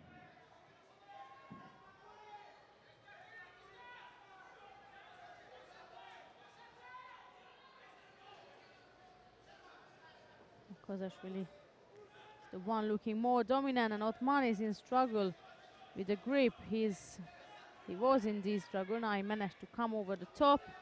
That's Kirakozashvili putting in an attack there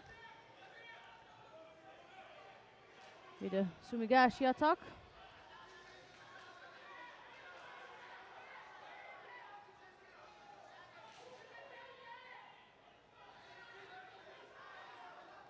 However, we have no score right now.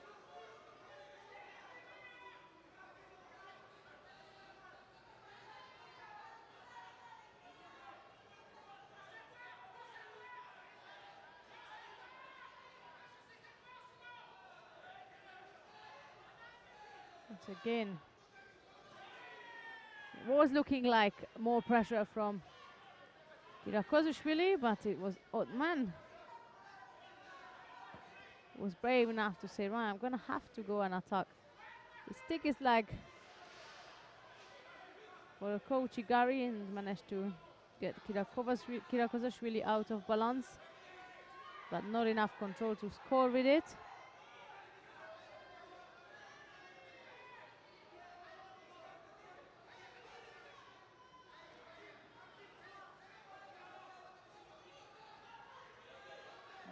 He's really aiming for a Taniotoshi attack. He's again trying to get engaged. Both fighters look really dominant with their top grip, and both of them needs that sleeve. But the question who is getting it first is what they after. As the battle in between, they both comfortable enough to put one is right, the other one for the other is the left hand, but they top grip, and the battle between of the sleeve is what causes the lack of action here.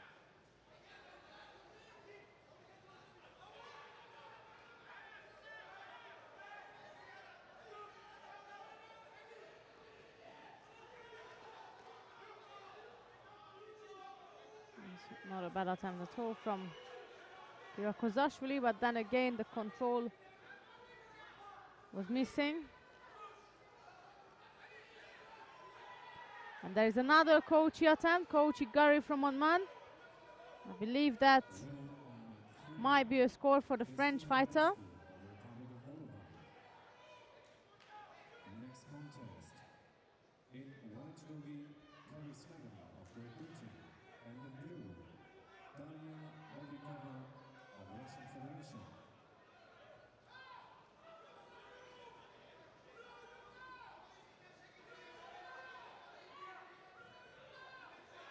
We are now just waiting for competitors to tidy up the uniform. So far, there is no score has been called for that coach eager reaction from Otman.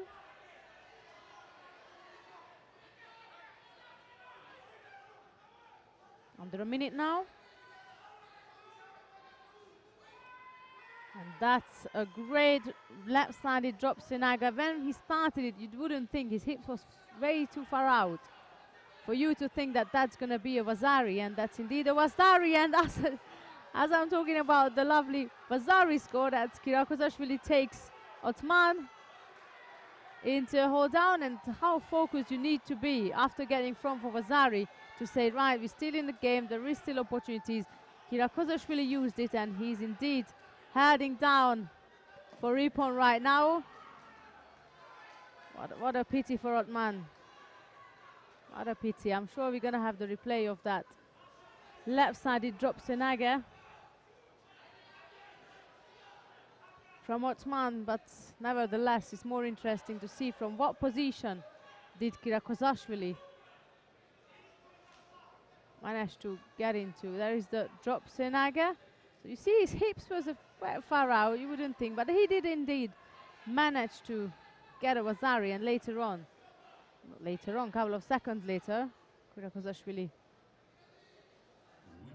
switched quickly in Nevaza and managed to defeat Otman. So that will be Georgian Tamazi Kirakozashvili, who is going through to the semi-final stage of the under 73 kilogram category, and he'll be up against Akil Jakova from Kosovo.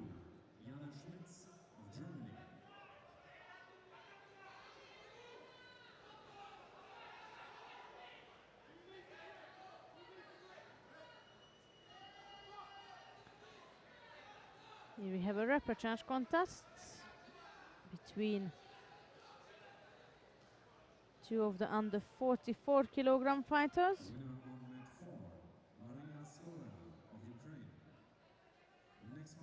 Invite that Tsatalina Satanova of Bulgaria, who is versus Jana Smith of Germany.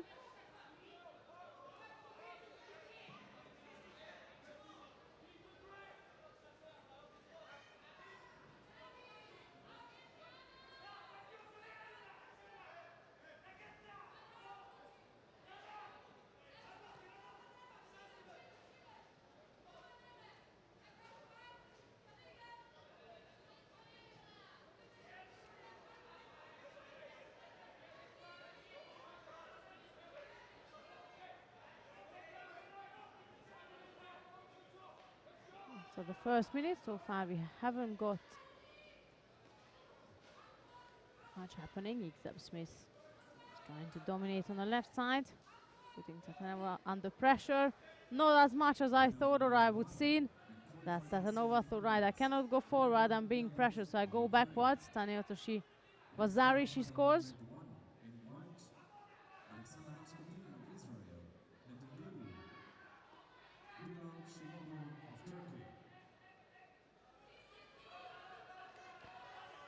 And after that, she's still in business in Nevaza, trying to get the arm lock now on Smith, moving back into a Saikomi Vaza. Her leg is trapped, and she's finding it difficult to get it out. Still 2:20 to go, a long time for Smith, and also a long time for Satanova. And as Shadon said today, it happened quite a lot that the Vasari lead didn't meant anything, and many of them get caught. And that we just saw in the previous contest with the Georgian and a French fighter. If score for Vasari, get held down for Ipon. So this doesn't mean the end, but it does mean a bit of a pressure for Smiths there.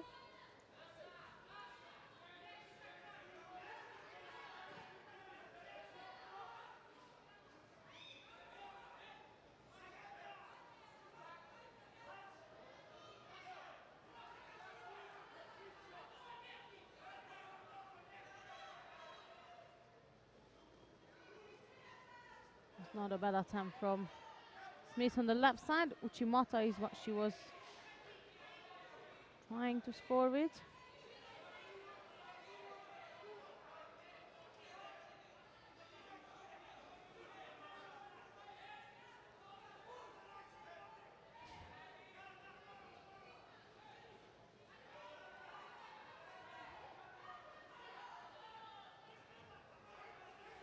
That's again Tsvetanova dominating in Nevaza, and this time the referee was able to call on the Osai Komiwaza. No leg trapped or whatsoever. Smith is underneath and Tsvetanova is holding her down.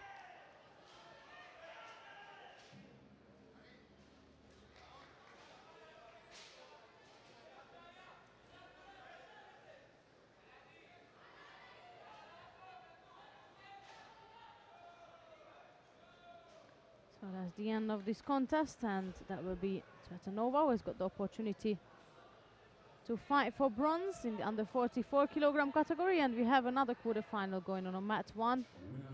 So all the referee charges are coming along, and before the semi-finals, actually I'm going to choose mat number 3, sorry for the mess up.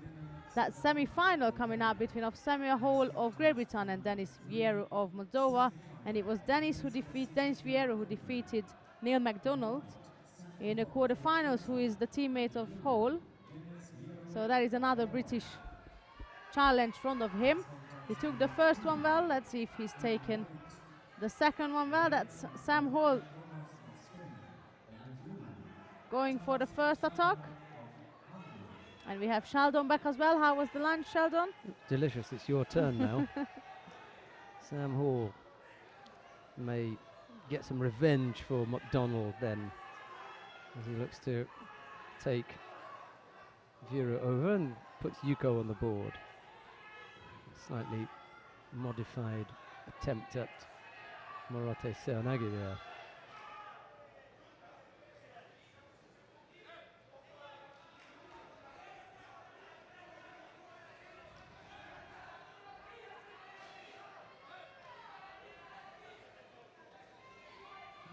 Brought up the score of Yuko. Here he goes and again. then another one. Yeah. Well, it's not the cleanest, is it? You know, just a. Not really, but Yeah. very promising. I mean, there's not much you can do here. I mean, he's underneath him, lifts him up, dumps him. This is really dumping him. You see, for me, he goes. If you look at this replay, right? If we stick to the rule, which is flat on his back, Yeah, that's right. he's not even on his back. I mean, he's dumped him. But, I mean, if you're in a club, I'll come back to, if you're doing randori in a club and somebody dumps you like that, you know you've been dumped. You know, so in this respect, I think that, isn't that what they call the super ippon? That is to say that there are elements of what we accept as ippon. There are elements missing, but it is so big that you've quite clearly been smashed. Yeah. And they accept it. Okay, all right. Not going to argue with that. Second semi-final. Walid Kaya of France. He faces Tonika Nagliashvili of Georgia. It's Kaya in the white judogi, Nagliashvili in blue. It's a shame because the Moldavian coach is berating his player, but there wasn't a lot that he could do about it. Sam Hall has got a good technique there. He's down underneath very, very quickly. He's got a powerful finish. There wasn't, you know, a great deal that the Moldavian could have done, Vieru, to stop that. Yeah, that's right. So there's no good, you know, beating him up verbally on the way out. I think it's a little bit harsh. A little bit harsh.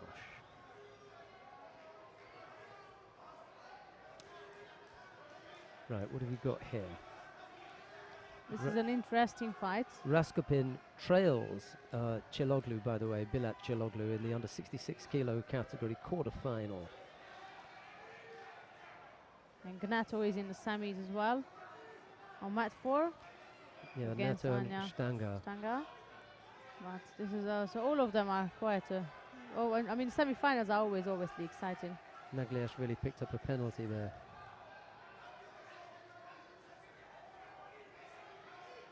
the advantage is with the French. When Ojigari left-sided from Nagliashvili.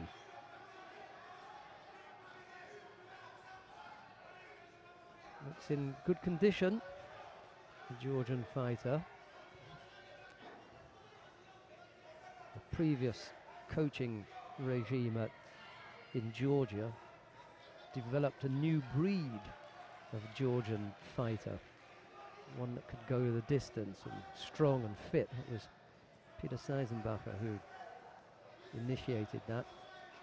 There was always pretty good judo there, but he brought the element of fitness into it. That was a real change.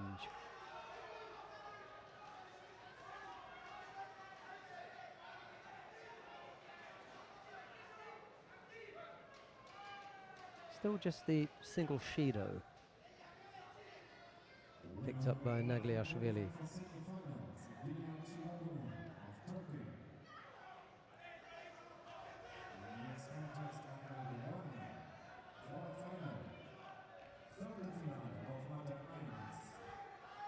Oh, big pickup from Kaya, and it was the Georgian Nagliashvili who one could reasonably expect to carry out that technique himself. He was on the receiving end on this occasion, getting dumped heavily, and Whilst Mehmet Yilmaz just asking Nagliashvili to get to his feet, but he's devastated. distraught here at having lost. There's the replay.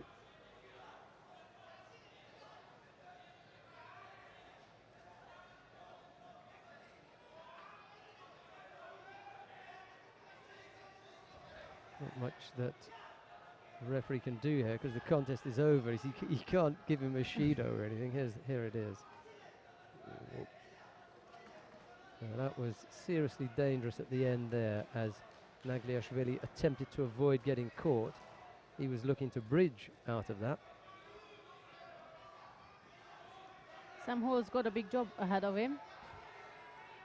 Both players are quite skillful. Yeah, here, look at Nagliashvili attempt to bridge here at the end. Watch. That was indeed dangerous. Right, coming up next to the semi-final of the under 48 kilogram category, and that will see Pup Reka of Hungary versus Sephora Kocher of France. That's Pupi in white and Kocher in blue. Meanwhile, in the semi-final in the under 52 kilo category, That's Astrid right. Neto leads by Yuko with 40 odd seconds left to go.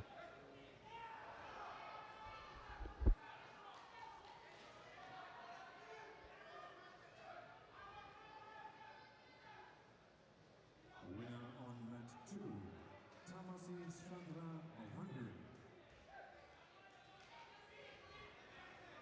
Next contest is rapid charge of men's under 73 kilogram category. In white, Georgi Hatsiashvili of Georgia, and in blue, Timo Pavilios Still of Germany. no score so far, and Pup is trying to go across on the right side.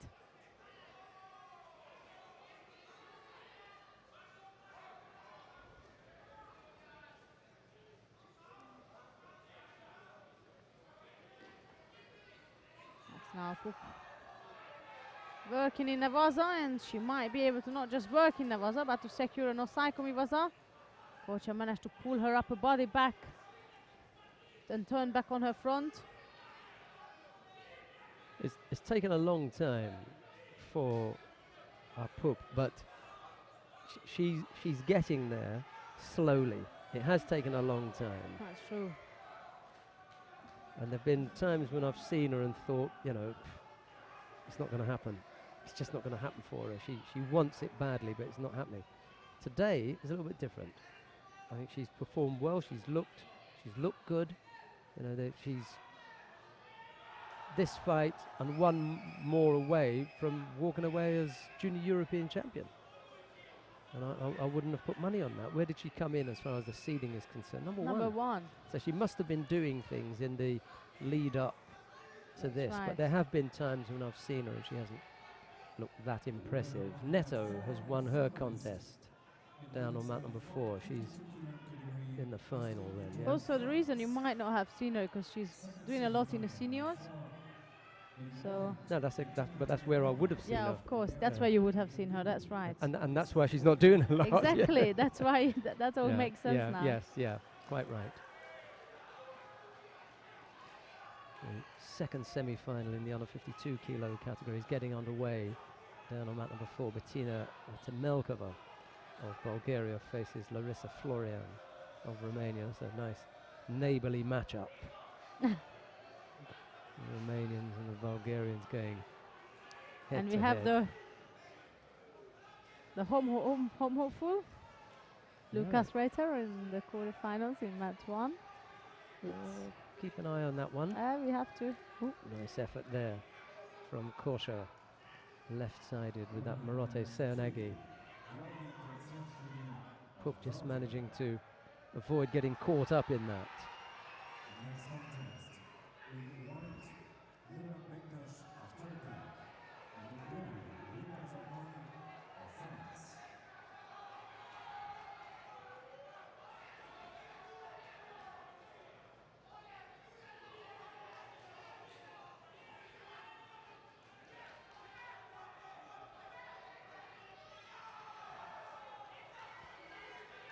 Puk again attempting to work on the ground. She's quite comfortable in Neavaza. Bran Akos is the coach in the chair for her. He's worked with her for the last year or so, I think.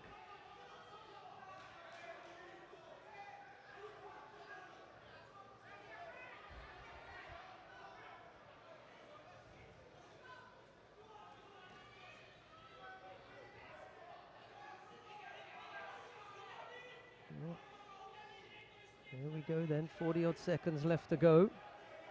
Single Shido against Kosha.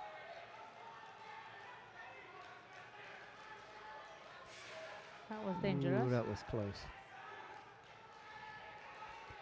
Shimmer was Oh, her attempt pressure. now. Ooh. Looks as though she's got that defended.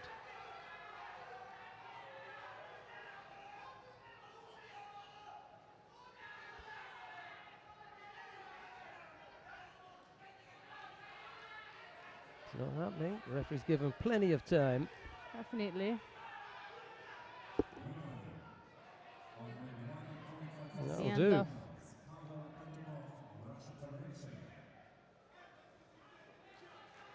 Next contest, It's the end of this semi-final, with Bukreka going to the final of the under 48 kilogram category. Ladislav Lim of Belgium.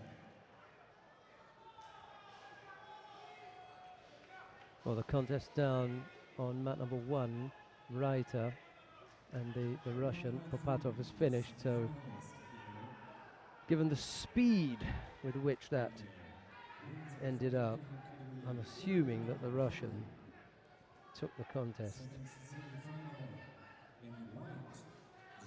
Indeed, he did. So there's a chance in the repechage for Reiter. That's what he's got to look toward.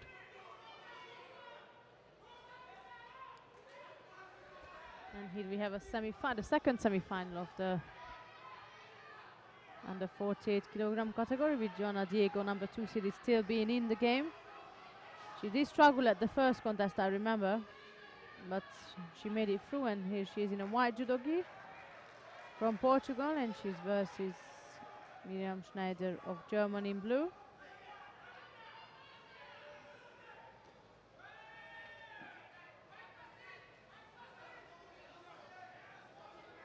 Schneider had that close run thing with Marine Bouwmans, didn't she, the Belgian?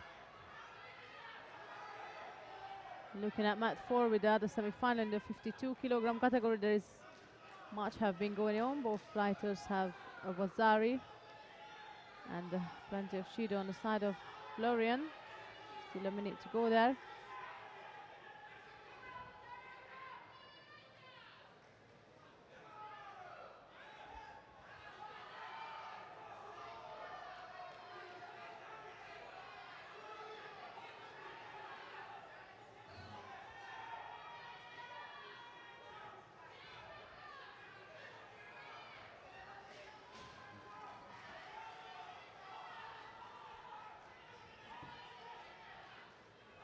Now, given that we are reasonably close to finishing things up, what's the schedule? Is it 4 o'clock for the opening ceremony? Is at I believe it is indeed. right? Here's the schedule. Right, so it's okay. We've got it here. Opening ceremony is at 4 o'clock, and the final block will begin at 4:30. Okay, thank you very much for that, Sandra. Another fountain of knowledge to add to Sinisha Veer, who we've got working with us. Two giants of knowledge. You see, you are in a good hand. Just find out if they've got that white Adidas shirt in a small for me, will you? Seeing as you know everything. Right-sided effort from Schneider. She backed out of that little Uchimata effort. She's picked up a Shido as she did in her last contest. That's right. She was trailing and she has picked up a second. Mind you, Diogo picks up one as well. So untidy work from the German here. She'll have to look at that and see whether she can tidy things up. You don't want to get, not a reputation, but you don't want to get the end of the day and find that you've got a greater number of Shidos than you did scores. Larissa Florian has just Yeah, that's what I just made collected a note of. Hansoko Make down at that end. Ooh. 4 Shidos. And Yeah. that's Tamarkova, who will have the challenge of Gnato in the final of the under 52 kilogram category.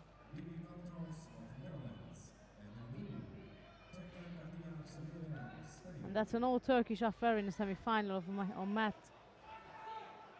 2. That's the under 44 kilogram category with Melissa Kakmakli of Turkey versus, not sure if her teammate, but for now it's her teammate today for sure. Tugba Yayla, also from Turkey, and Kakmakli starts off with the Wazari. In the meanwhile, a minute 10 seconds left to go here, and that's still 1-2 in the Shidos. That's in favor of the Portuguese fighter. See, Schneider is at the semi-final point. She's picked up 6 Shidos so far in her day. But six Shidos and 2 scores. Slight imbalance there. Very much indeed. Tidied that one up.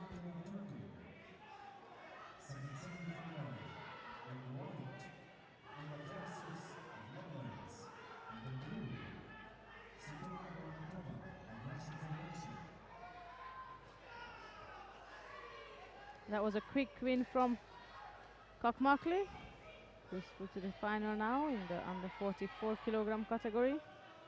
Diogo, on the other hand, Yes. has 1 score and 2 Shidos. Sorry, he's got 1 in this, and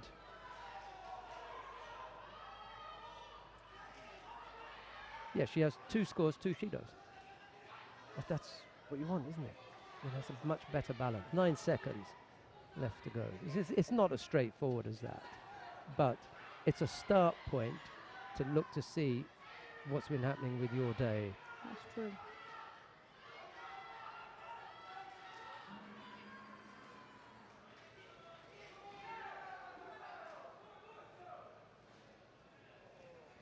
That's the first category where I see number 1 and number 2 seeded able to go through to the final. That's the under 48 kilogram category. Everywhere else so far. Yeah, there've been others coming in and out. Well, That's right. Carthouse is Well, it might be, yeah. the fifth Carthouse and Livesey, there's still a chance there. could be, that's right. Yeah.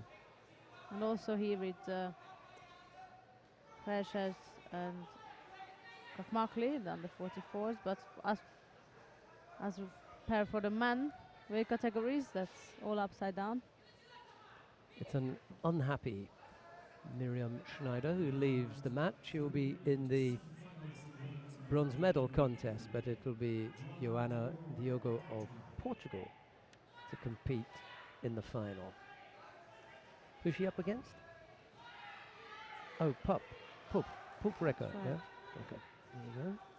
Who have we got coming up next? Well, that's Where we have all that we've got for you on mat number freeze. 3. So let's go down to mat number 4. We've got the semi-final in the first of the semi-finals in the under 57 kilo category. Divi Karthaus of the Netherlands is up against Tio Kadia of Spain. Karthaus in the white judogi, Kadia in blue.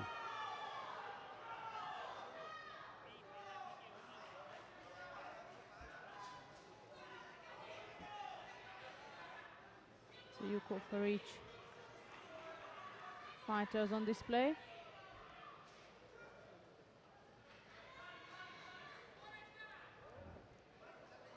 With the last minute now, 1 minute to go.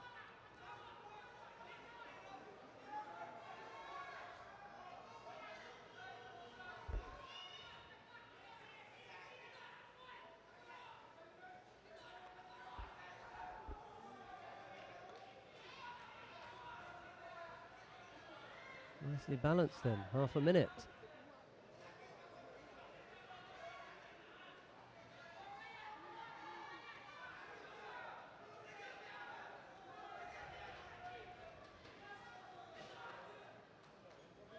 It's another effort on the left side from Karthaus.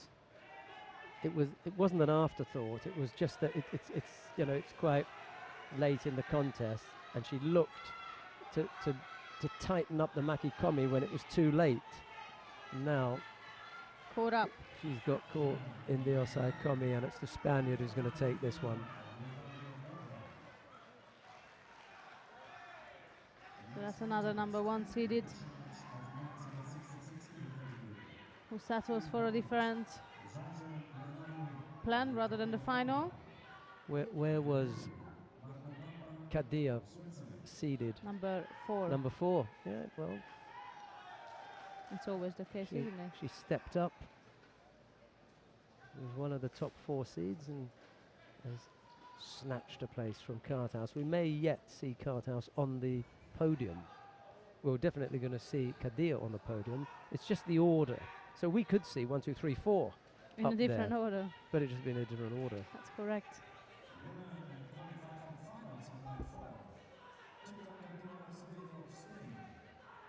Because coming up now, it's Becky Livesey of Great Britain. She faces Stefania Dobra of Romania. Livesey in the white judogi, Dobra in blue. So we could have 2 versus 4, or it could be 3 versus 4 in the final, with 1 and 2 in the bronze medal match. Right, here we go. Let's have a look and see what And happens. the there. head-to-head. Yes. Dobra has beaten Livesey on 2 occasions.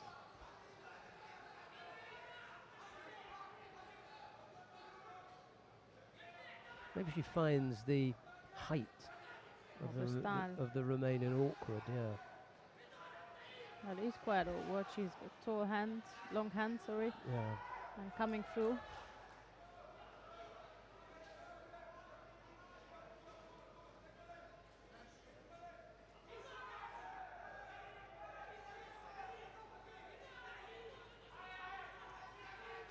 And was the strength of Livesey is also the weakness of her. Dobra was putting in a great left-sided Ouchigari attempt.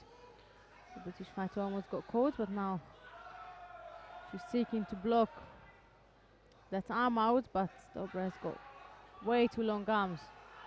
It's not an easy one to block out. Yeah, got caught on the edge there. And the penalty for stepping outside the contest area that was received by Livesey. So again Dobra coming over the top, and Livesey decides to go for a counter attack now.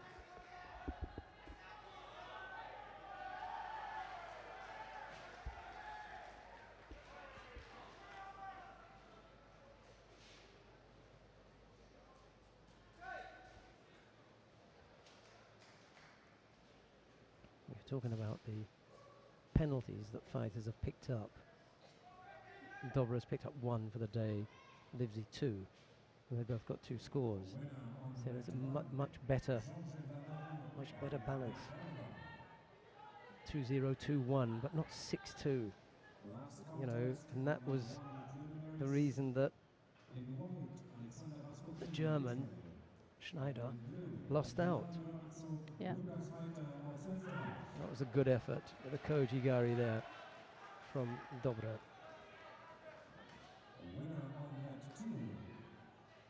Good pressure from the Romanian fighter, and that results in Livesey picking up a penalty for passivity. Just good pressure.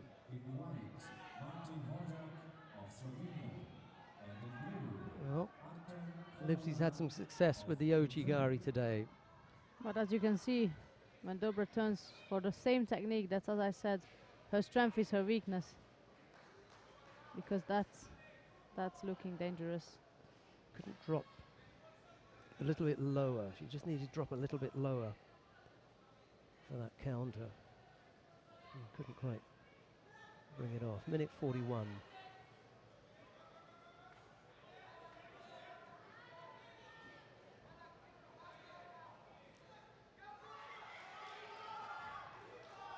Still time.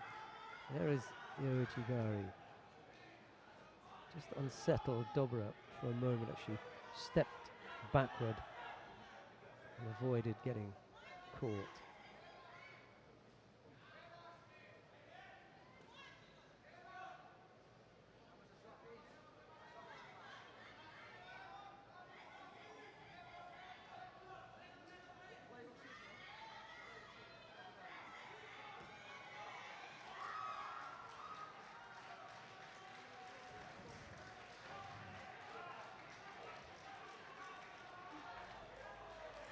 Under a minute now, still 2 penalties on the side of Livesey, both trying to battle through the score with that left-sided Uchigari, and that was an idea, but it was quite far out.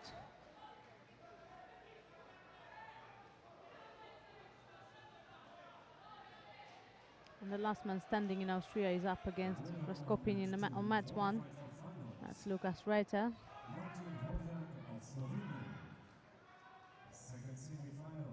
Akil Jakova of Kosovo is taking to mat number 2 in the under 73 kilo category semi-final.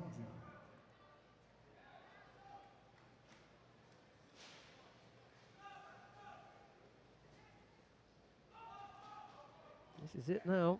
Got to do it here. Single score will win it.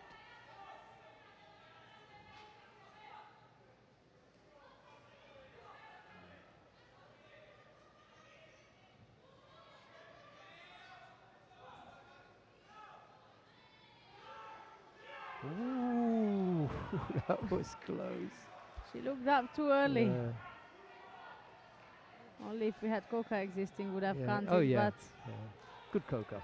no. Couldn't pull down. There was nothing in the right. You see, she lost contact with the right hand to pull the top half of the body down. That would have done it. Well, close, but not going to happen. Dobra is now 3 for 3 against Becky Livesey. That was unfortunate for the British fighter, losing out to Stefania Dobre of Romania in a very close fought battle. Right, that does it for mat number 4 as well. We've got another semi-final on mat number 2. That's Akil Jakova of Kosovo. He's up. And what's his first name then? Terma. Kira Kozashvili. Kira Kozashvili. What was it? Tamazi, sorry. Tomazi. 66. Right, Yeah. Tomazi Kira Kozashvili of Georgia. This is on mat 2. Let's go and see what's happening with Akil Jakova. It's Jakova in the white judogi from Kosovo, and Kira Kozashvili of Georgia in blue. There's no score yet. And there's a little over, well, 2 minutes and 20 odd seconds left to go.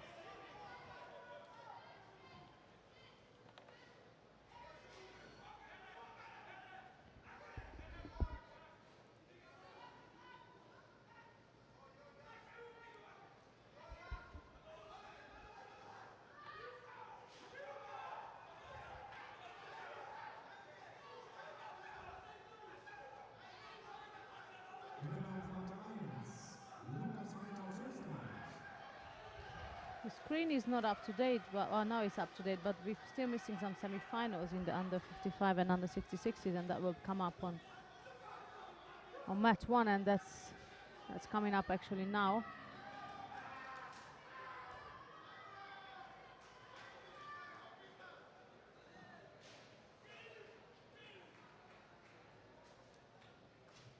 For now we have Kozashvili, who is making his way to the final of the under 73 kilogram category.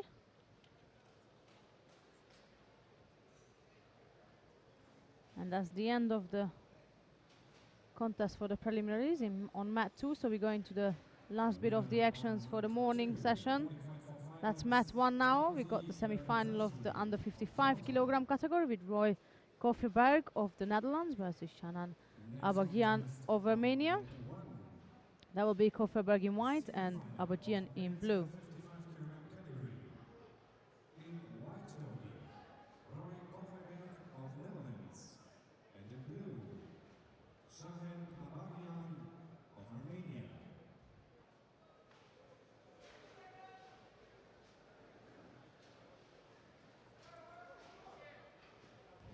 First of the semi-finals in the under 55 kilo category.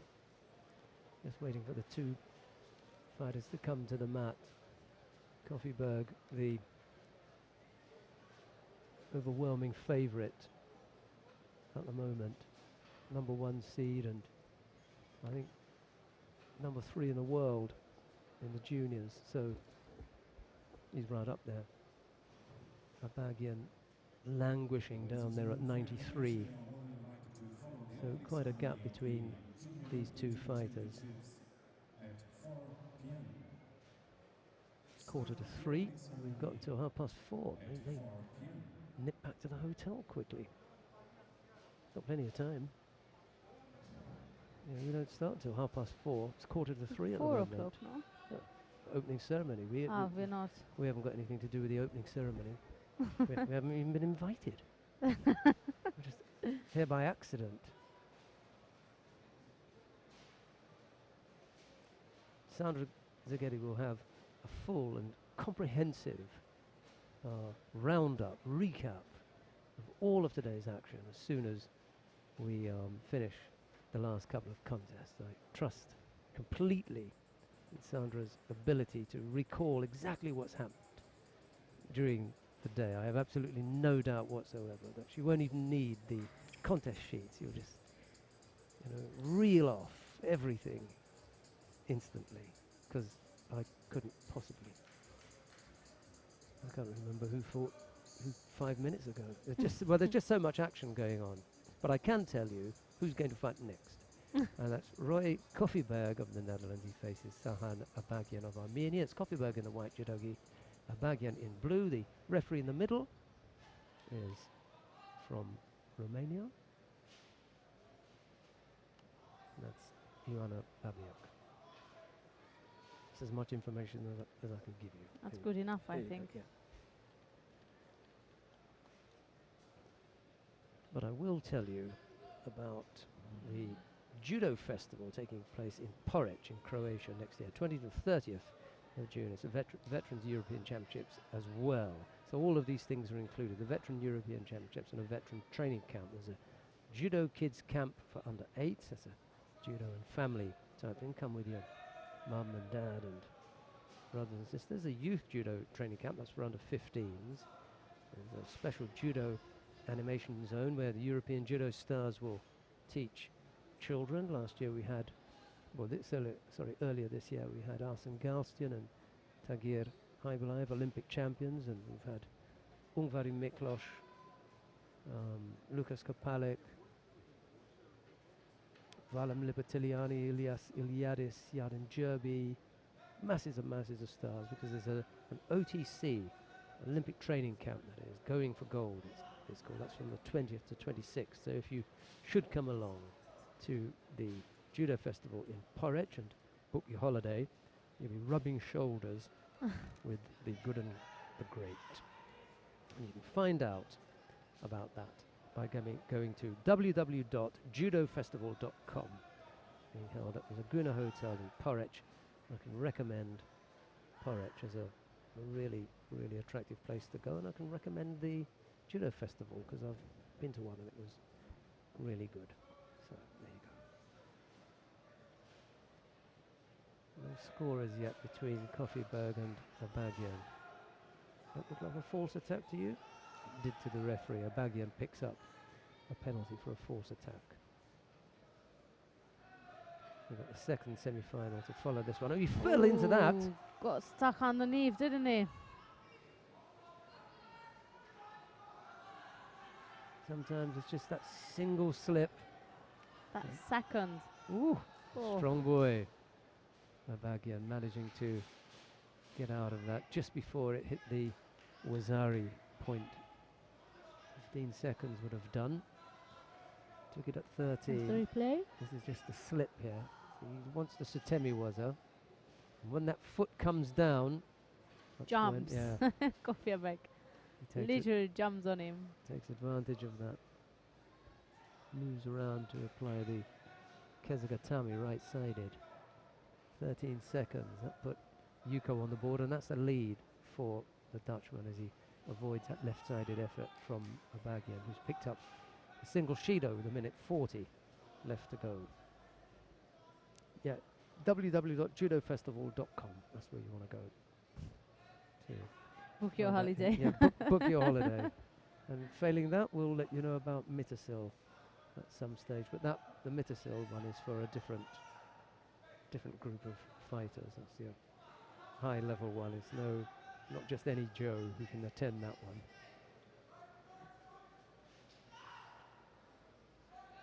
Got good defence, hasn't he, Kofiberg? He's That's right.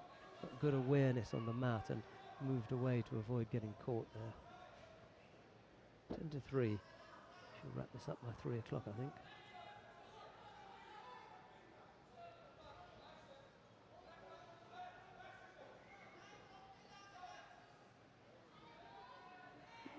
Great counter. Just rolled off that at the end. Couldn't come up with the yip on.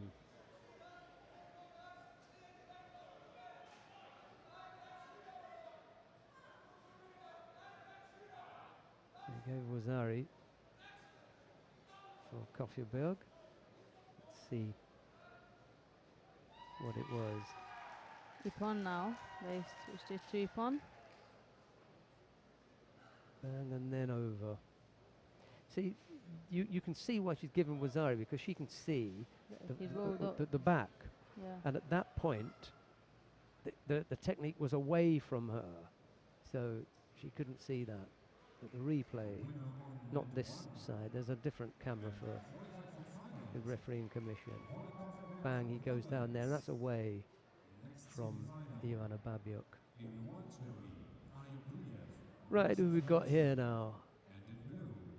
Ayub Bliev of Russia. Versus Vahang Hovsepian of Armenia. So another Armenian. Hovsepian was seeded, wasn't he, Right. Number 3. this morning? Seeded number 3 in the under 55 kilo category. And that was Bliev who take down number 2 seeded Jure Verstappen in the second round. So he's taken one out already. He is now the second one. Gonna have to get rid of another seed here. Who did Bliev have in the first round then? Václav Zemla of the Czech Republic. Okay. Right, we're underway with Bliev in the white judogi of Sepian in blue.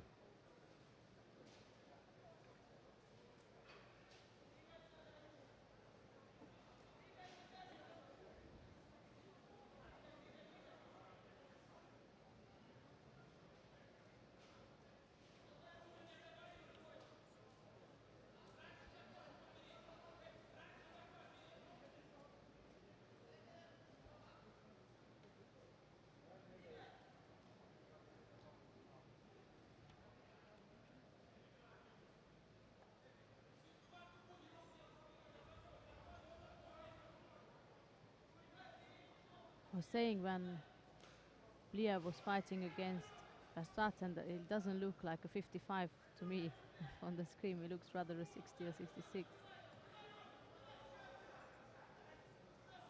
of the size.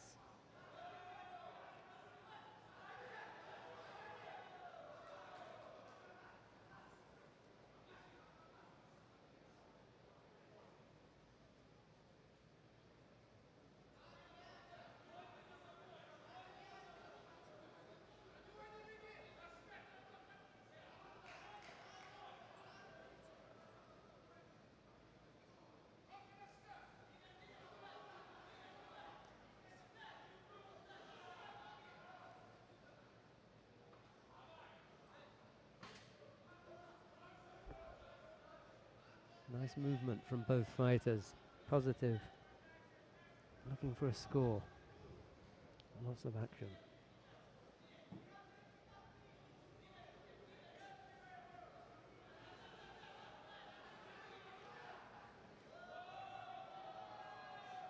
Now it's Bliev who is slightly more dominant.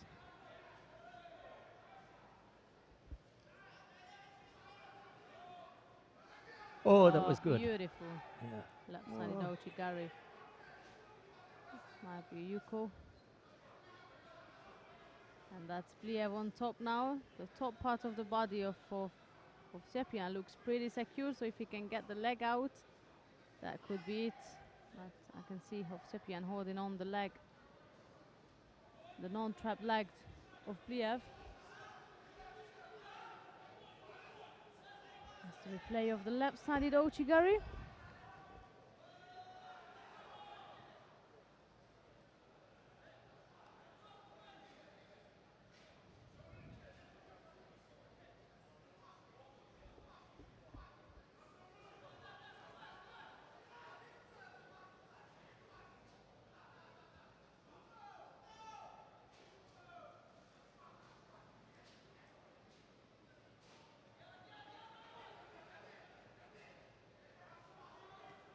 And 30 odd left.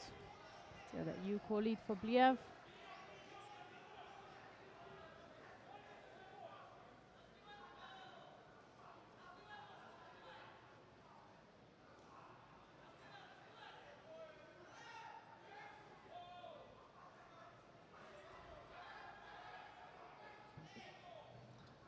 Across the chin.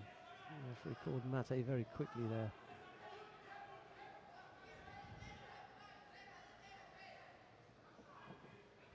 Sepian beginning to chase Bliev now. Not sure how long he can keep up those attacks. Masses and masses of Cernaghi attacks. None of them coming close to scoring. He keeps throwing them in, and why not at this stage? You just got to do everything you can.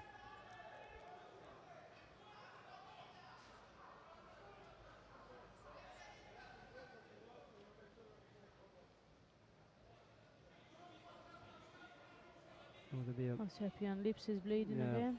short stop here once they tidy up the cut to the lip. Let's have a look at the player on the mat as opposed to the one who's got the cut lip.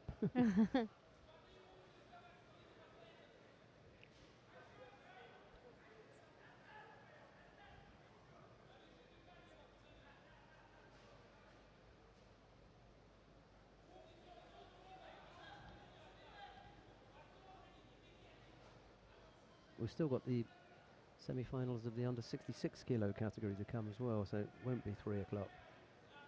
Whilst we're waiting, I might start wrapping up the female. A very good idea. Well done. The female side of the competition in under 44 kilogram category. We have the final lineup with Melissa Kakmakli of Turkey versus Amber Freses of the Netherlands. 1 and 2, isn't it? That's right. Right. Under 48, also we got the number 1 and number 2 seeded. Pipreka of Hungary will be up against Joana Diogo of Portugal. Then we have the under 52 kilogram category, where we have number 1 seed is still in the game, Astrid Egnato of France, who've shown a real dominance, and then the bottom draw unexpectedly, but with a good work. That's Bettina Tamakova of Bulgaria, who will go through to the, well, who not will, she's through to the final, and she'll be facing Gnato. No, I was looking at Florian or That's right, Krasnicki. yeah. No, Krasnicki was in the top half. She didn't make it. No, she didn't. Lost out to Gnato. Neto, yeah. And under 57 kilogram category, both number 1 and number 2 seeded will settle for the bronze contest, because we have Cadilla Acevedo of Spain on the top half of the draw. She walked through to the final. And on the bottom half is number 3 seeded Stefani Adelina Dobra of Romania, who will be seen in the final. So that's for the women. And then one of the very exciting final will be, I think, the under 60s with Sam Hall and the French fighter of Elite Kiar. Is that 1 and 2? That's right, also 1 and 2. They both looked very skillful, and here is another finalist now in the under 55 kilogram category. We have our second finalist, in addition to Roy Kofferberg of the Netherlands. Now we have Ayub Liev of Russia also in the final.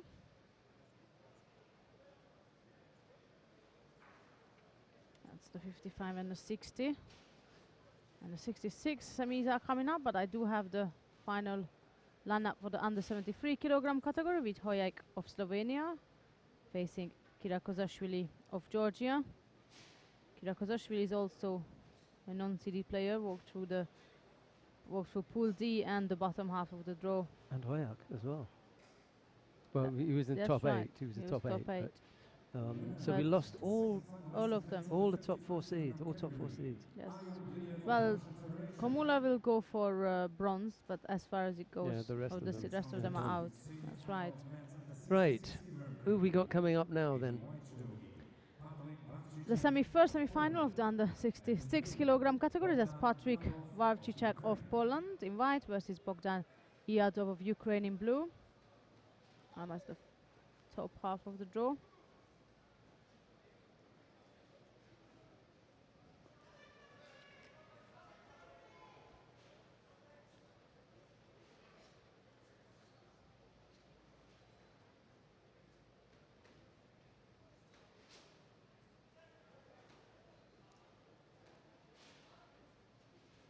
The Kotomanaga attempt from Wawczyk wasn't unintentional to throw with it, didn't look like it anyway.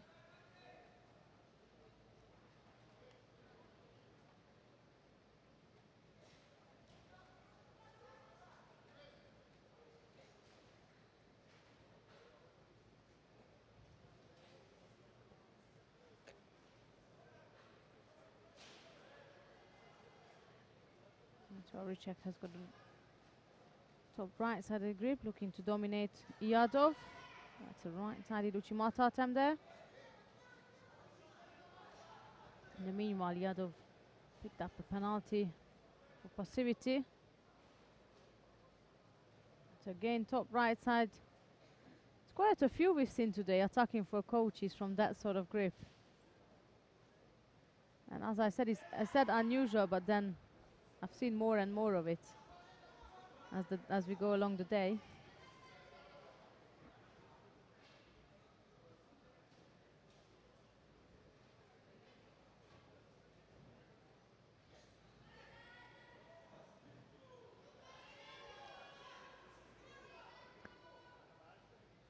And both players are also non-seeded. Well, Yadov was seeded, but Wawrzyk wasn't seeded at all, and he walked through the draw as well.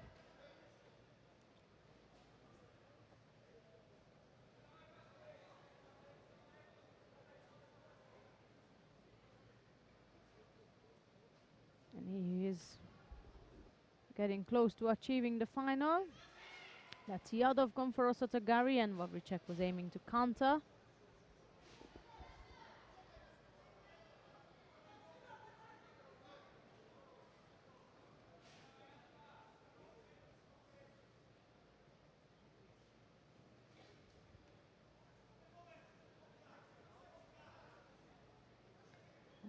Wawrzyk seeking for coach Igari again. Oh, what a shame. He was going for it, and in fact he was dominating the fight throughout the whole fight, with grip wise, with attack wise, and there is Yadov countering him for Vasari.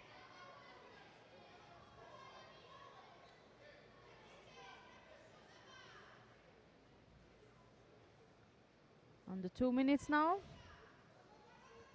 I mean, Wawrzyk can throw, that is for sure. The question if he can bounce back now or not.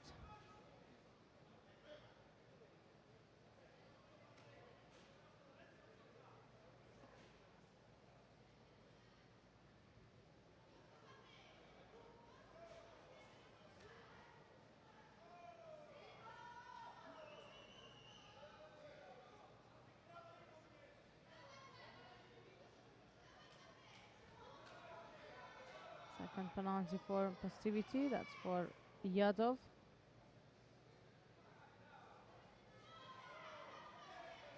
Wawrzyk is still seeking for Kochi from different grips and different angles. That was a Yoko Tomanaga attempt. Good defense from Yadov as we approach the last minute of this semi-final contest.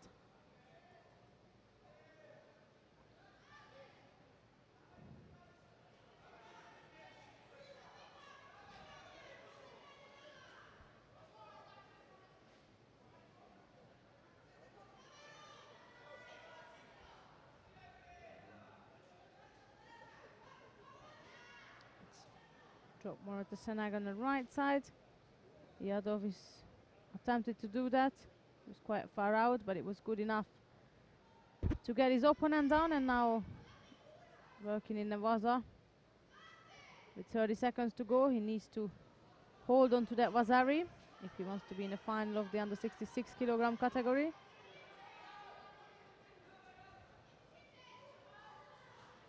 So right side grip, that's the danger.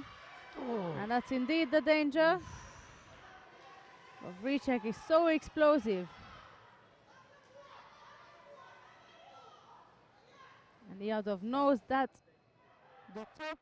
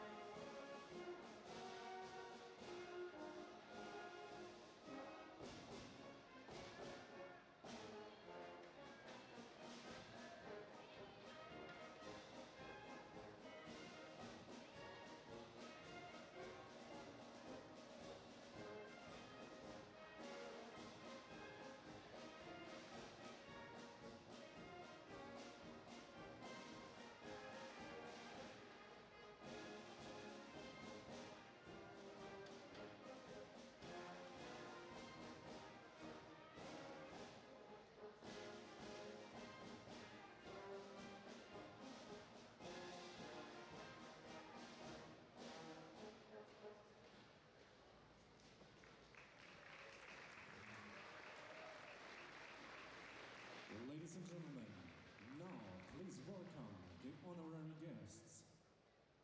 Mr. Hans-Paul Kutschera, President of the Austrian Judo Federation and Vice President of the European Judo Union. Mr. Hans Niesel, Governor of Burgenland. Mr. Gerald Klug, Minister of Sports of Austria.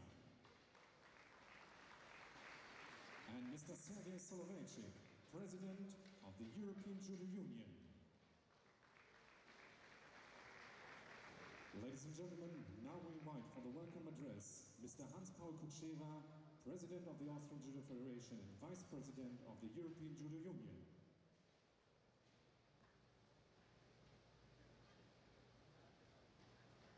Ladies and gentlemen, I would like to welcome the Minister of Sports, Mr. Klug, the Governor of Burgenland, Mr. Niesel, the Mayor of Oberwart, Herr Rosner. We are very proud to have the European Championships here in Oberwart. In this occasion, thank you to all my colleagues of the Austrian Federation for their perfect work, and also thank you to my colleagues for the European Union. I want to have a special welcome and greetings and a warm welcome to Mr. Soloveichik, President of the European Union. Dear Mr. President, thank you for your support for this occasion. We try to do our best to have it successful, and we want to wish all the best for the judo players. Good luck.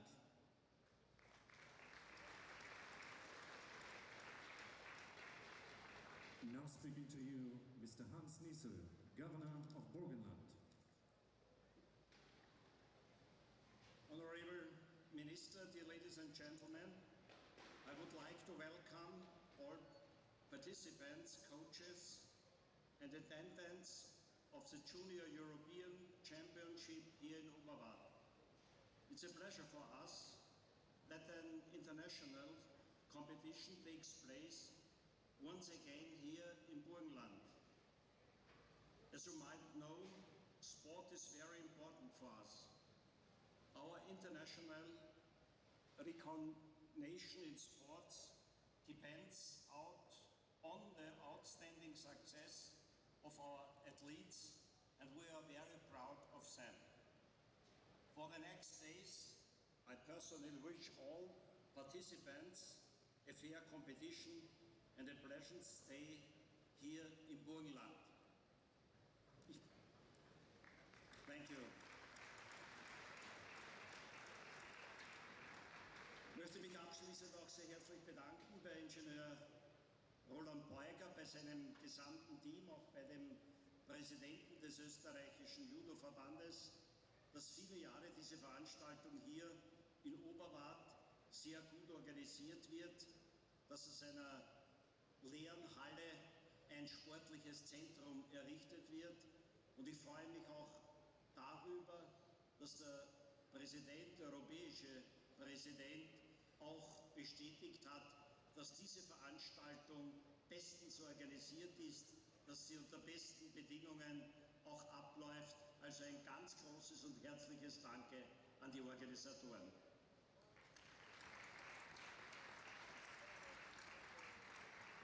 Now, please welcome, for his welcome address, Mr. Gerald Klug, Minister of Sports of Austria. Dear President, dear organizers, dear judokas, it's an honor for us to host the Junior European Championship here in Austria. I'm proud to say that judo is one of the most successful sports in Austria. All of you put a lot of efforts in the preparation, the organizers, the athletes and the trainers.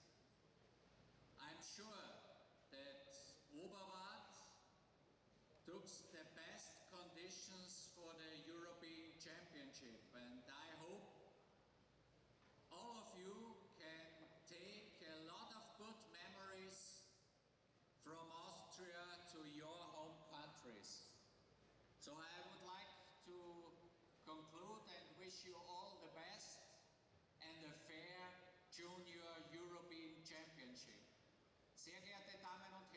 Sportminister freue ich mich, hier die Junior European Championship in Oberwart in Österreich eröffnen zu dürfen.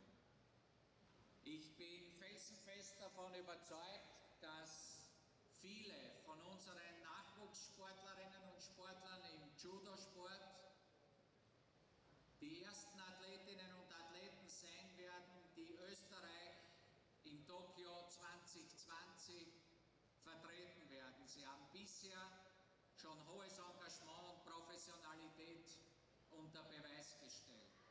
Ich möchte aber an dieser Stelle nicht unerwähnt lassen, dass das Burgenland und auch Oberwart in den letzten Tagen und Wochen im Zusammenhang mit der Flüchtlingsproblematik Großartiges geleistet hat und möchte daher an dieser Stelle mich bei allen freiwilligen Helferinnen und Helfern, bei allen Blaulichtorganisationen und Profis sehr, sehr herzlich dafür bedanken.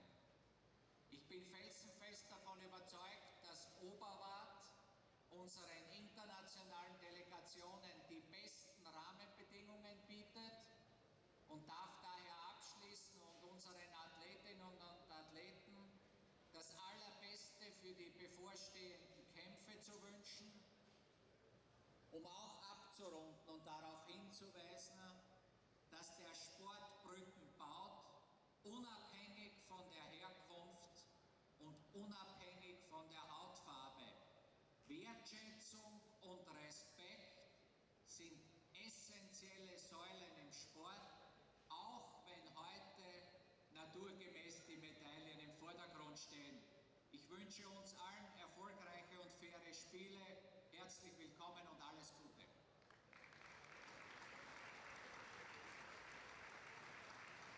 Ladies and gentlemen, now please welcome Mr. Sergei Soloveychik, President of the European Judo Union. Mr. Minister, Mr. Governor, dear colleagues and friends, welcome to Junior European Championship in Oberwart. I'd like to thank authorities of Austria and authorities of the city for the great support, especially for these difficult for Europeans times. I'd like to thank my colleagues and friends from Austrian Judo Federation for a very good preparation and organization of our event. We wish to our juniors, our best juniors athletes, brilliant fights on tatami and Oberwart, and to demonstrate the real judo spirit and judo skill. Ladies and gentlemen, Junior European Judo Championships in Oberwart 2015 is open. Ladies and gentlemen, now please rise for the national anthem of Austria.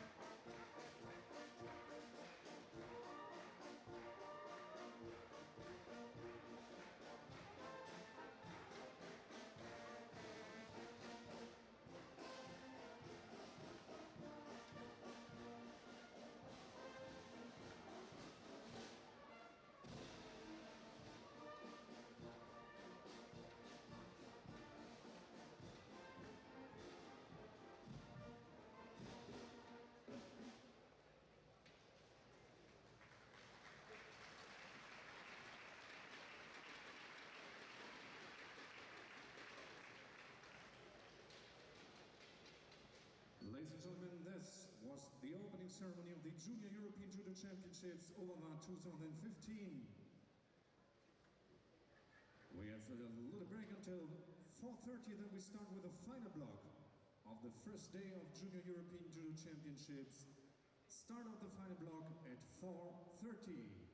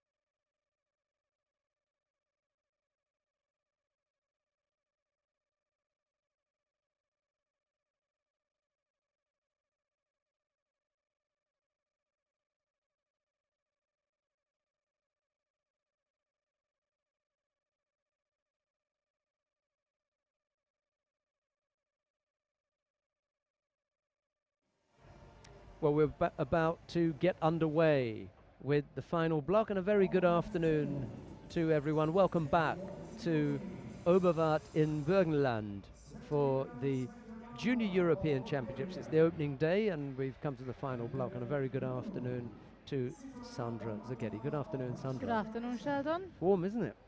Very. Fighters coming into a close and tightly packed arena. We've had the opening ceremony with the marching band playing the Radetzky March. Now the flags are out of the way and we're down to the business end of things. We're going to see the contest between Svetlana Tsvetanova of Bulgaria and Sitora Boimatova of Russia. It's Tsvetanova in the white judogi, Boimatova in blue. It's a close run thing between this and the contest on the adjoining mat. Who's on the adjoining mat then? On the joining mat, we have the other bronze medal in the under 44 kilogram category with Tamási Sandra of Hungary versus Tuba Yayla of Turkey. If you want to watch that, just click on 3. Otherwise, you can stay on the commented channel or click 2 and stay with us. First effort there from Tsvetanova as she attempts the Sutemi waza, but Boimatova deals with that without any trouble at all and just blocks it. These are only 44 kilo fighters, remember here. So the lightest of the weight categories.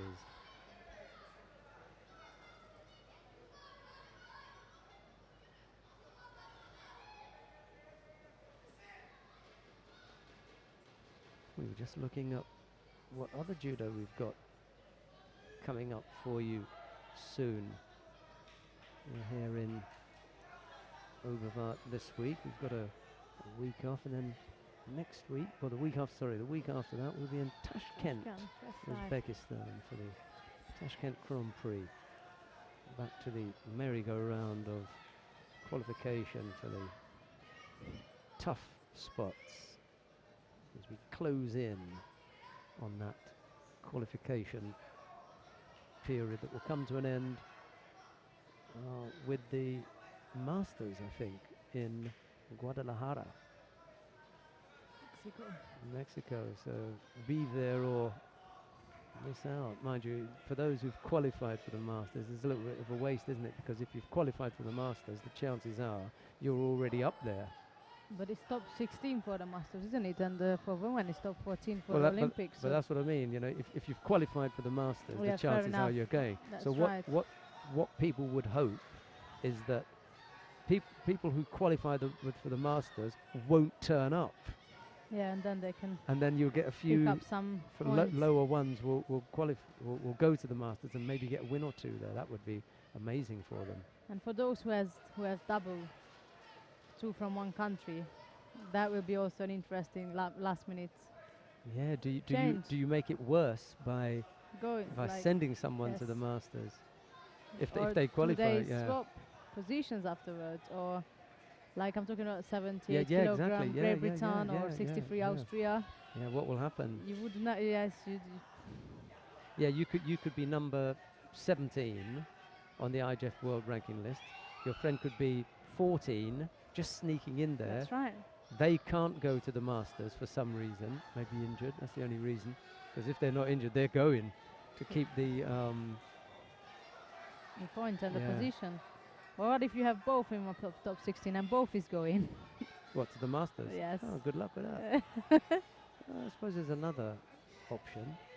You have 2 people who are not qualified. You know, one is 15 and one is 16. One person from the top 14 doesn't go to the Masters. This one goes, an opportunity, wins a medal, end of story. Goodbye. Yeah, goodbye. That's right. So the Masters is going to be pivotal, as I say. No score between Tsvetanova and Boimatova. Single Shido against the Bulgarian as she attempts to apply the Kansetsu waza to the Russian in the blue judogi. There's more action on mat 3, although Yayla is leading by 2 yukos against Tamási. So She's been up to a bit of a throwing there. Turkey could end up with 2 medals in this category That's right. if they take one here.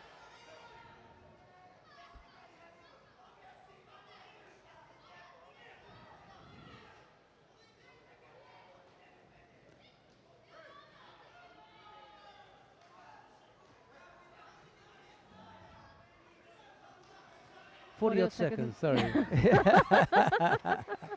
You And first. we did not plan this. Yeah, you first. I was just gonna say the same. There was 48 seconds, which is now almost 30 seconds left to go, and there's still Svetanova, who is aiming to dominate in this bronze medal contest. See, I don't understand why Svetanova got involved in the Neerwaza attempt there. You know, it takes so long to work something on the ground. Your chances are pretty slim unless you are absolutely super, Oh, that's and right. therefore you can burn 20 seconds inadvertently. You don't mean to, but you all of a sudden you look up at the clock and instead of 43, you've got 17. That's right. She's not in the position now to burn time in Nevaza unless it's reasonable.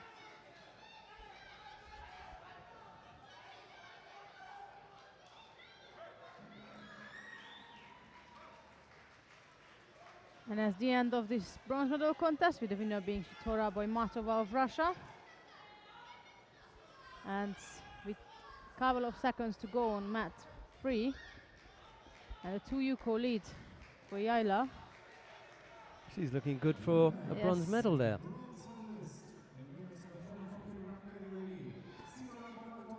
Yeah, Boimatova took that one, and Yala is going to take this one. Mind you, Tomasz is only a cadet player.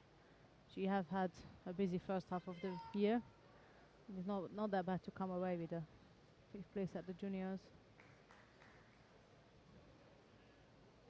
She'll be up at European. 48 soon. She's got the height for it, look. And she's got the weight for it.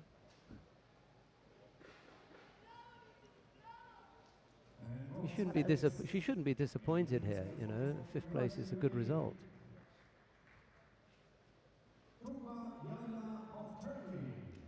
Right, here we are with the first final of day 1 of the 2015 Junior European Championships, and that will see Melissa Kakmakli of Turkey in white judo gi, and she'll be up against Amber Hershes of the Netherlands in blue judo gi. We are just waiting for the bronze medal contest to clear up, and then we are going to follow the gold medal contest. Who have we got then, seed-wise here? Is it 1 and 2? That's right. Number 1 seeded Melissa Kakmakli, and number 2 seeded is Amber Hershes.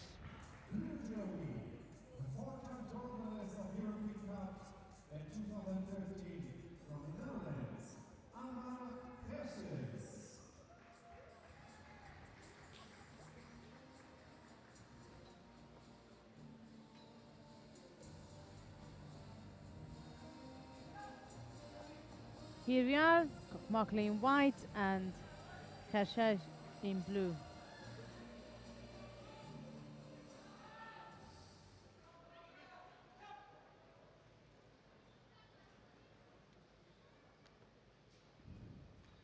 Kakmalki has just seen her teammate win a bronze medal, and there's some inspiration for her. Both fighters penalised for avoiding to take a grip.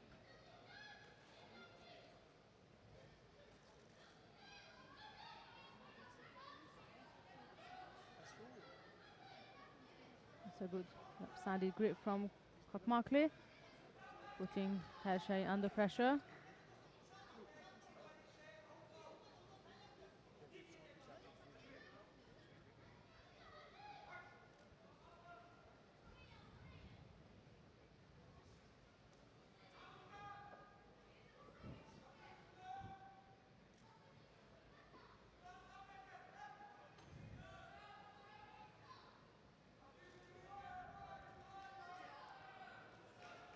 That's more pressure coming from Kakmakli.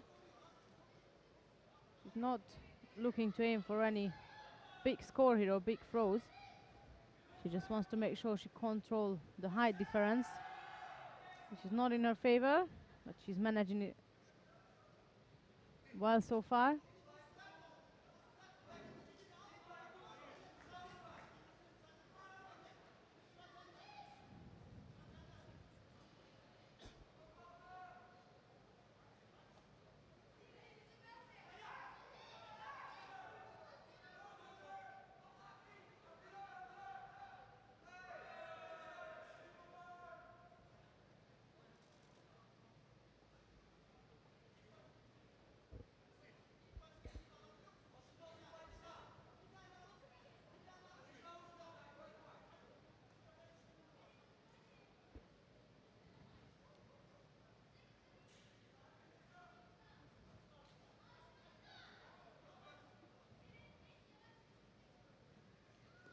Again, Kakmakli controlling the sleeve of Hershesh. She needs that arm in order to turn in on the right, on the left side. Nice aiming, and this time she did manage to drop underneath. Kakmakli better than in her previous attempt. Halfway through to this final contest, Hershesh still have time, especially now that the penalties equaled up. She does have the time and the space to get this contest in her bag.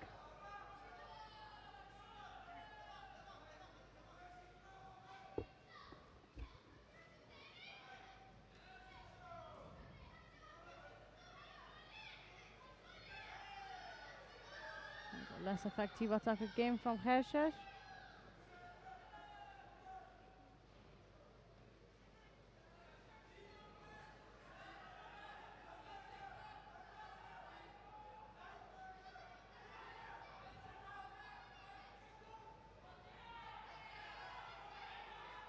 Trying to work on that Sangaku waza. Find it difficult to turn Kakmakli to one side, so now she decided to go to the other side.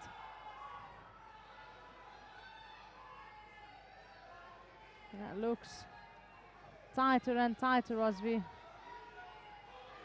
go along with it. The Dutch coach was claiming Osai Komiwaza. You should go back to coaching school. Top half was secure, no trouble, but she was having trouble turning Kakmalki onto her back, and you need at very least to have had your opponent on their back at some stage. They can turn onto their side after that, but she wasn't. That Osai was not correctly applied, therefore no Osai Komi was given. He was speculating there, the coach.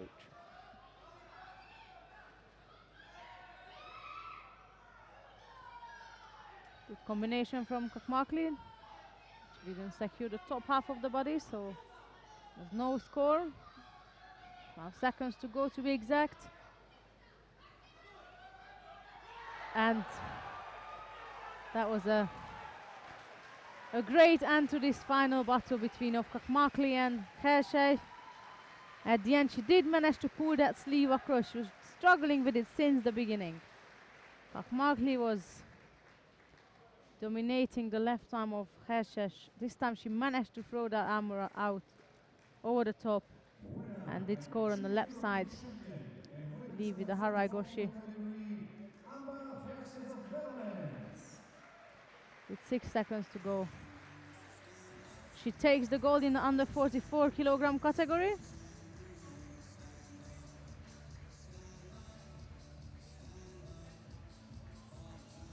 Coming up next, we have the under 55 kilogram bronze medal contest. Match 2 will see Yago Abuladze of Russia versus Varag Hovsepian of Armenia, and another Armenian on the other mat, on mat 3, it will be Mihal Donkila of Moldova, and he'll be up against Shahan Abagian of Armenia. So Armenia has 2 opportunities here to When Hirschus attacked with that get. big Haraigoshi, there was no chance No. for Kakmalki to get off it. She couldn't stop it. We're going to start again with mat 2. That's Abuladze of Russia, who is facing Hovsepian of Armenia. Why not? That sounds like a good choice. And I'm going to leave you with Sandra Zagedi. Afghan of Armenia, and the white judogi, Mikhail Donkila of Republic of Moldova. So we have the first gold medalist of the Junior European Championships 2015 in name of Amber Hershesh, and now we are waiting for the rest of them.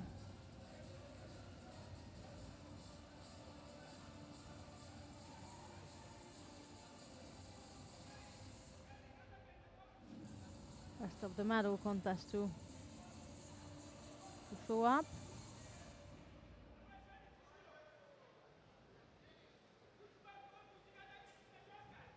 Here we have Abuladze of Russia in white versus Hovsepian of Armenia in blue. Wasting no time, both fighters aiming to get engaged. Left-sided Ippon Senaga attempt from Hovsepian. He couldn't quite drive it through properly, but that was not a bad attack at all.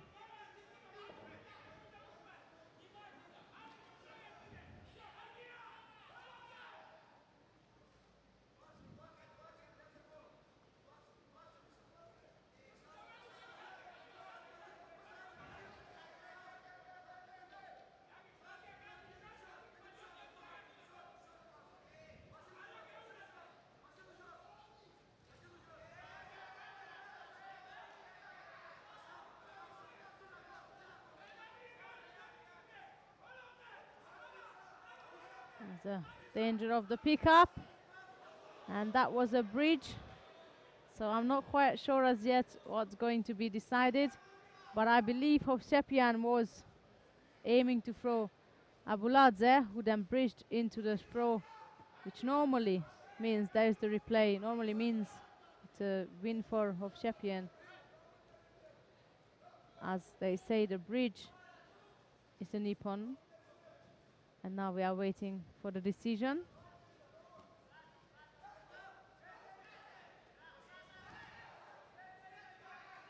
So far on the other mat is Donkila of Moldova, who is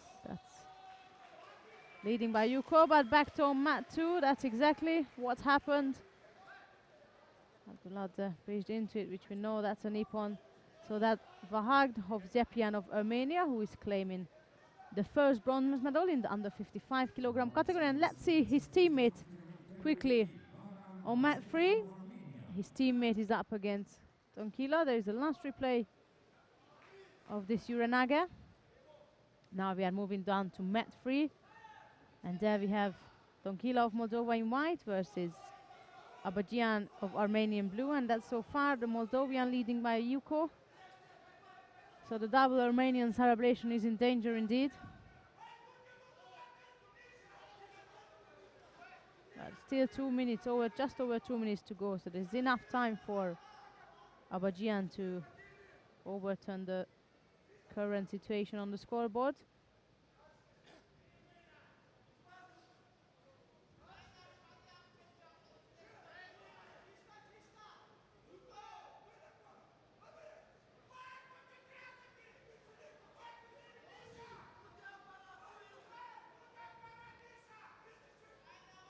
Penalty has been given to Donkila.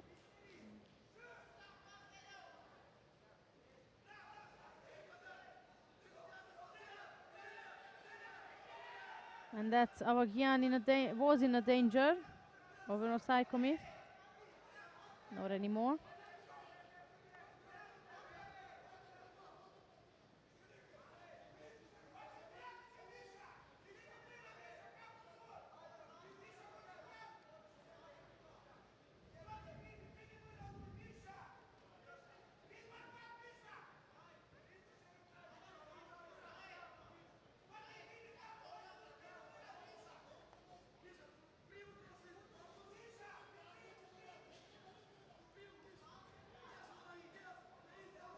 Bit of a tidy up needed on the uniform before we can carry on.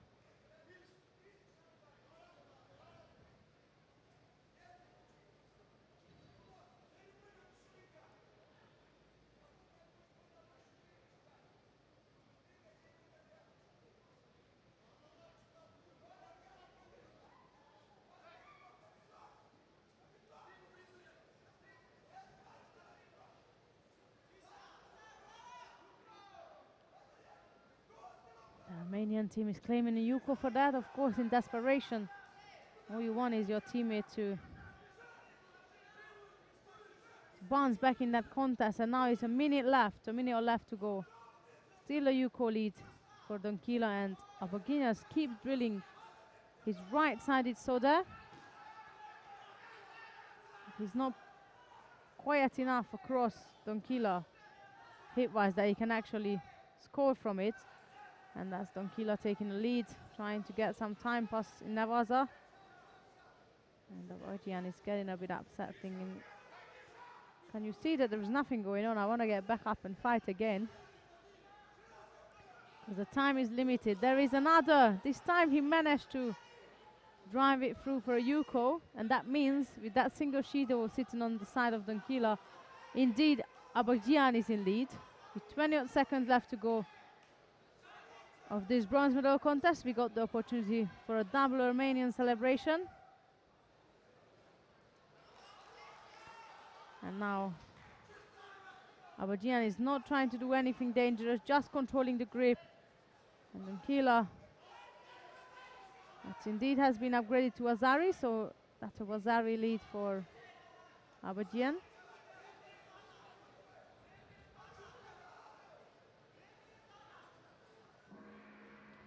And the last efforts come from the Moldovan. Here's the replay. Drop soda. Didn't look at the beginning that he'll be able to drive it through, but he did indeed score the Azari and got the second bronze medal for Armenia in the under 55 kilogram category. So that both Shahen Abogian and Bahag Hovsepian will be standing side by side on the podium. Winner bronze medalist in men's under 55 kilogram category, Shahin Abganian of Armenia. Here's the replay.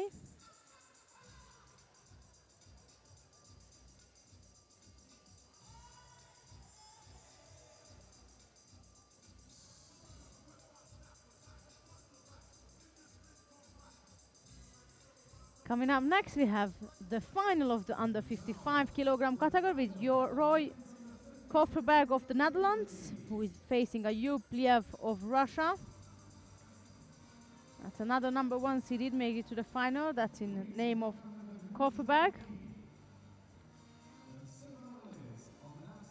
Bliev wasn't seeded this morning, but as his second contest, he gone through the number two seeded Ratten, and from that moment he didn't stop until the final, and who knows, it might not be the end of the day for him.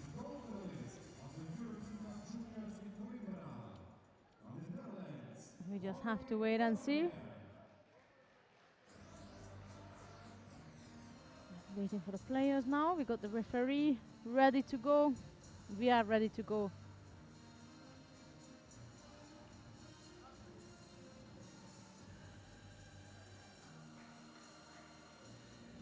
Now we need the players.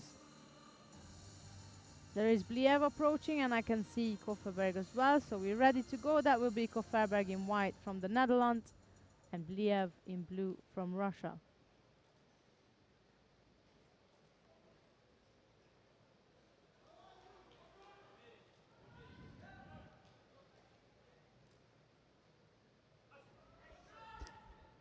Bliev looked a more complete and polished player in the lead up to the final. Kofferberg right. looked the more explosive. Whoa! And he, And he just as did. you said that, what a beautiful piece of work. Yeah. A beautiful piece of work from the number one seeded Roy Kofferberg. You can see he didn't expect to win this contest so fast himself. No, Well, that And I think that was his most promising fight That- out of all. that's going to be on the highlights reel. And Junior European Judo champion in men's 55 kilogram category, Roy Kovacevic of Netherlands. We spoke about this. Do you remember? We'll see it one more time. Hello. So he's coming up. Look, watch. Watch. Oh. Yes.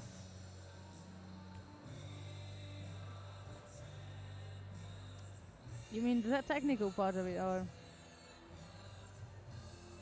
Yeah, the Ashibara comes to attack, isn't it?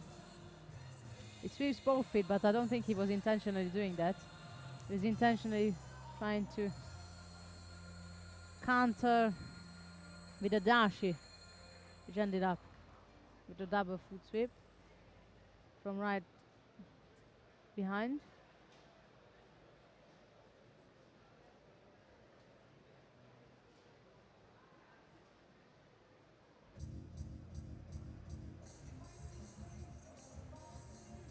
And coming up next, we have the first medal ceremony of the day.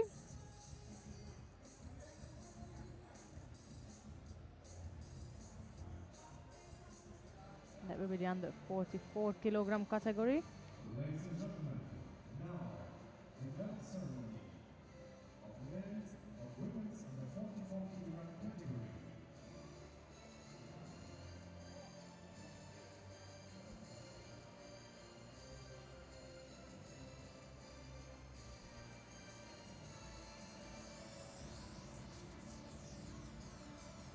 So to be exact with the previous throw, it was Subamagashi, right? And that's because it was a counter attack of, I can't just say it's a counter of a dashi and it's another dashi. No, the counter of the dashi bara, it's called Subamagashi. It's when your opponent attempts Ukuri Ashibarai. There. From the moving position, that's right. Right, we Or- got our medal. Or the Ashibarai. Or any that counter to the foot sweeps. Anyway, let's go through with the medal presentations. Right. Here's Sandra again. That was Tugbayayla of Turkey who received her bronze medal, and besides her, Shitora Boimatova, standing beside her from Russia, receiving her bronze medal. And the silver medalist is Melisa Kakmakli of Turkey, and the winner of the under 44 kilogram category, 2015 Junior European champion, is Amber Gashes of the Netherlands. 2 in a row for the Dutch. Yeah, that's right. No wonder they're celebrating. You can hear the Background. cheers in the background. Well, you know, they should.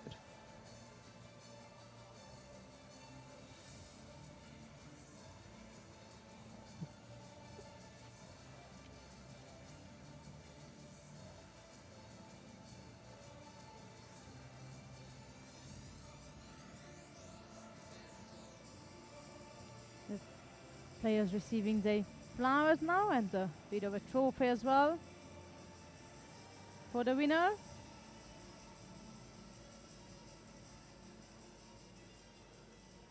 Ladies and gentlemen, now please rise for the national anthem of the Netherlands.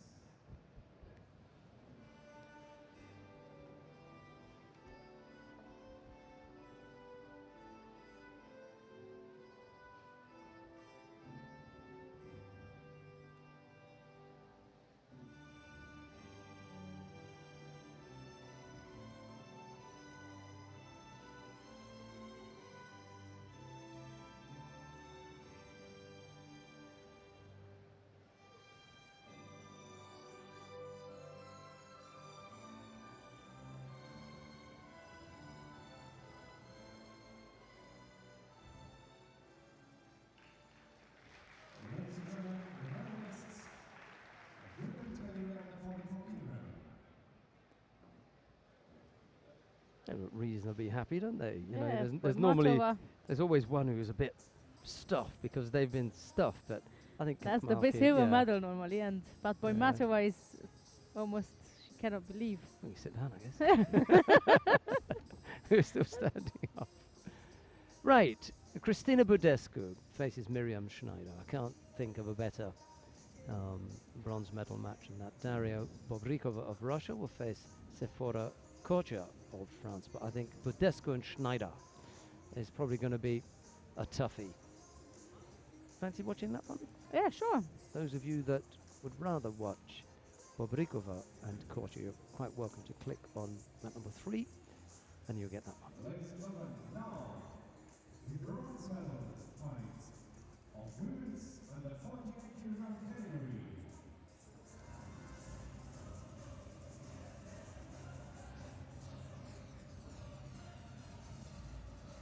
On mat 2, in Judo, Miriam Schneider of Germany.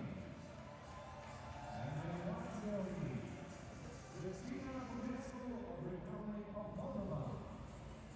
Right, so mat 2 will see Kristina Budescu of Moldova versus Miriam Schneider of Germany. That's the under 48 kilogram category bronze medal contest. And mat 3, you can follow Daria Bobrikova of Russia faces Sephora Kocher of France. That's also another bronze medal in the under 48 kilogram category. So we're staying with mat 2. But if you wish to watch mat 3, please feel free to click on mat 3.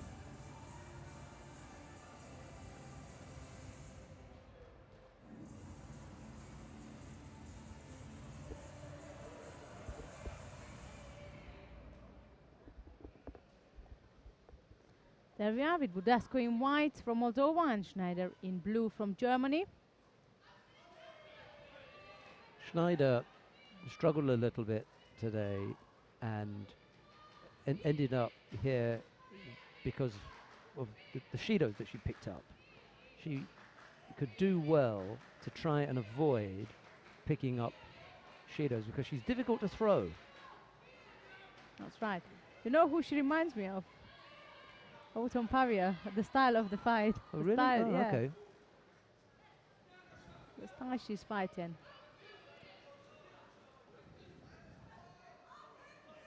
I'll tell you what, Kofiberg is threatening for that Player of the Day title, isn't he? At the moment, after that demolition of the Russian in the final with a beautiful Tsubame Gaeshi for Ippon. That's true, that was You know, very impressive. He's done the stuff all day. For Gonna me, be- there is only one person can beat that. well, I mean, if Walid Kaya Kayev, of France that's right. That's him. takes a spanking from Sam Hall, then I think it'd be Sam Hall. That's right. If, however, Astrid Neto bangs over her opponent, then she will come into it. So there are a few names in the mix at the moment, but I wasn't really giving serious consideration to Kofiberg. That's right. And then, who was it in the under 44 kilo category that just snuck in there in the final? Hershel. That was a good win, you know. That was Well- a really good win, and wasn't that with a Nippon at the end? What did she catch her with? Haragoshi on the Haragoshi, left. beautiful. 6 seconds ago, nice That's big true. Haragoshi. You know, they're all and over she Oh, goes. another one. Yeah, Lovely. Schneider down for 10 there. She had a tough day and Yeah. Well, sorry, not 10, 100. 10 is an old-fashioned way of describing it, but I suppose you could say the full Monty. The full Monty. Yeah, Budescu, I think, was going to prove a tough nut to crack and That's unable right. to. Here's a nice Tanio Toshi. She just misses out. That's her intention, but she doesn't get the left foot far enough around, but that was her intention. Budescu was number 4 seeded this morning. Did a good job. Came That's out as, right. you know, And Bobrikova was number 3. she medalled. Astrid Neto, sorry, is Not still yet, in, yeah. still in there with the chance to live up to top billing. That's right. Kofiberg did. He came in as the number 1 seed and he left with the gold. And the next contest after this, the final of the 48, is also stands for Pupreka Yeah, to still. she could do. Yeah. Oh, nice How effort from beautiful. Kocha there, catching Bobrikova.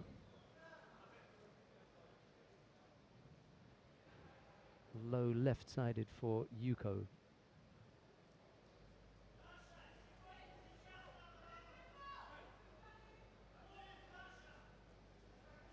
halfway through to this contest now.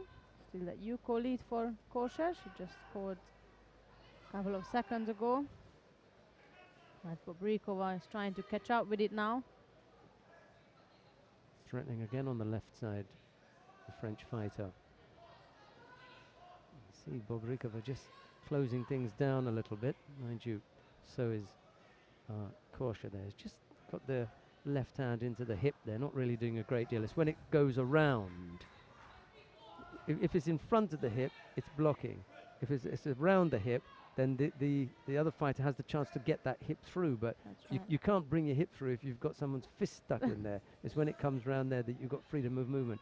So you can tell from Korcha's placement of the hand what she's got in mind. Is she defensively minded? That's right. Or is she attacking? She's ready to go. To launch. That is again. And when she does, when the arm goes round, she's going to launch. It's not rocket science, is it? I didn't mean to link the terms launch and rocket science, but I thought, well, why not? Why not? Facts are facts, right? Single Yuko the lead with a little over half a minute left to go. Quarter it is over Daria Bobrikova of Russia. Struggling to free her right hand up to get a strong grip. Has to turn left-sided there, and it's not a strong side. But it did break things up. 20-odd seconds left to go. Here's a last chance then for the Russian.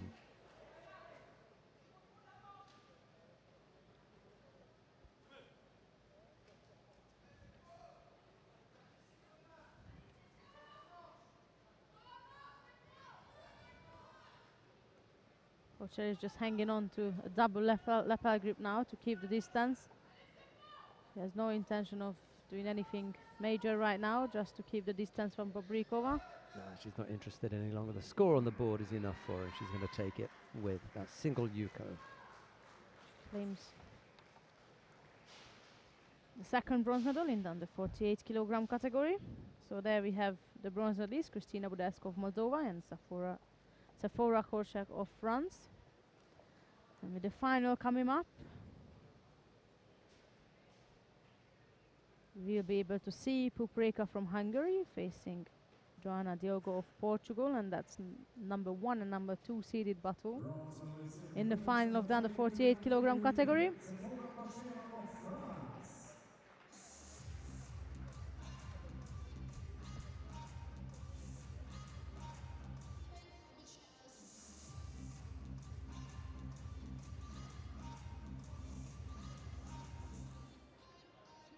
Well, Kofiberg will be in doping control. So will Herscher. Hershus. Not going to rush down there, but I think after this I may have to go and collect the quote, or you can do it. Whatever you want.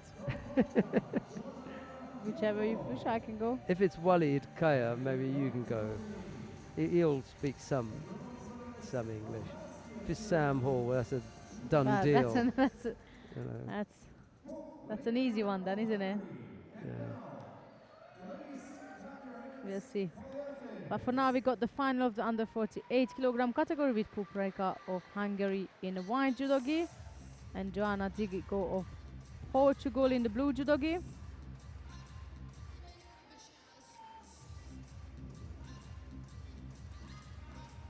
Nice to have a world champion in your chair as coach, isn't it? European and world champion. The same year. Right, here we go, the final of the under 48 kilo category.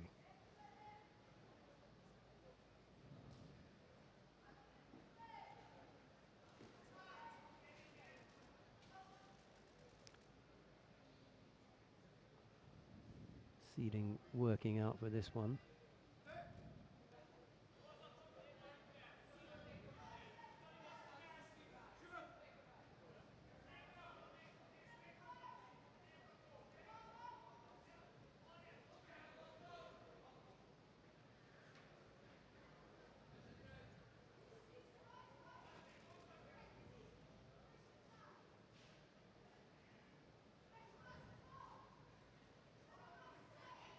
Pope is trying to go on the right side, just as she come out of from her little tap with the feet. Diogo dropped down on the left side to attack. Turnover. Couldn't get the right leg free, and that's not going anywhere. He'll call Mate here. Ali Gimani. We spoke about Ali Gimani because of the Mittersill training camp, which I will That's right. mention every time he's on the mat, I think.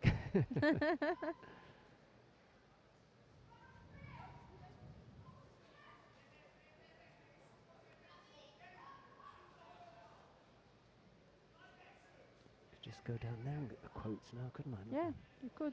Fighters standing there, just a few feet away from us.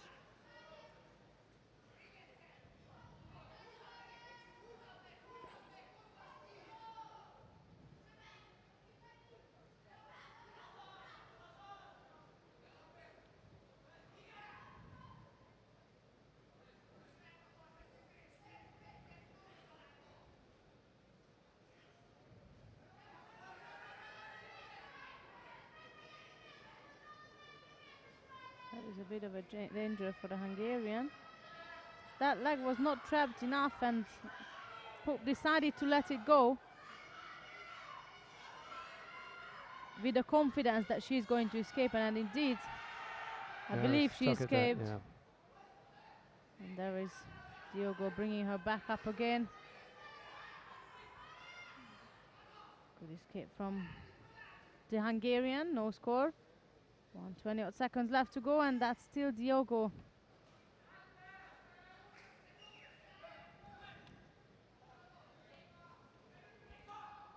Who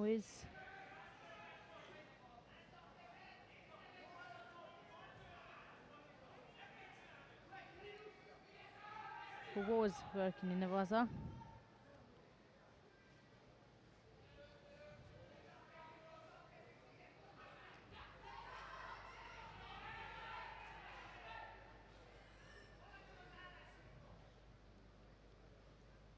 And just for a bit of an information, she trains in the same club as the Olympic gold medalist. Hungarian Olympic gold medalist, only one in judo, Kovács Antal.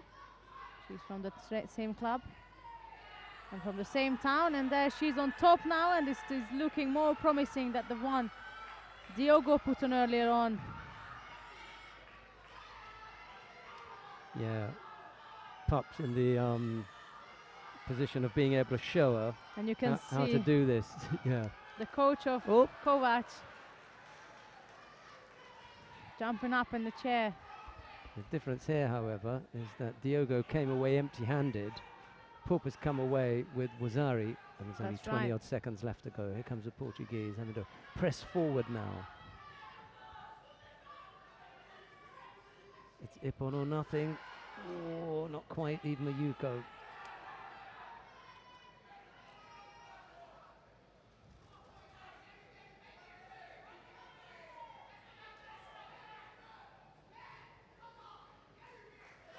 I suppose this is the last time. And that's the celebration of Yeah.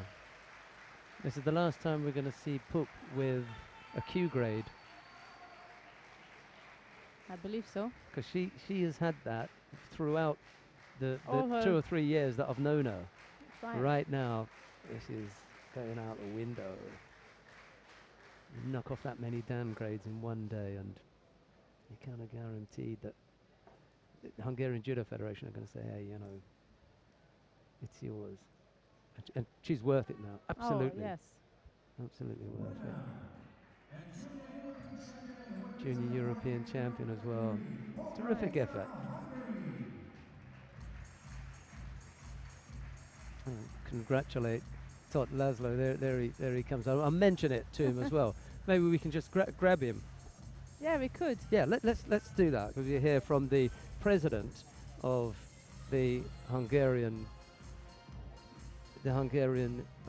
Judo Association. Let's have a quick word with Dr. Todd Laszlo, General Secretary of the European Judo Union as well. I just wanted to congratulations, Laszlo. You must be so happy. Yes, thank you very much. And I will be special job after this excellent win, because it's a great honor for me give a gold medal to Reka. Yeah, and I'm really pleased with you, because there are times when she hasn't hit, you know, all the targets, but here absolutely did a great job today. I'm really pleased for her. She's now, I think so, on the top, Yeah, because last year she was same first in the European rank list, and she was losing the first fight. Yeah, exactly. So yeah, but for now, today, because I was talking to Sandra Zagedi about this. Today there was a change. There was more confidence. I always felt every time she went out that whoever her opponent was second best. They had to come for her. Even in the final, I thought this was really well done today. It's my opinion too that she is over the critical point. Yes, because done now. This is it. Yeah, she's serious. Every junior and maybe under 23 is a big luck, fortunately or not. Yeah. And I think so she catch a very good day. Yeah, you're absolutely right. And yeah. second, she's over this point that I think so we can calculate that with her for the next Olympic Games. Exactly. After Chernobyl. This is her place. Yeah, and this is for absolutely. us it's very good, because we have a top fighter in 48, and after Eva can be Reka. Yeah, yeah. And I think so. And this time. 17 in Budapest. Yeah. In what a World time that would be. Yeah. They can fight together. And one other thing that I was going to ask you about, she for the whole time she's always worn the Q grade since I've known her. She's been a brown belt and everything. Last time today, I think. I hope. Maybe Hungarian Judo Federation can say, junior European champion, here is your first Dan. You know. She's worth it. Look at the number of Dan grades she beat today. Yes, really but we have a rules. Do you know? Of course, yes. In Hungary, everybody must do it examen. Yeah, absolutely. You know, and after when she do it one done, after we can take a special present. Yeah. The second done. Oh right, okay, you do it that way. But the first done. You have to earn it. Yes. I think she earned it. Okay. Congratulations again, Laszlo. Thank you very much. That's Dr. Laszlo. For the last words, his coach is Ákos. Yeah, Brown Ákos, who was a world champion and European champion, and with excellent Nevezőszín. And now the national anthem of the Netherlands.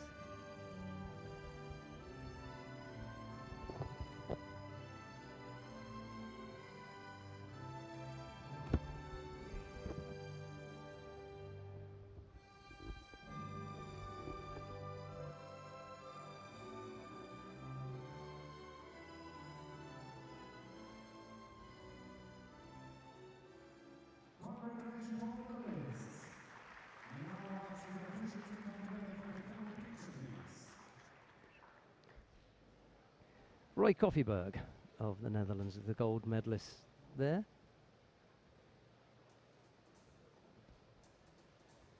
Silver medal went to Ayub Bliev of Russia, and the bronze medals for Shahan Abagyan and Vaghan of Sepyan, both from Armenia. Both the bronze medalists were from Armenia. There's a picture of the big video wall screen that they've got up at the far end of the competition hall here in Oberwart in sunny and a very hot and steamy Burgenland.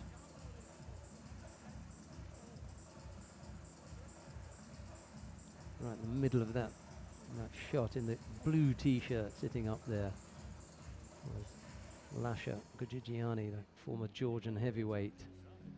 He's now coaching with the Georgian cadet team. We've got the bronze medal matches in the under 60 kilo category coming up next. Ladies and gentlemen, and now the bronze medal fights in men's under 60 kilogram category.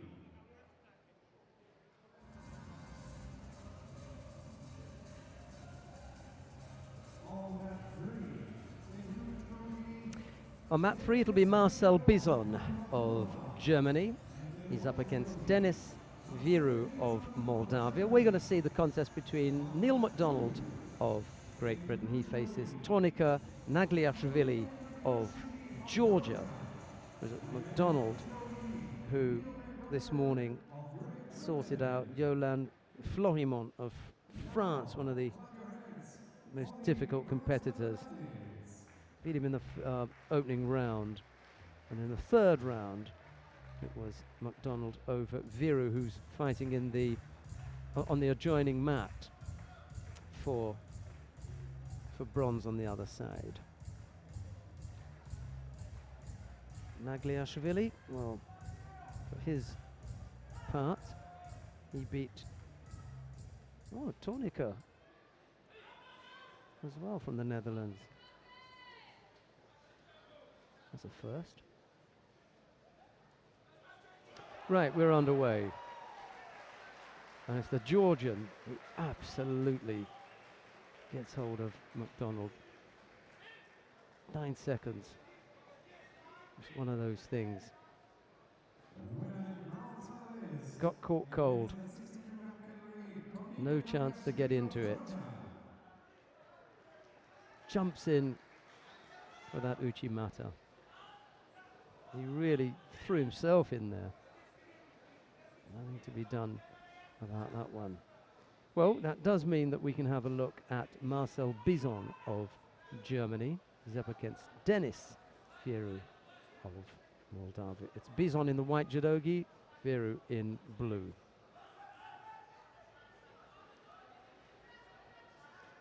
No score, and we've had the first minute.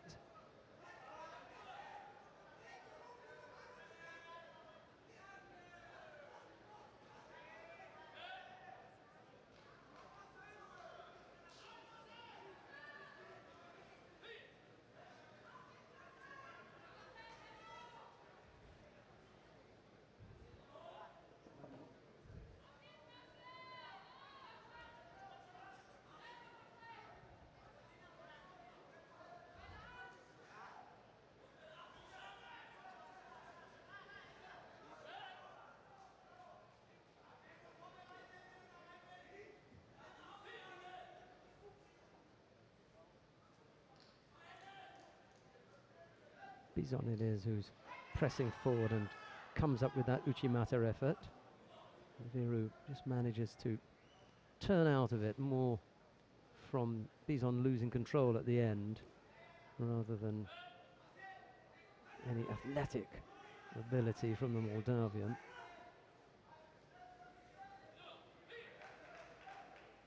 Just manages to get the right hand out and the elbow down and then ends up on his front.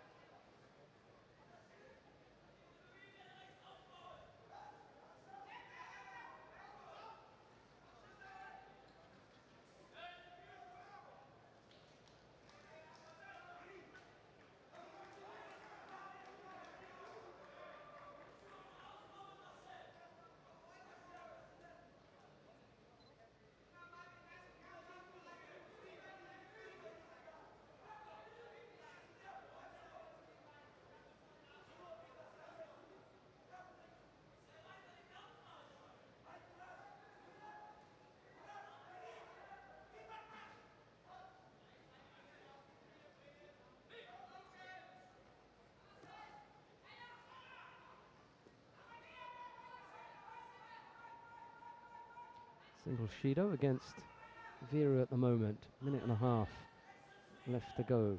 Just going to need to step up the attacks, I think. Just off the pace a little bit here, the Moldavian. Slightly defensive as well.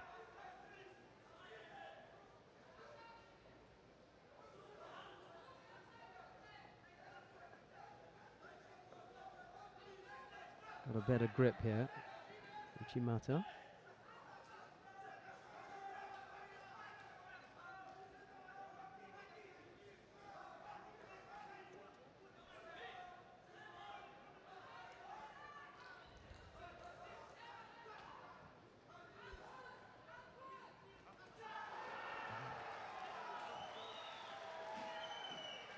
Well, I said that you had to step things up. Just beginning to look as though it was getting away from him. And he comes up with a nice big hip on there. It was quality. Real quality.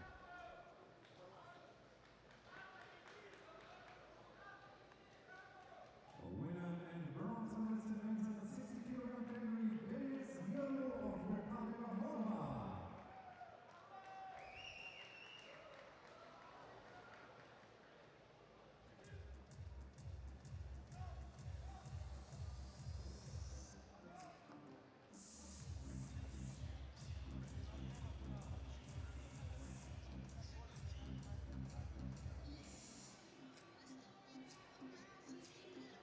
Ladies and gentlemen, now the final of men's under 60 kilogram. Coming up next is the final of the under 60 kilogram category with Sam Hall of Great Britain, a number 1 seeded coming through, and Walid Kar from France as a number 2 seeded is coming through, and this is almost our highlight of the day.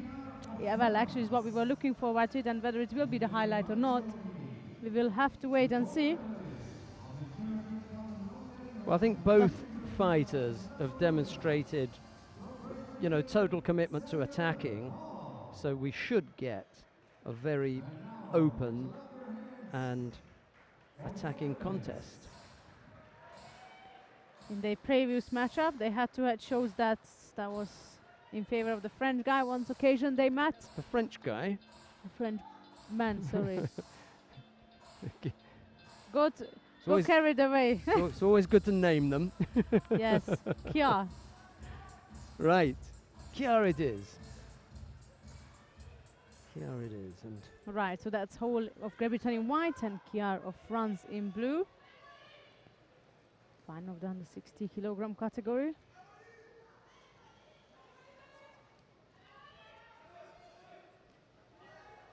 yeah, tough contest here for Hall, despite the fact that he is the number 1 seed. You've got the number 2 up against him, so it doesn't get any closer than that.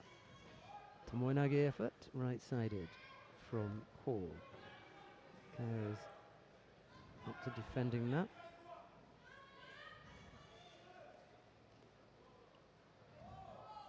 I think Kaya did the right thing there and didn't get involved in any nearby. So get back up on your feet quickly, because Hall looked as though he was interested in it. Fancies something on the ground with Kaya. I'm not sure why. He'll know a lot better than I do, because he's been on with him before and we've seen him at training camps or whatever. Watched the video of him. That's the second bit of a slip from Hall. Well, they're on the ground now, but it's Kaya who was attacking.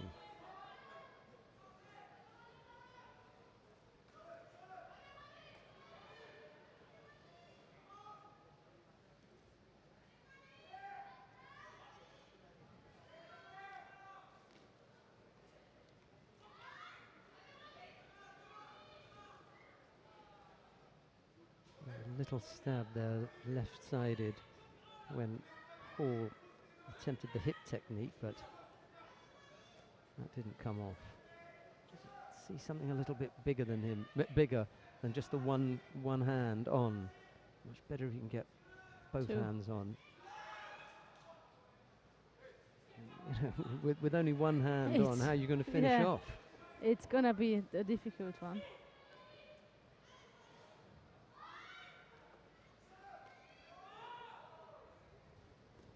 They're both just, you know, thrashing around with one hand. Neither fighter comfortable really enough exactly to engage. settle.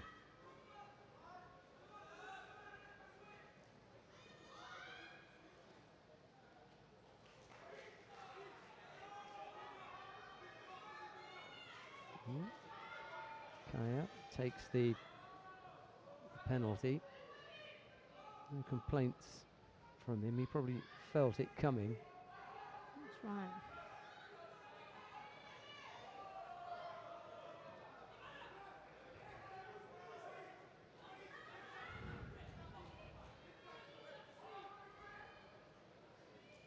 almost ran onto that, but you have to have both hands on your opponent if you're going to do that. So that's a penalty for Hole as Yeah. well now. Back to square one. And another. Can you get desperate now? That's right. Minute 30 to go now. That's the second penalty has been given for false attack to Hole. Got to come up with a score. He has to. That's it now. He keeps yeah. drilling the same thing, but Kiar is well aware of that now. So I suppose he's gonna have to change the plan.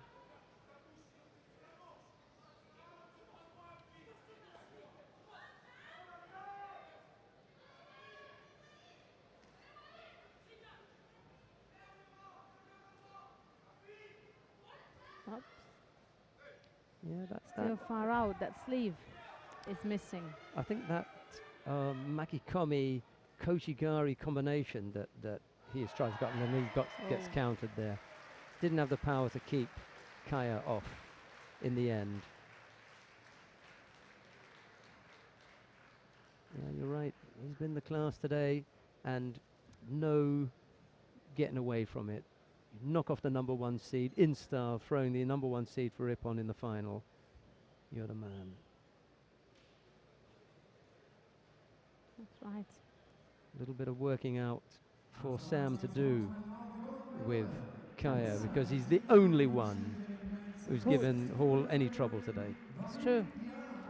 And That's 2-0 for the French right now. So I'm just thinking whether he just misses the Sotogaki there, does Sam Hall, and all Kiar because of the he steps inside. Yes, because He's of got the he's got the good grip around. So right. when he misses here, he's on top of him, and it's all hands. Yes. Just takes control of him on the way down.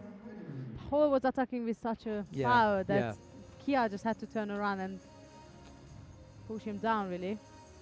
We've got the awarding ceremony in the under 48 kilo category coming up now, and here is Sandra Zaghetti with a rundown of the medal winners.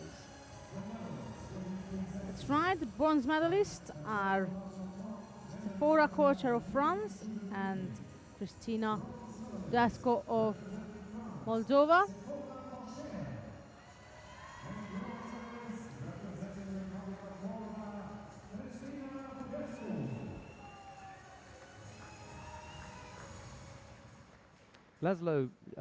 Todd Laszlo made a good point. Yes. And I wasn't trying to suggest that Pupareka should be handed a downgrade just because she'd won the Junior European Championships. Quite clearly, you need to fulfill all the criteria for a downgrade to be awarded. And if that has already been done, but no point scoring nationally, because you have we don't have that in Hungary. So because the UK does. Yes, I know. You have we have a different system there. Right. Okay. I'll tell you after the national anthem. Okay. Oh no, we still got the flower, but let's run through the medal winners. Yeah. The bronze medal gone to Sephora Kocher of France and Kristina Budesco of Moldova. Silver medal won by Joana Diogo of Portugal, and the winner and the 2015 Junior European Champion in the under 48 kilogram category, that's Pupareka of Hungary. So that means we'll stand for the national anthem of Hungary. Just tell us quickly about that. You have to do an exam. Straight. Yeah, absolutely. We have to do an exam. Everybody does. But what I'm saying but is we don't have the but there's a score. contest part as well.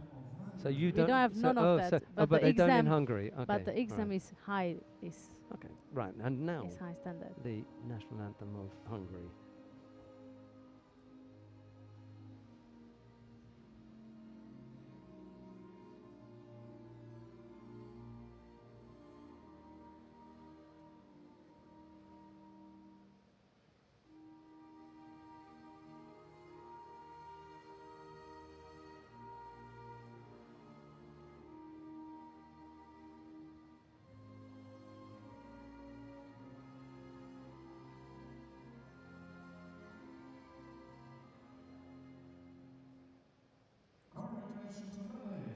That was half of it. Wasn't even half. Yes, exactly. Right, okay. Quick rundown of the medalist again. That's bronze medalist Sephora Korcher of France and Christina Budesco of Moldova.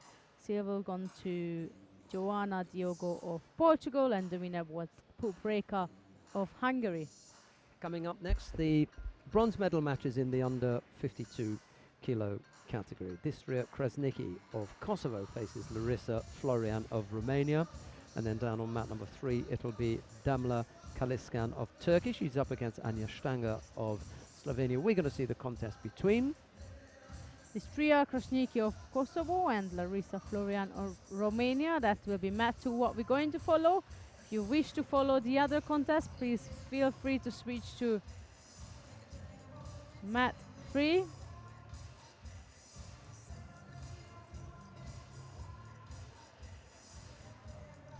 had a good chat with Nora Zhakova and Malinda Kelmendi Have you? earlier on, yeah, regarding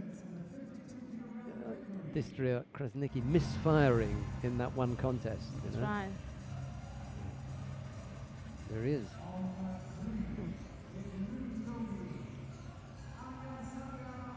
Just gonna run off then, have a word with Right.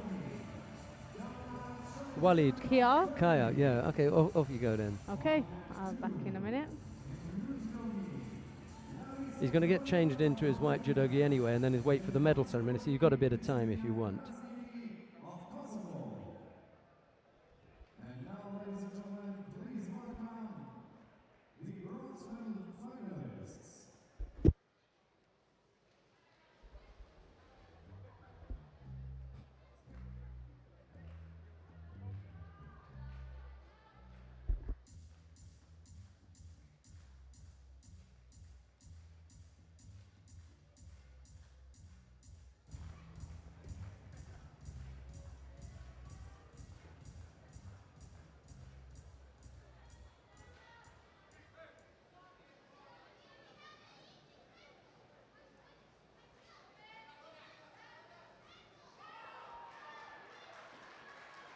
Well, she may have misfired earlier on, but there's absolutely zero mistake in this bronze medal match.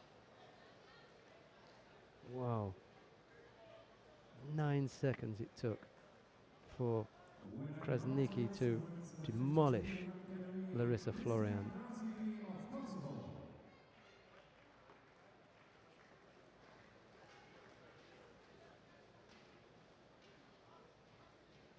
All right, we've got the second of the bronze medal matches then.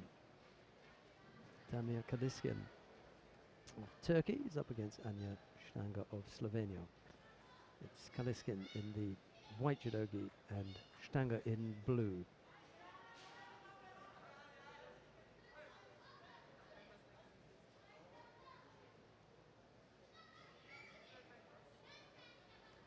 Sandra Zagheri has gone off to have a chat with Walid Kaya of France. See what he's got to say for himself. He's already put himself in the position of being player of the day today, so that'll be a lead story on the EJU website, eju.net, if you want to read about that and all of today's results.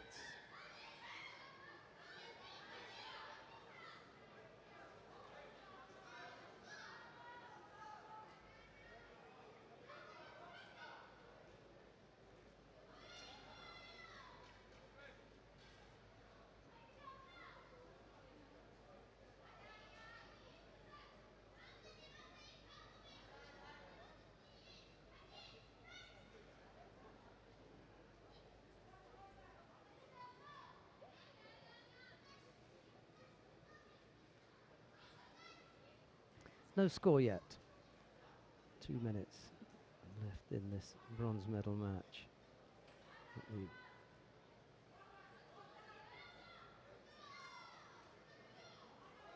final looming large after this. Neto, Astrid Neto and Bettina Temelkova.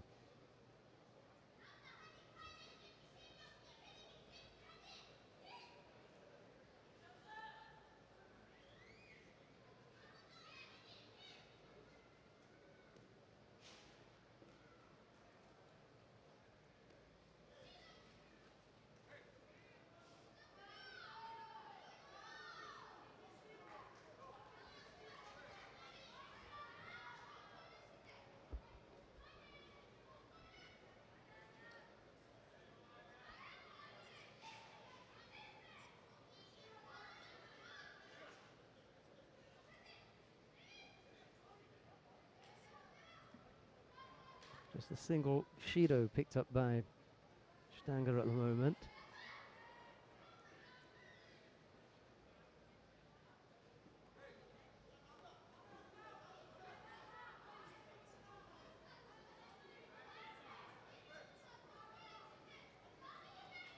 Still dangerous, the Slovenian. Single score could win this. Tries to go left-sided, but there's no real movement in that effort.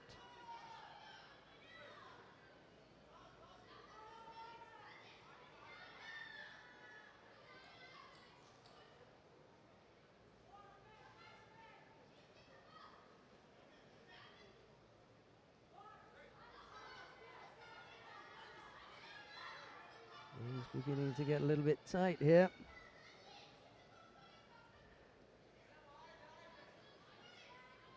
Kaliskin hanging on. Stanger doing everything she can. Oh, that was close.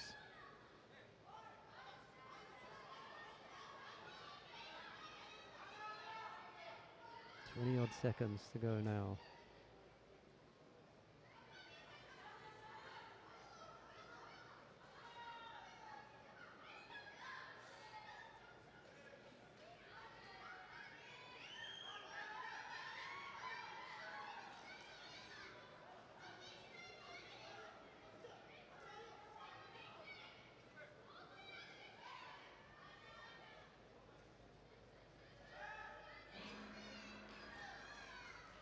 Couldn't quite do it.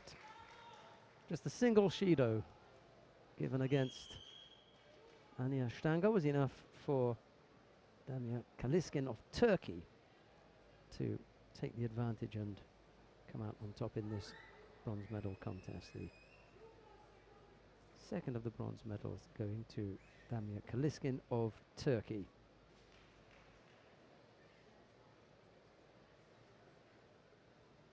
Distria Krasniki won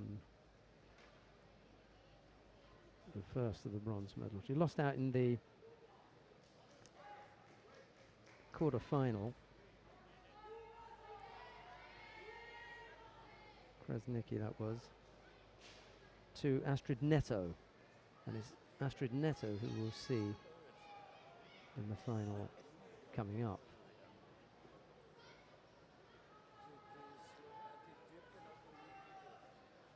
And there's not going to be any change there. It's done.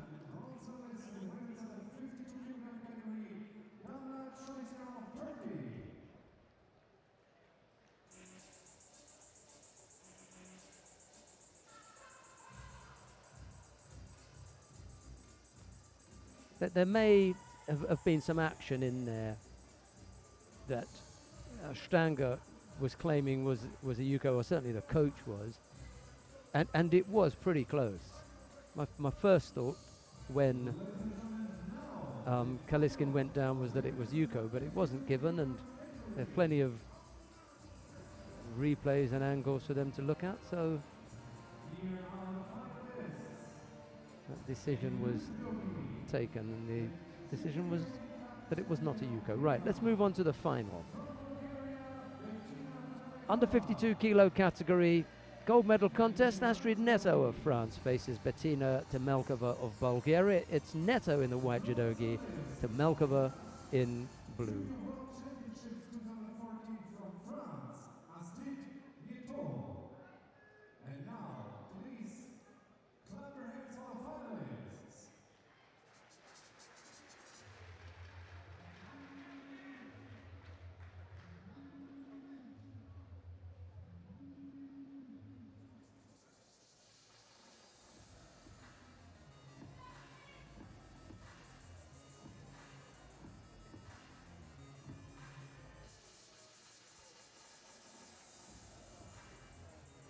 Right, we're ready to go. Both the fighters are lined up.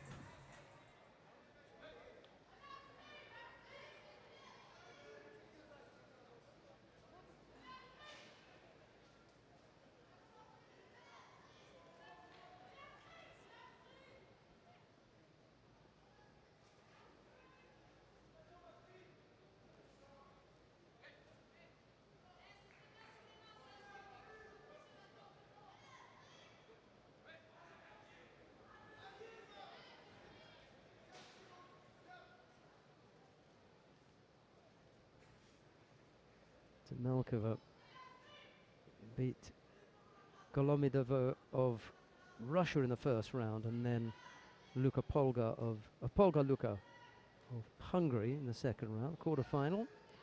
She defeated the number 2 seed, Mariana Esteves of Portugal. And in the semi-final, defeated Larissa Florian. Right, we have back with us Sandra Zaghetti. She's going to take over the commentary on the final between Neto and Tamalkova. Sandra.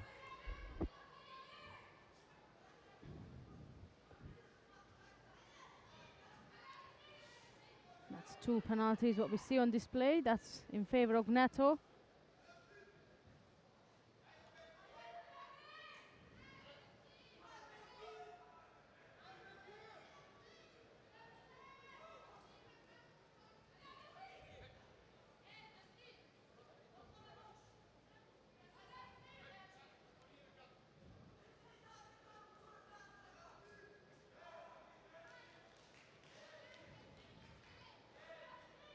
Just about to approach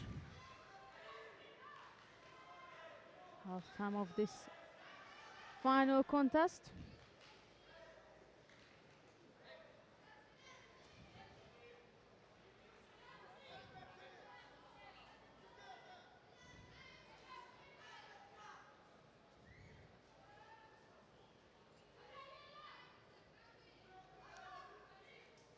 Still not much going on, except that Neto having a dominant grip on the right side. She's not aiming indeed for anything big here, rather than to win the final.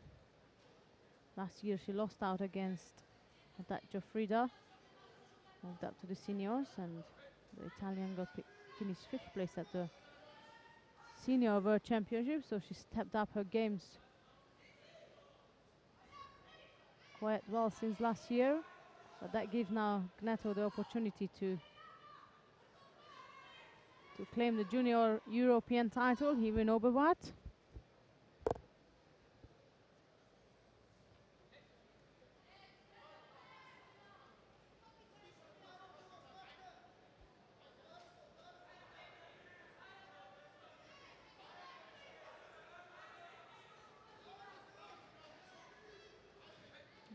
Minute odd left to go. The time is running quite fast.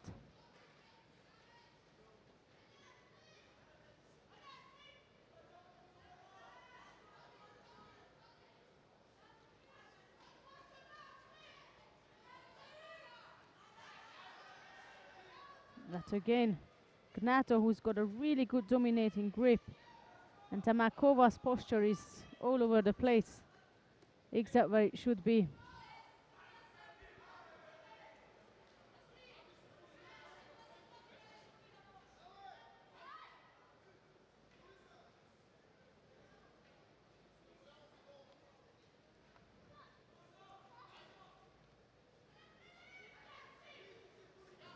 Seconds left to go. Gnato stick her right arm inside the lapel. Tamakova is totally blocked out. It's now Gnato picking up a penalty. 20 seconds left to go in this final contest.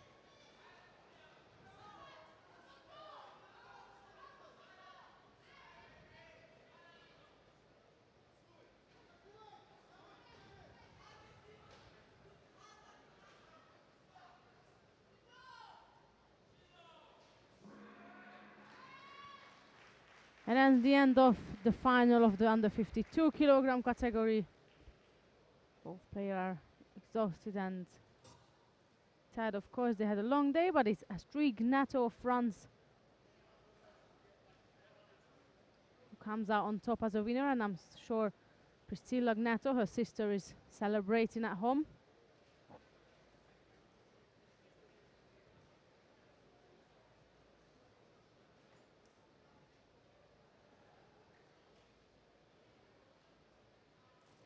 Winner in Junior European champion in the women's under 52 kilogram category, Astrid from France.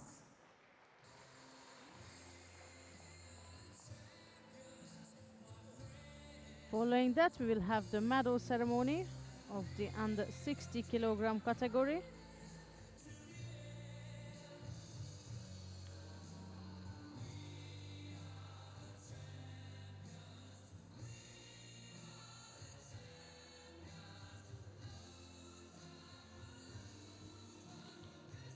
Ladies and gentlemen, now the awarding ceremony of men's under 60 kilogram category.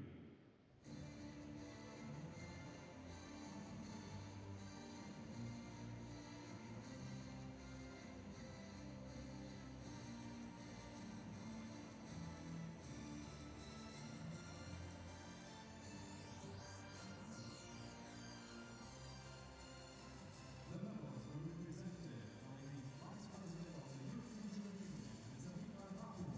Bronze medalist of the under 60 kilogram category, Denis Fiero of Moldova and Tonike Nagliashvili of Georgia.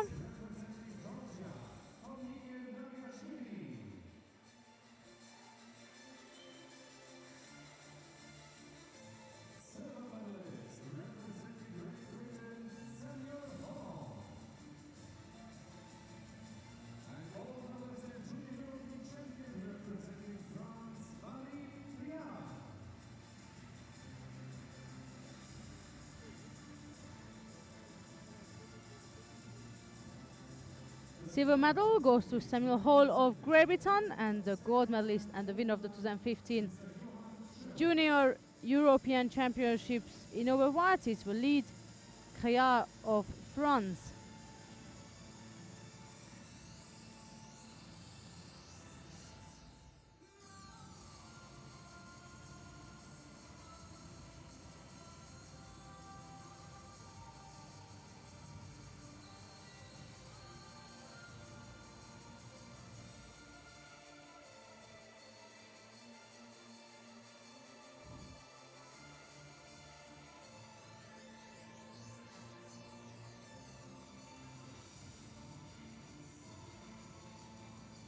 Ladies and gentlemen, now please rise for the national anthem. Now we're going to stand for the national anthem of France.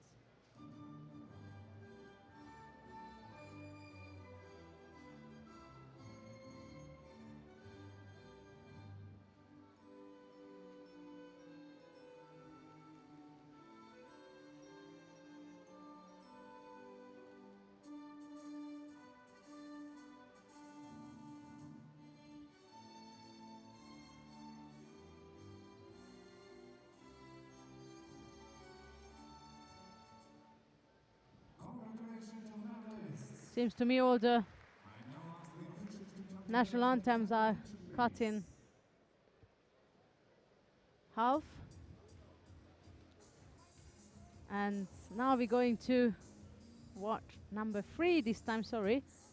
For some reason I said 2, but actually we have Lucas Reiter. He's the only one standing for Austria right now, so we have to make sure we follow his progress, or at least his last contest.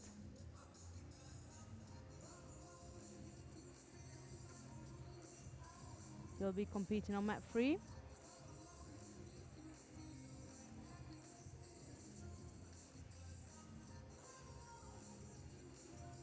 Ladies and gentlemen, now the bronze medal fights in men's under 66 kilogram category. And here are the athletes on mat 3. Coming up next, mat 2, bronze medal contest for the under 66 kilogram category with Gaok Planaro of Moldova versus Bilal Kiloglu of Turkey, and mat number 3 we have Lucas Reiter of Austria and Patrick Wawrzyczek of Poland. And as I mentioned earlier, we're going to follow Reiter, Lucas Reiter of Austria. I believe he's the only one in the final block for the hosting nation, so let's finger cross and hope that This he is it now. he brings- Showtime, isn't it? That's right, he brings the medal for the organizing committee and for everybody else in Austria. This would be so good for the Austrians if they could take the medal here. I've got absolutely nothing against Oh yeah, that's right. Vaticek. Vaticek. Yeah, that's Nothing right. against him, but you know, for the home crowd, if they could do this, would be absolutely terrific.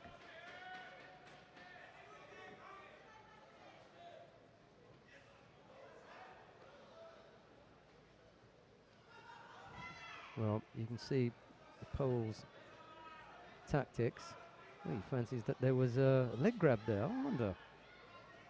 It's up to the referee to deal with it. They said no. Yeah.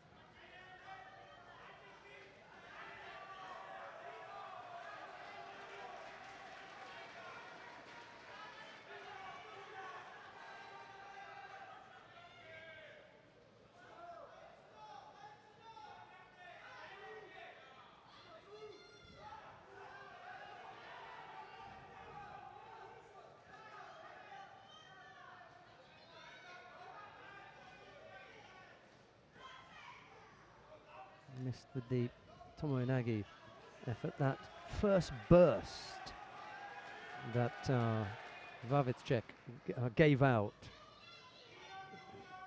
Reiter has weathered that particular storm. Whether he can come up with something of his own now. Polish fighters picked up a Shido as well. It's going to help his cause, especially if Reiter proves to have a little bit about him, which he's showing now. A big attack here as he's bent over and defensive. The Polish fighter is going to pick up a second penalty here. Yeah, just the pressure of the grips, that was really what it was.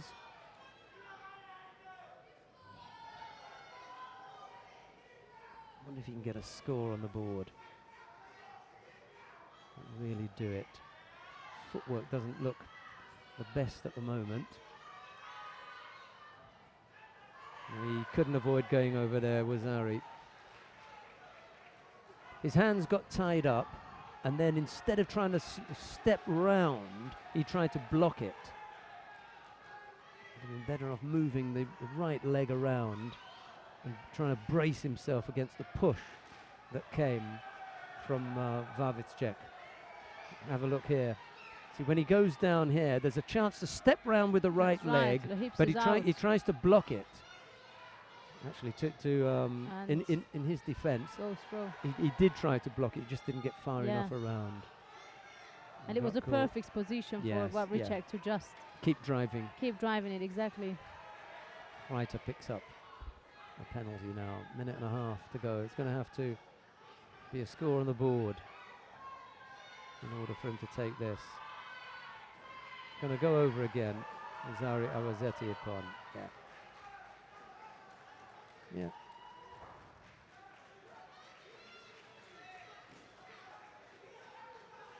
Reiter done his best today.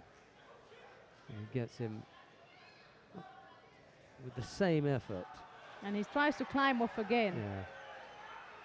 Just not happening. Yeah, they've downgraded it to Yuko, so it's not all over yet. A little bit more work to do, minute 18. Okay, right, so let's see if that will infuse him into coming up with something. Big Osodagari effort, but he couldn't come up with a sweep.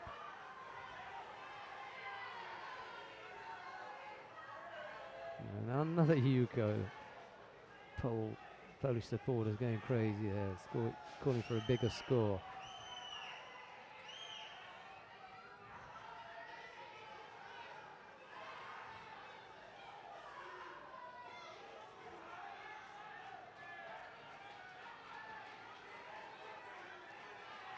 No, that was right.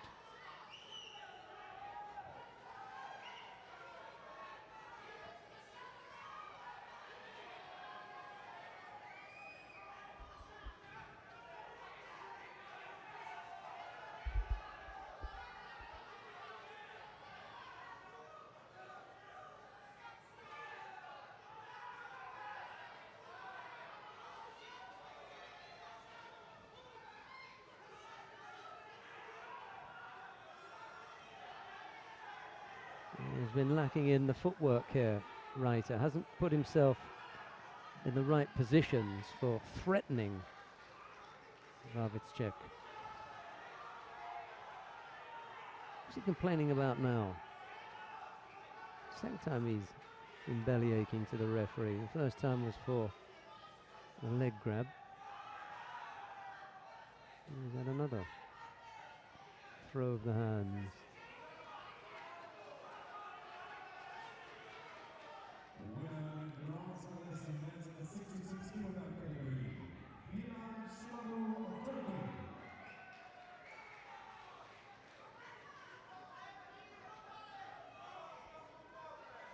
Our third penalty, but that'll be it now.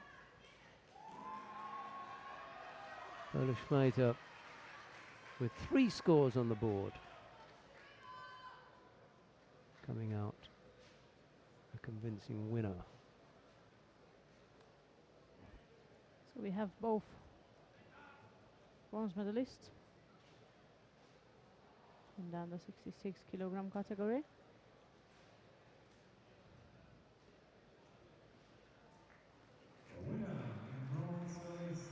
Fifth place finish for Lukas Reiter of Austria, but it's Patryk Vavitschek of Poland who takes the bronze medal there. And Bilal Siloglu took the bronze medal on the other side, didn't he? That's right.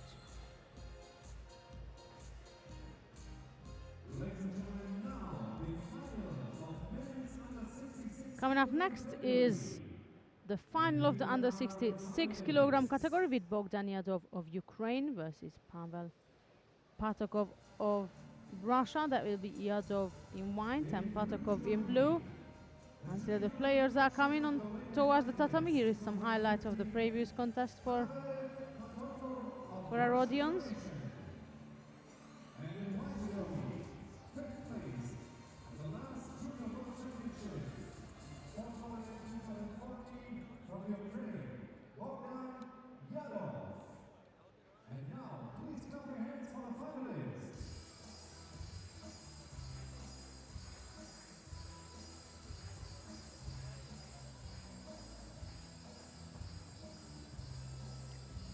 Here we are with the final. We are waiting for the athletes. I can see them now. They arrived. That's Yadov of Ukraine will be in white and Patokov of Russia in blue.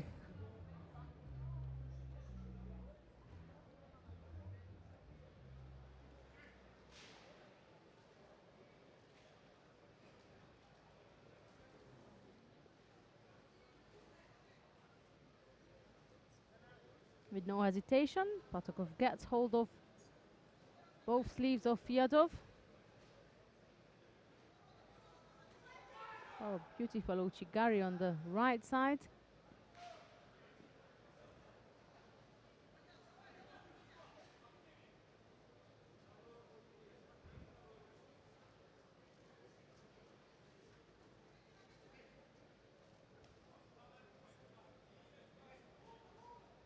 The replay of it. Yadov was lunging towards Patokov with the left hand, and that's when he got caught. I'm saying got caught, and there was no score, and this is definitely it. Yep. That's a beautiful. I'm really pleased to see such a lovely throws today. I mean, we can't complain. We were full of actions. It's not like we had some dragging contest over the day. Winner and junior European champion in men's under 66 kilogram, Pavel Patakov of Russian Federation. Can't get off it. No, you can't.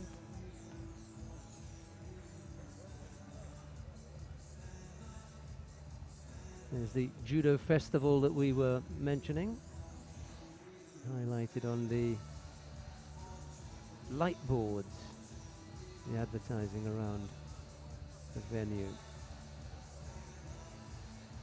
Got another medal presentation coming up. I think it's the women in the under 52 kilo category there. down there on already now. We've got the 73 and 57 still to come, and it's just after 6 o'clock. I suppose by 7 we should be done and dusted. That's pretty good, isn't it? Yeah, 7 o'clock? 7. That's I good. think we're done by 7. Yeah.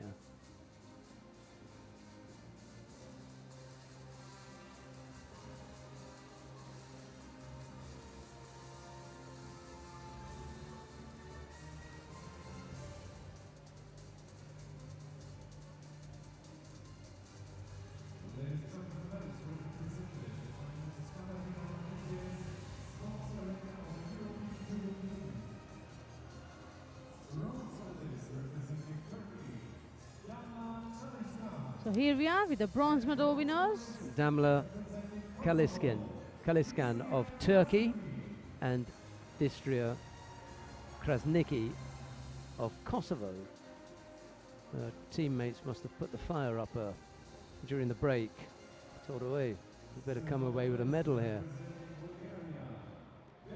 And then the silver medalist was Bettina Temelkova of Bulgaria. Gold medal goes to Astrid Neto of France. Krasniki and Kaliskan, the bronze medal. Silver medal to Temelkova and Neto, the gold.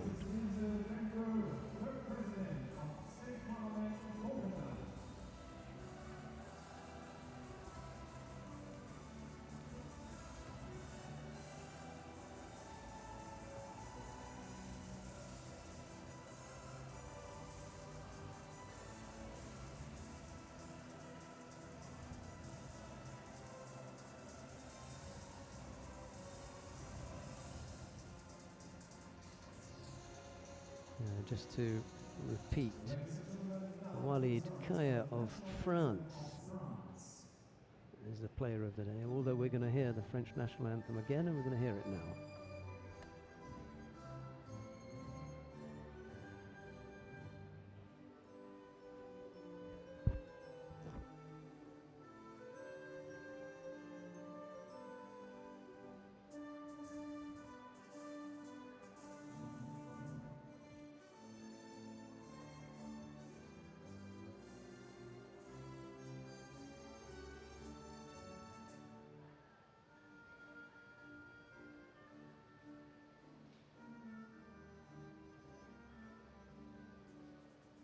Congratulations, all medalists.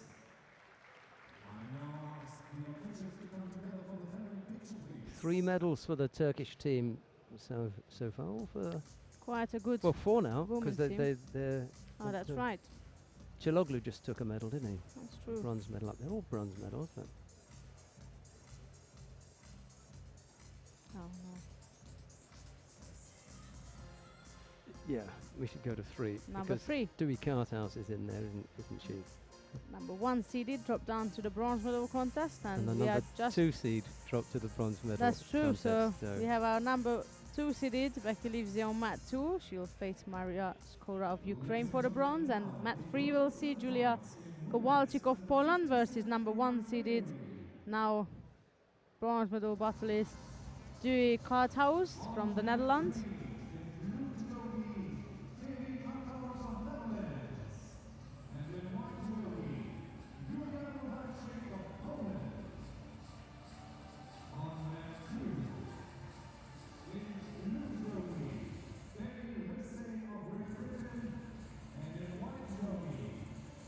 The Becky- Turkish team has another opportunity later on the 73s. Murat Bektaş will be fighting for Yeah. bronze. And here are the athletes. Kosovo have got another chance for a medal with Akil Zhakova, mind you. He's up against Georgi Right. Katsiashvili. That's a tough one. Right, here we go then. Julia Kowalczyk in the white judogi faces Dewey Carthouse. In blue, it's Kowalczyk of Poland and Carthouse of the Netherlands. Here we go.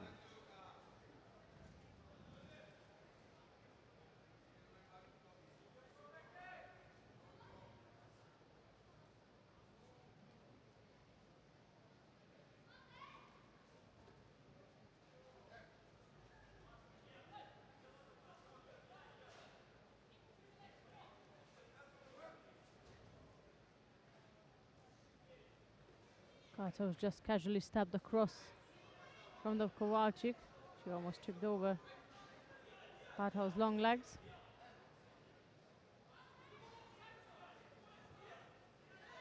Oh, couldn't turn her. Nice. Almost got caught. She was on her way Almost. back. That's Then right. came the attempted turn. But couldn't quite manage. Nice little bit of judo there. What I like about that they're not afraid to attack.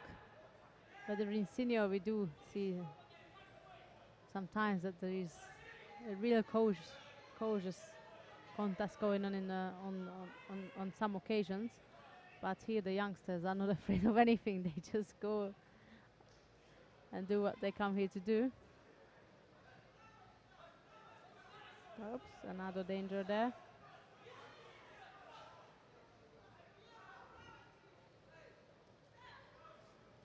There's another dangerous move. That was Kowalski trying to do right-sided Uchimata.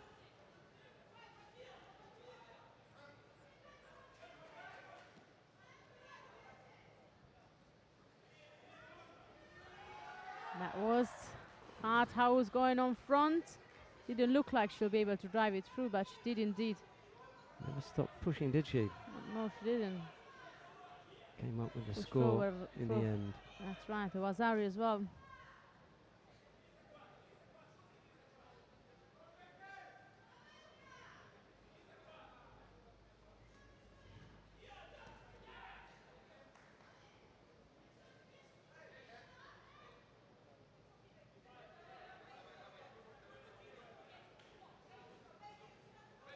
Penalty for an incorrect gripping.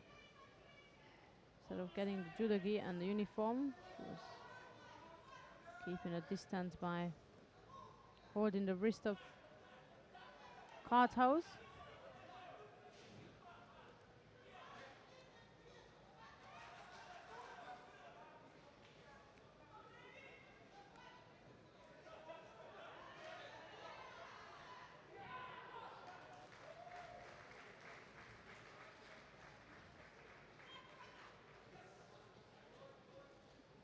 Right-sided drop Senaga attempt from Kowalczyk, and Kartos was aiming to counter her. As they get down, the Dutch girl is into business. Becky Livesey In has the just won buzzer. her contest on mat 2, by the way. Not yet, Yeah, that bronze medal going. Oh, they've just changed it. It was Ippon, and now they've changed it to Wazari. Okay, so Becky Livesey leads by Wazari.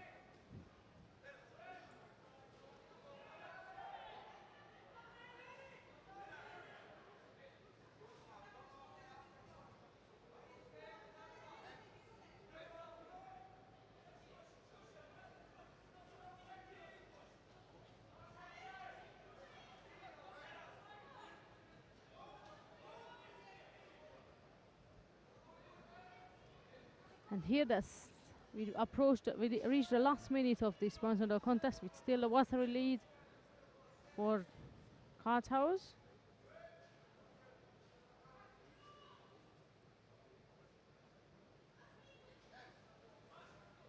Slightly overextending herself there, Kowalczyk, with that attack, and then comes for a better low right-sided Ippon Seoinage. Close in to Kartos, but Kartos is able to block that. Breathing heavily now with only 40 seconds to go. Picks up a penalty for passivity. Not surprising with the pressure that the Polish fighter is exerting now.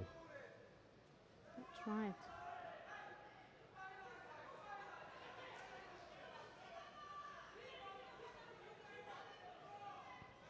Seconds left to go, and I think Kartos cannot wait to get off the mat. It was a long day. She just had enough, is what I can see of her. There was no power left. Ochigari for Ippon. There was no Over. power left. You could see the power draining away. Yes, you could see that she was Yeah. just ready to finish it.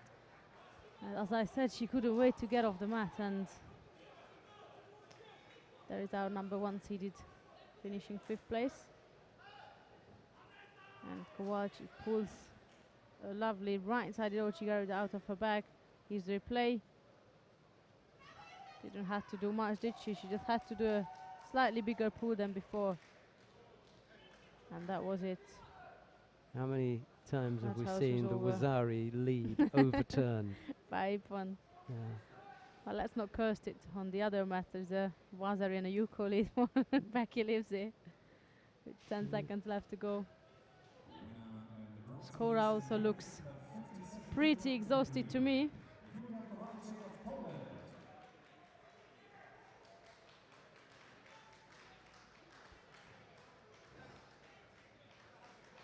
I think we can call it a day on mat 2 as well. That's right. So Becky Livesey from Great Britain is the other bronze medalist in the under 57 kilogram category.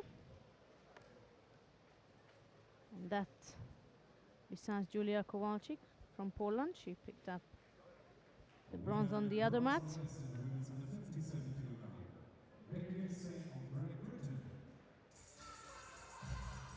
I think we've got final coming up now in the under 57 kilo category. That we'll see. Tekla Cadilla Acevedo of Spain. She will be up against Stefania Delina Dobre of Romania. So that will be Cadilla Acevedo in white, and she'll be facing Dobre in blue. He is our referee, so matter of time, and our athletes will arrive too. I can see them walking towards the tatami now.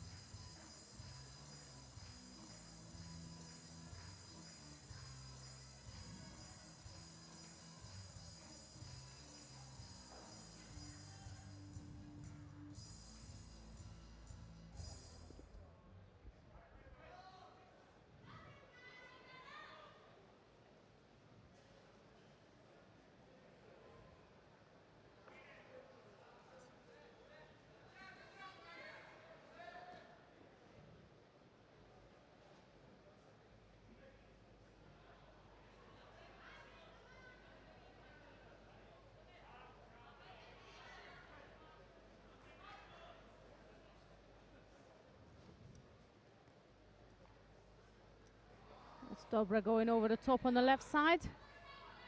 You've got the height for it.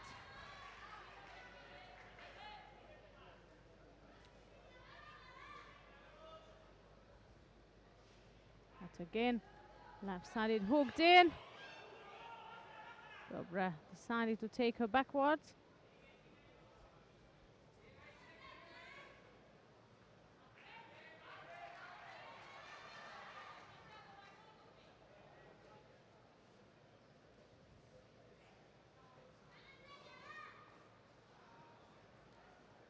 Another Ochigari.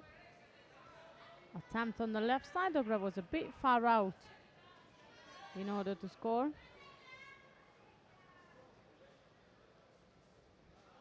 Again, Dobra throws her arm, her left arm over the top. And that's Cordelia knew that she will be diving in on the left side, so she was prepared for a counter attack there.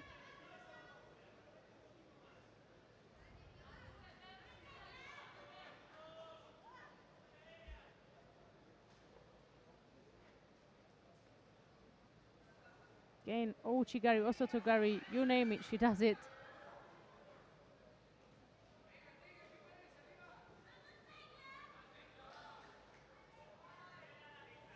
That left arm of Dobra is what causing the trouble for Cadilla.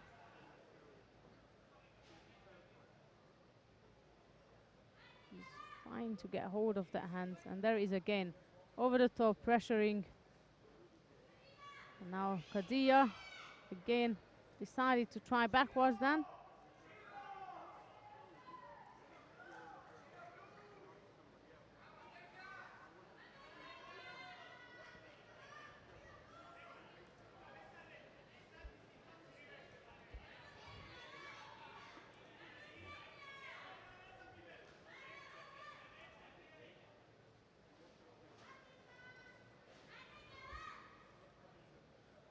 approaching halfway of this contest, and still that thing of Judo so far on the side of Kadila, and that's Dobra again. He's trying to go on the left side with Osotogari Makikomi in that combination, whichever order she can get it. No score.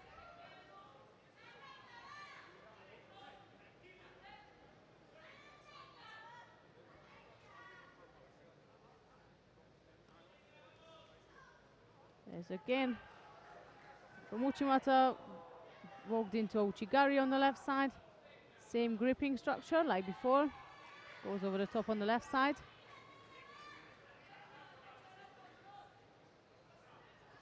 And that's resulting Kadila Acevedo to look inactive or less active than Dobra. She picking up her second penalty.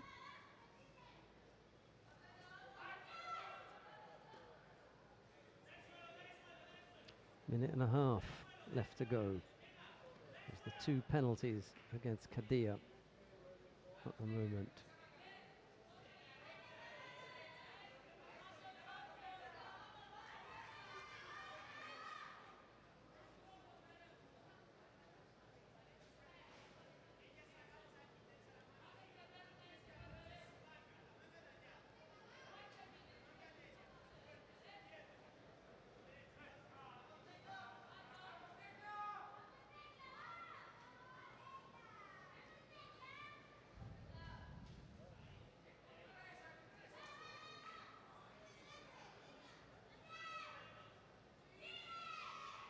Kadia this time decided to come back with the Kochigari, Kojigake, pardon me, and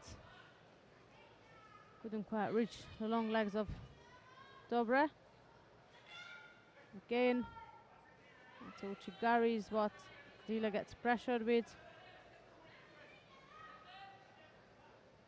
We approach the last minute of this contest. Oh. Those long legs. Can't come up with the combination. It's on the way down that you want to be coming up with the Koichi after the Uchimata, but It's causing yeah, Kadila not being able to even show what she could do or what she can do, because that arm comes over the top, and this is it. Even though it's not the most dangerous attack she's making with them, but that arm is just puts a full stop at the contest for Acevedo Kadila.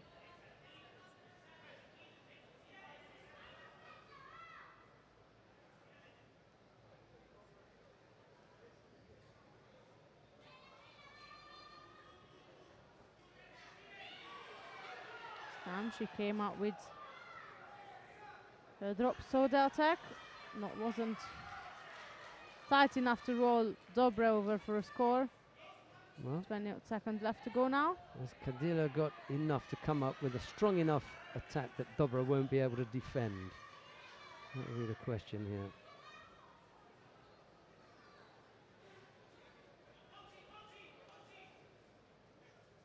Is Dobra going to give her any time to attack? That's right. She's keeping things pretty busy, throwing in her own attacks. Dobra looks very casual on the mat. No frightened moment or anything. That'll She's do now. confident in what she's doing. And that's the end of this final contest, with the winner being Stefania Delino Dobra of Romania.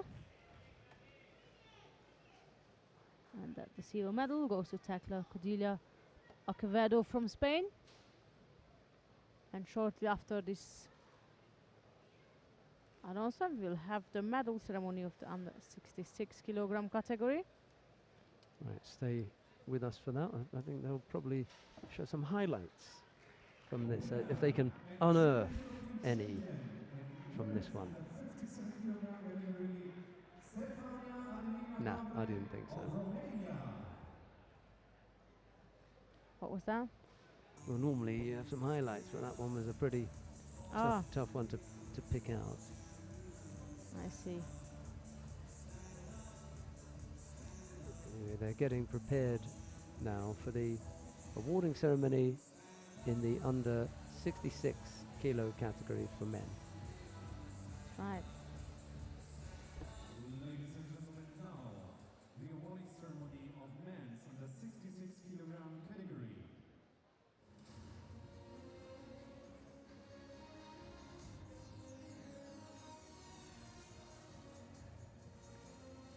Here we are, the medal ceremony of the under 66 kilogram category. Ladies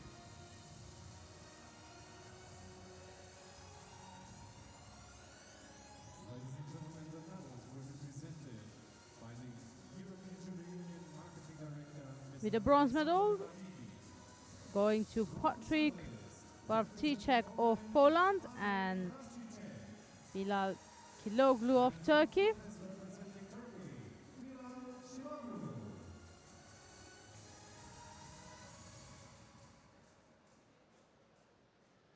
Silver medalist representing Ukraine. Second place and silver medalist is Bogdan Yadov of Ukraine. And gold medalist and junior European champion representing And the winner of the under 66 kilogram category and 2015 junior European champion, Pavel Patokov of Russia.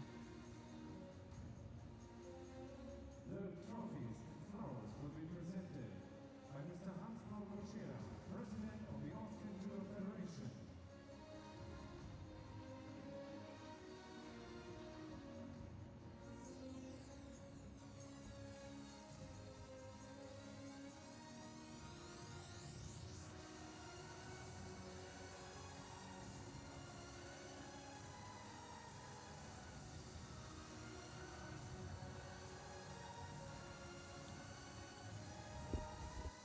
Ladies and gentlemen, now please rise for national anthem of Russian Federation. Now the national anthem of Russia.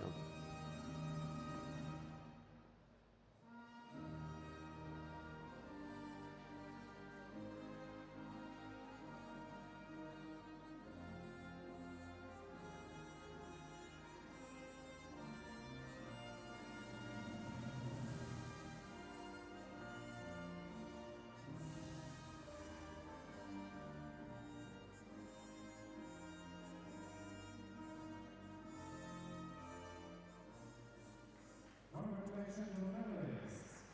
I now ask the officials to come together for the family picture, please.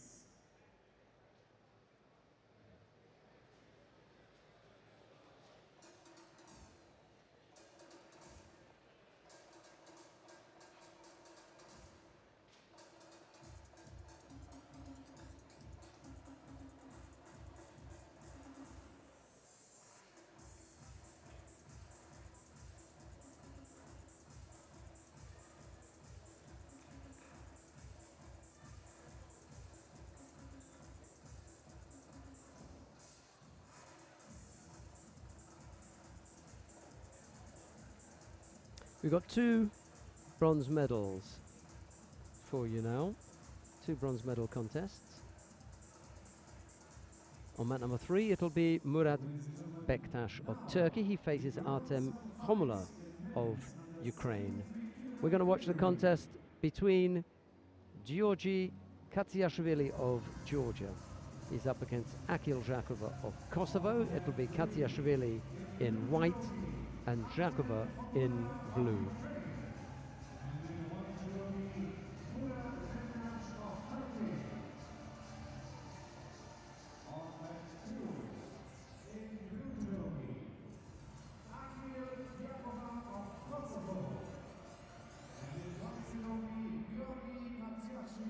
Of Georgia. And now, please welcome the athletes.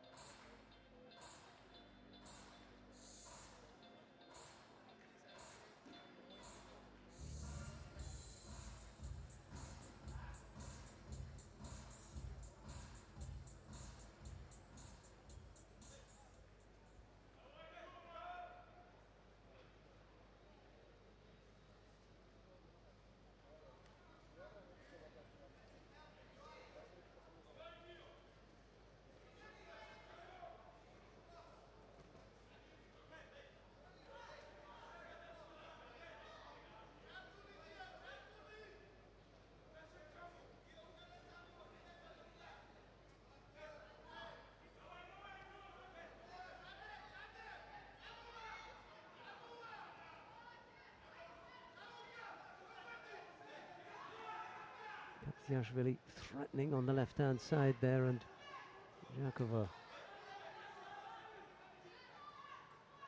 defending strongly, but it was the Georgian Katsiashvili who picked up the penalty.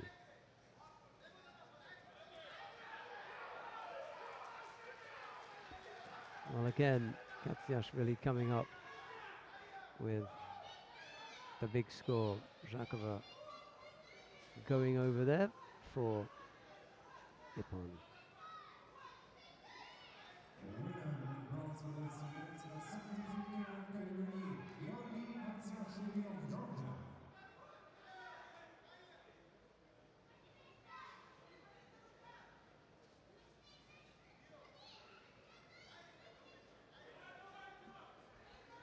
Well, the second of the bronze medal matches is between Murat Bektash of Turkey. He's up against Artem Homula of Ukraine. Bektash in the white judogi and Homula in blue. We join the contest with 2.5 minutes left to come. There's no score yet.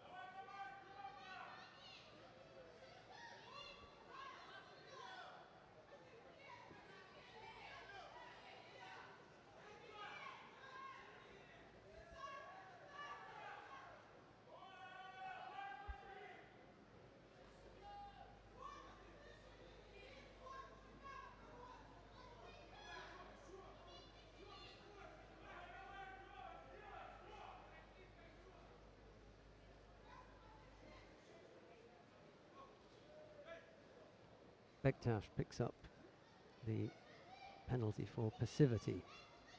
Minute and 50 odd left to go.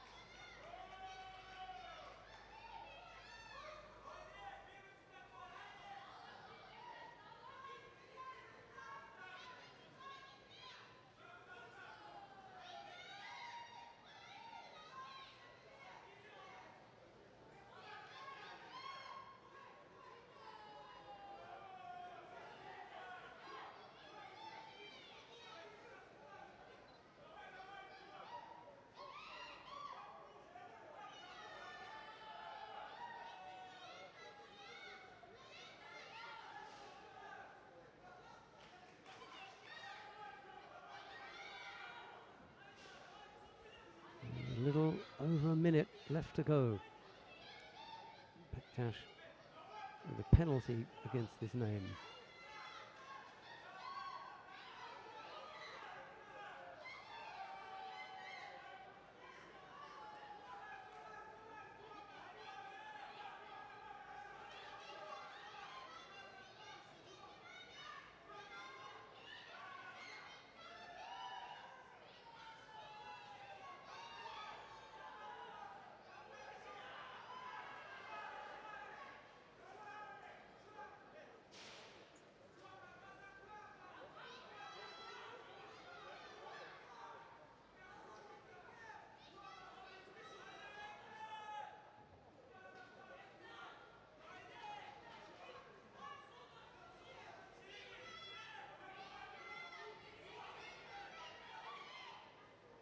Humla comes up with Yuko.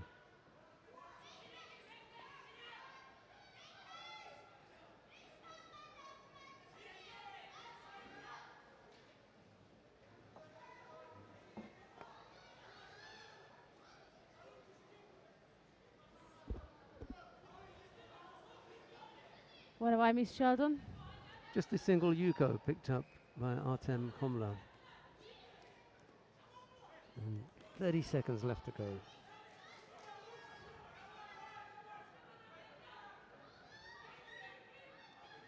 That's for the bronze, and we were talking about the Turkish team aiming for another medal, Just gone which has further been, away now. yes, it's been a bit tough there. There's another Wazari. Not another, excuse me, there is a Wazari and the Yuko. That's for Komula.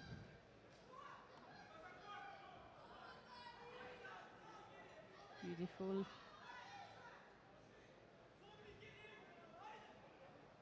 Throw there. Who won the other one? Good question, right? Not really. Where's the, where's the draw sheet? Around here somewhere. Georgi Gotchiashvili. Yeah, he threw Akil Jakova for Ripon. Okay.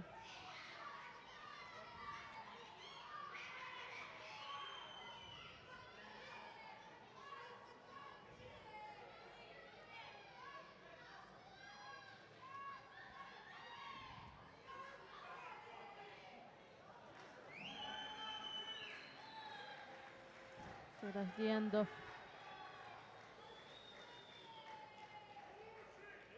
this bronze medal contest with Artem Komula of Ukraine claiming the second bronze in the under 73 kilogram category.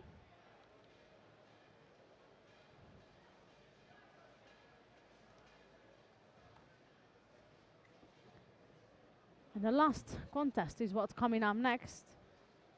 That will be the final of the under 73 kilogram category. And we'll have Martin Hojak of Slovenia versus Tamazi Kirakozashvili of Georgia. So in addition to the bronze medal Georgia has collected already, now they have the opportunity to gain for a gold as well in the under 73 kilogram categories final. Let's see who is coming out on top there. Komla threw his opponent twice. That was the important thing. You know, so you can't have any, Bektash can't have any complaints about that.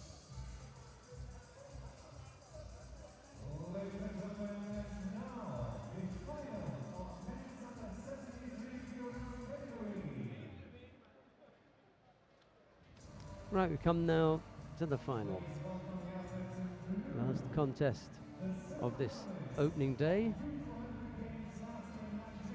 So we get some action from this. Let's see. We haven't seen much of these two, to be honest with you. We haven't seen much of the actions.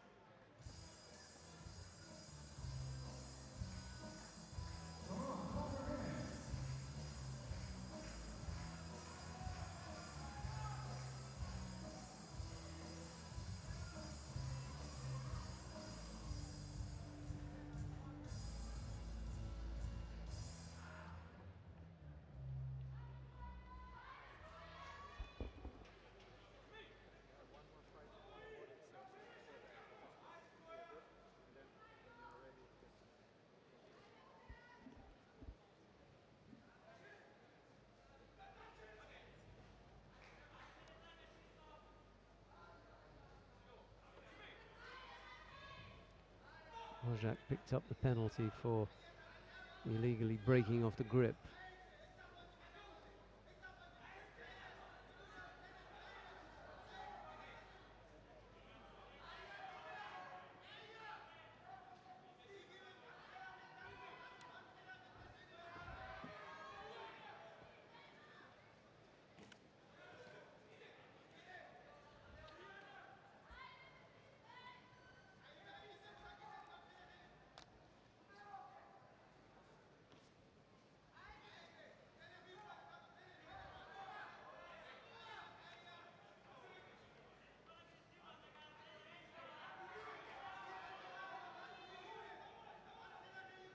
Second penalty now picked up by Hojak.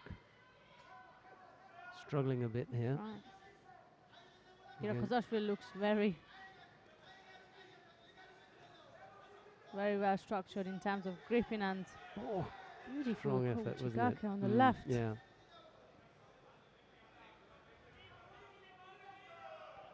That would have been big if that goes through.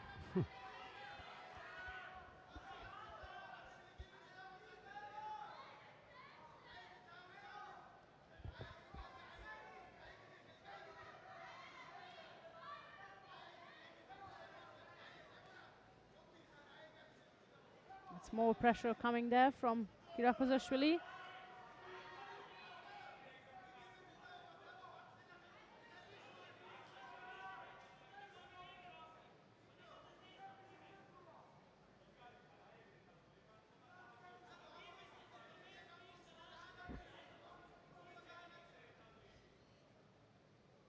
Two and a half minutes left to go. Just a little over.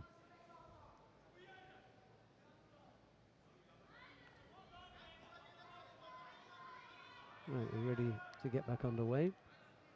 That's right.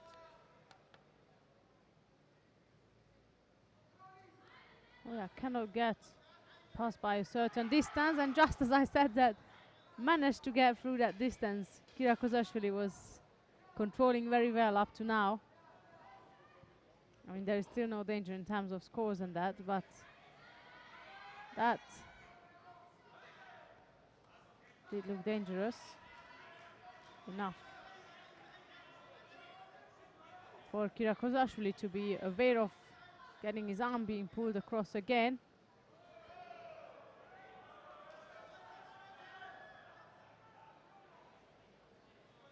What do you think of that? Well,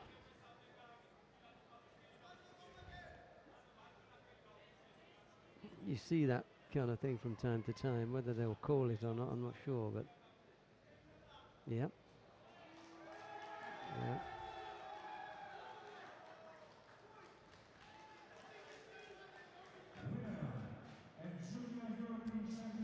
So here we are with the last contest ending with a Hansu Kumake. That's not in favor of Hoyak. And we come to the end of day one here at the Junior European Championships, with France taking a lead, Yeah. and the Dutch team is not far off from there. There's the replay. You'll see hooks in there, and Yeah. there's the arm all over the leg. Unfortunately. Not intentionally, we can both agree on that, Yeah. but that's just how it goes, isn't it? France and the Netherlands picked up 2 gold medals each, and then Russia, Georgia, Hungary, and Romania with the other countries to take gold medals. We've got 2 more awarding ceremonies to bring you. Sandra Zaghetti is going to do both of these. I'm going to nip down here quickly. I'll be right. back for the closing. So here we are with the bronze medal list, and of course the other 2, silver and gold. Here we are with the medalist of the under 57 kilogram category. They all lined up. In a matter of seconds, they will make their way towards the podium.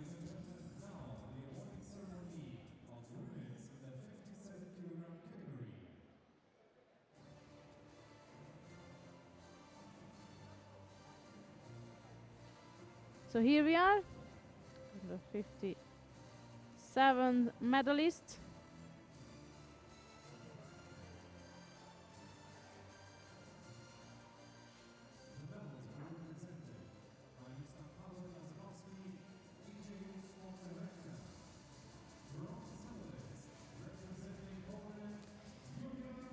Bronze medal goes to Julia Kowalczyk of Poland and Becky Livesey of Great Britain.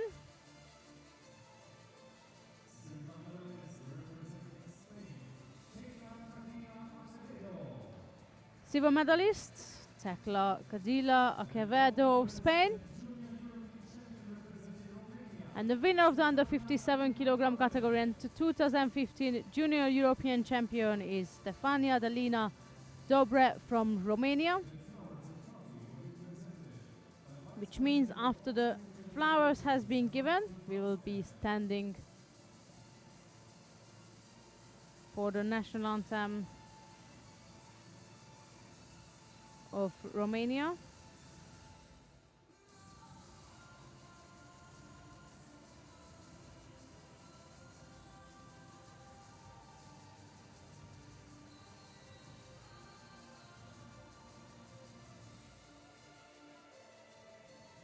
Ladies and gentlemen, now please rise for the national anthem of Romania.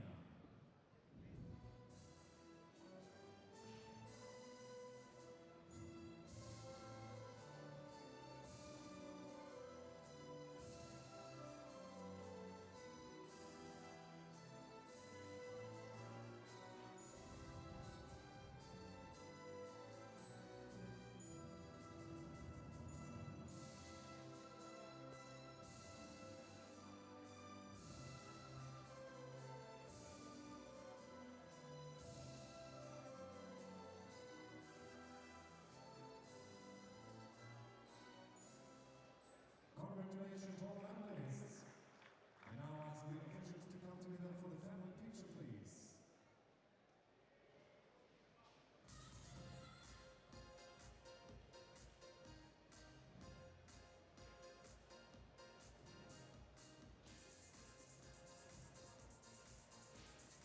Official picture has been taken, and shortly after that we're going to move on to the under 73 kilogram medal ceremony.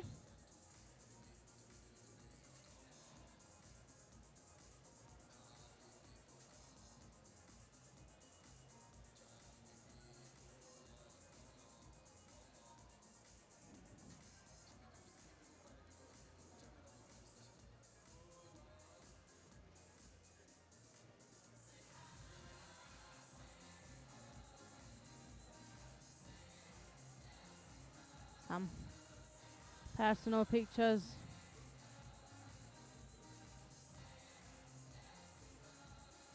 Also on the way now before we start our last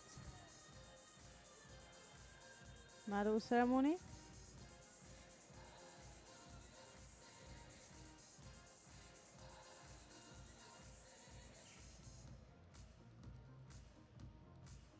Ladies and gentlemen, now the opening ceremony of men's under 73 kilogram category. So here we are, coming up next and last for today is the medal ceremony of the under 73 kilogram category.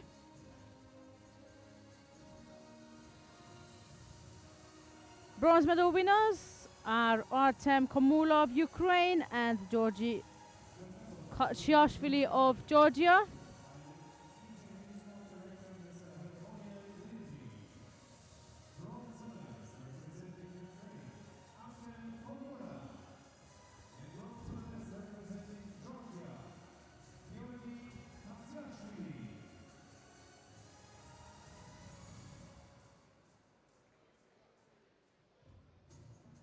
EGU Sports Director Hervé Lindsys giving the medal to the players. Silver medal goes to Martin Hojak of Slovenia. And the gold medalist and the winner of the 2015 Junior European Championships is Tamazi Kirakozashvili of Georgia. So that means we will stand for the national anthem of Georgia, and shortly after that we will close the day.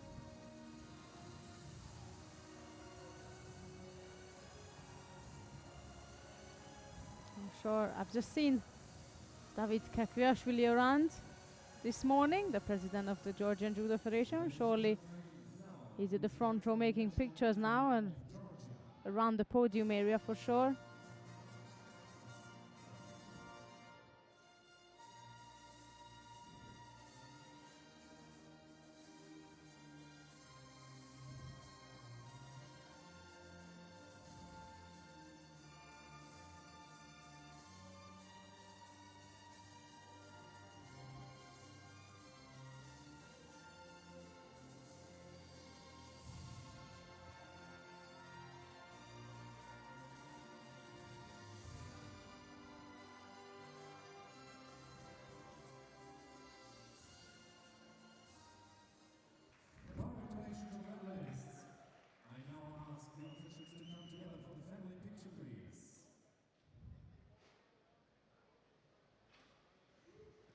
So this is it. The official pictures will be taken now, and then we switch back to the studio.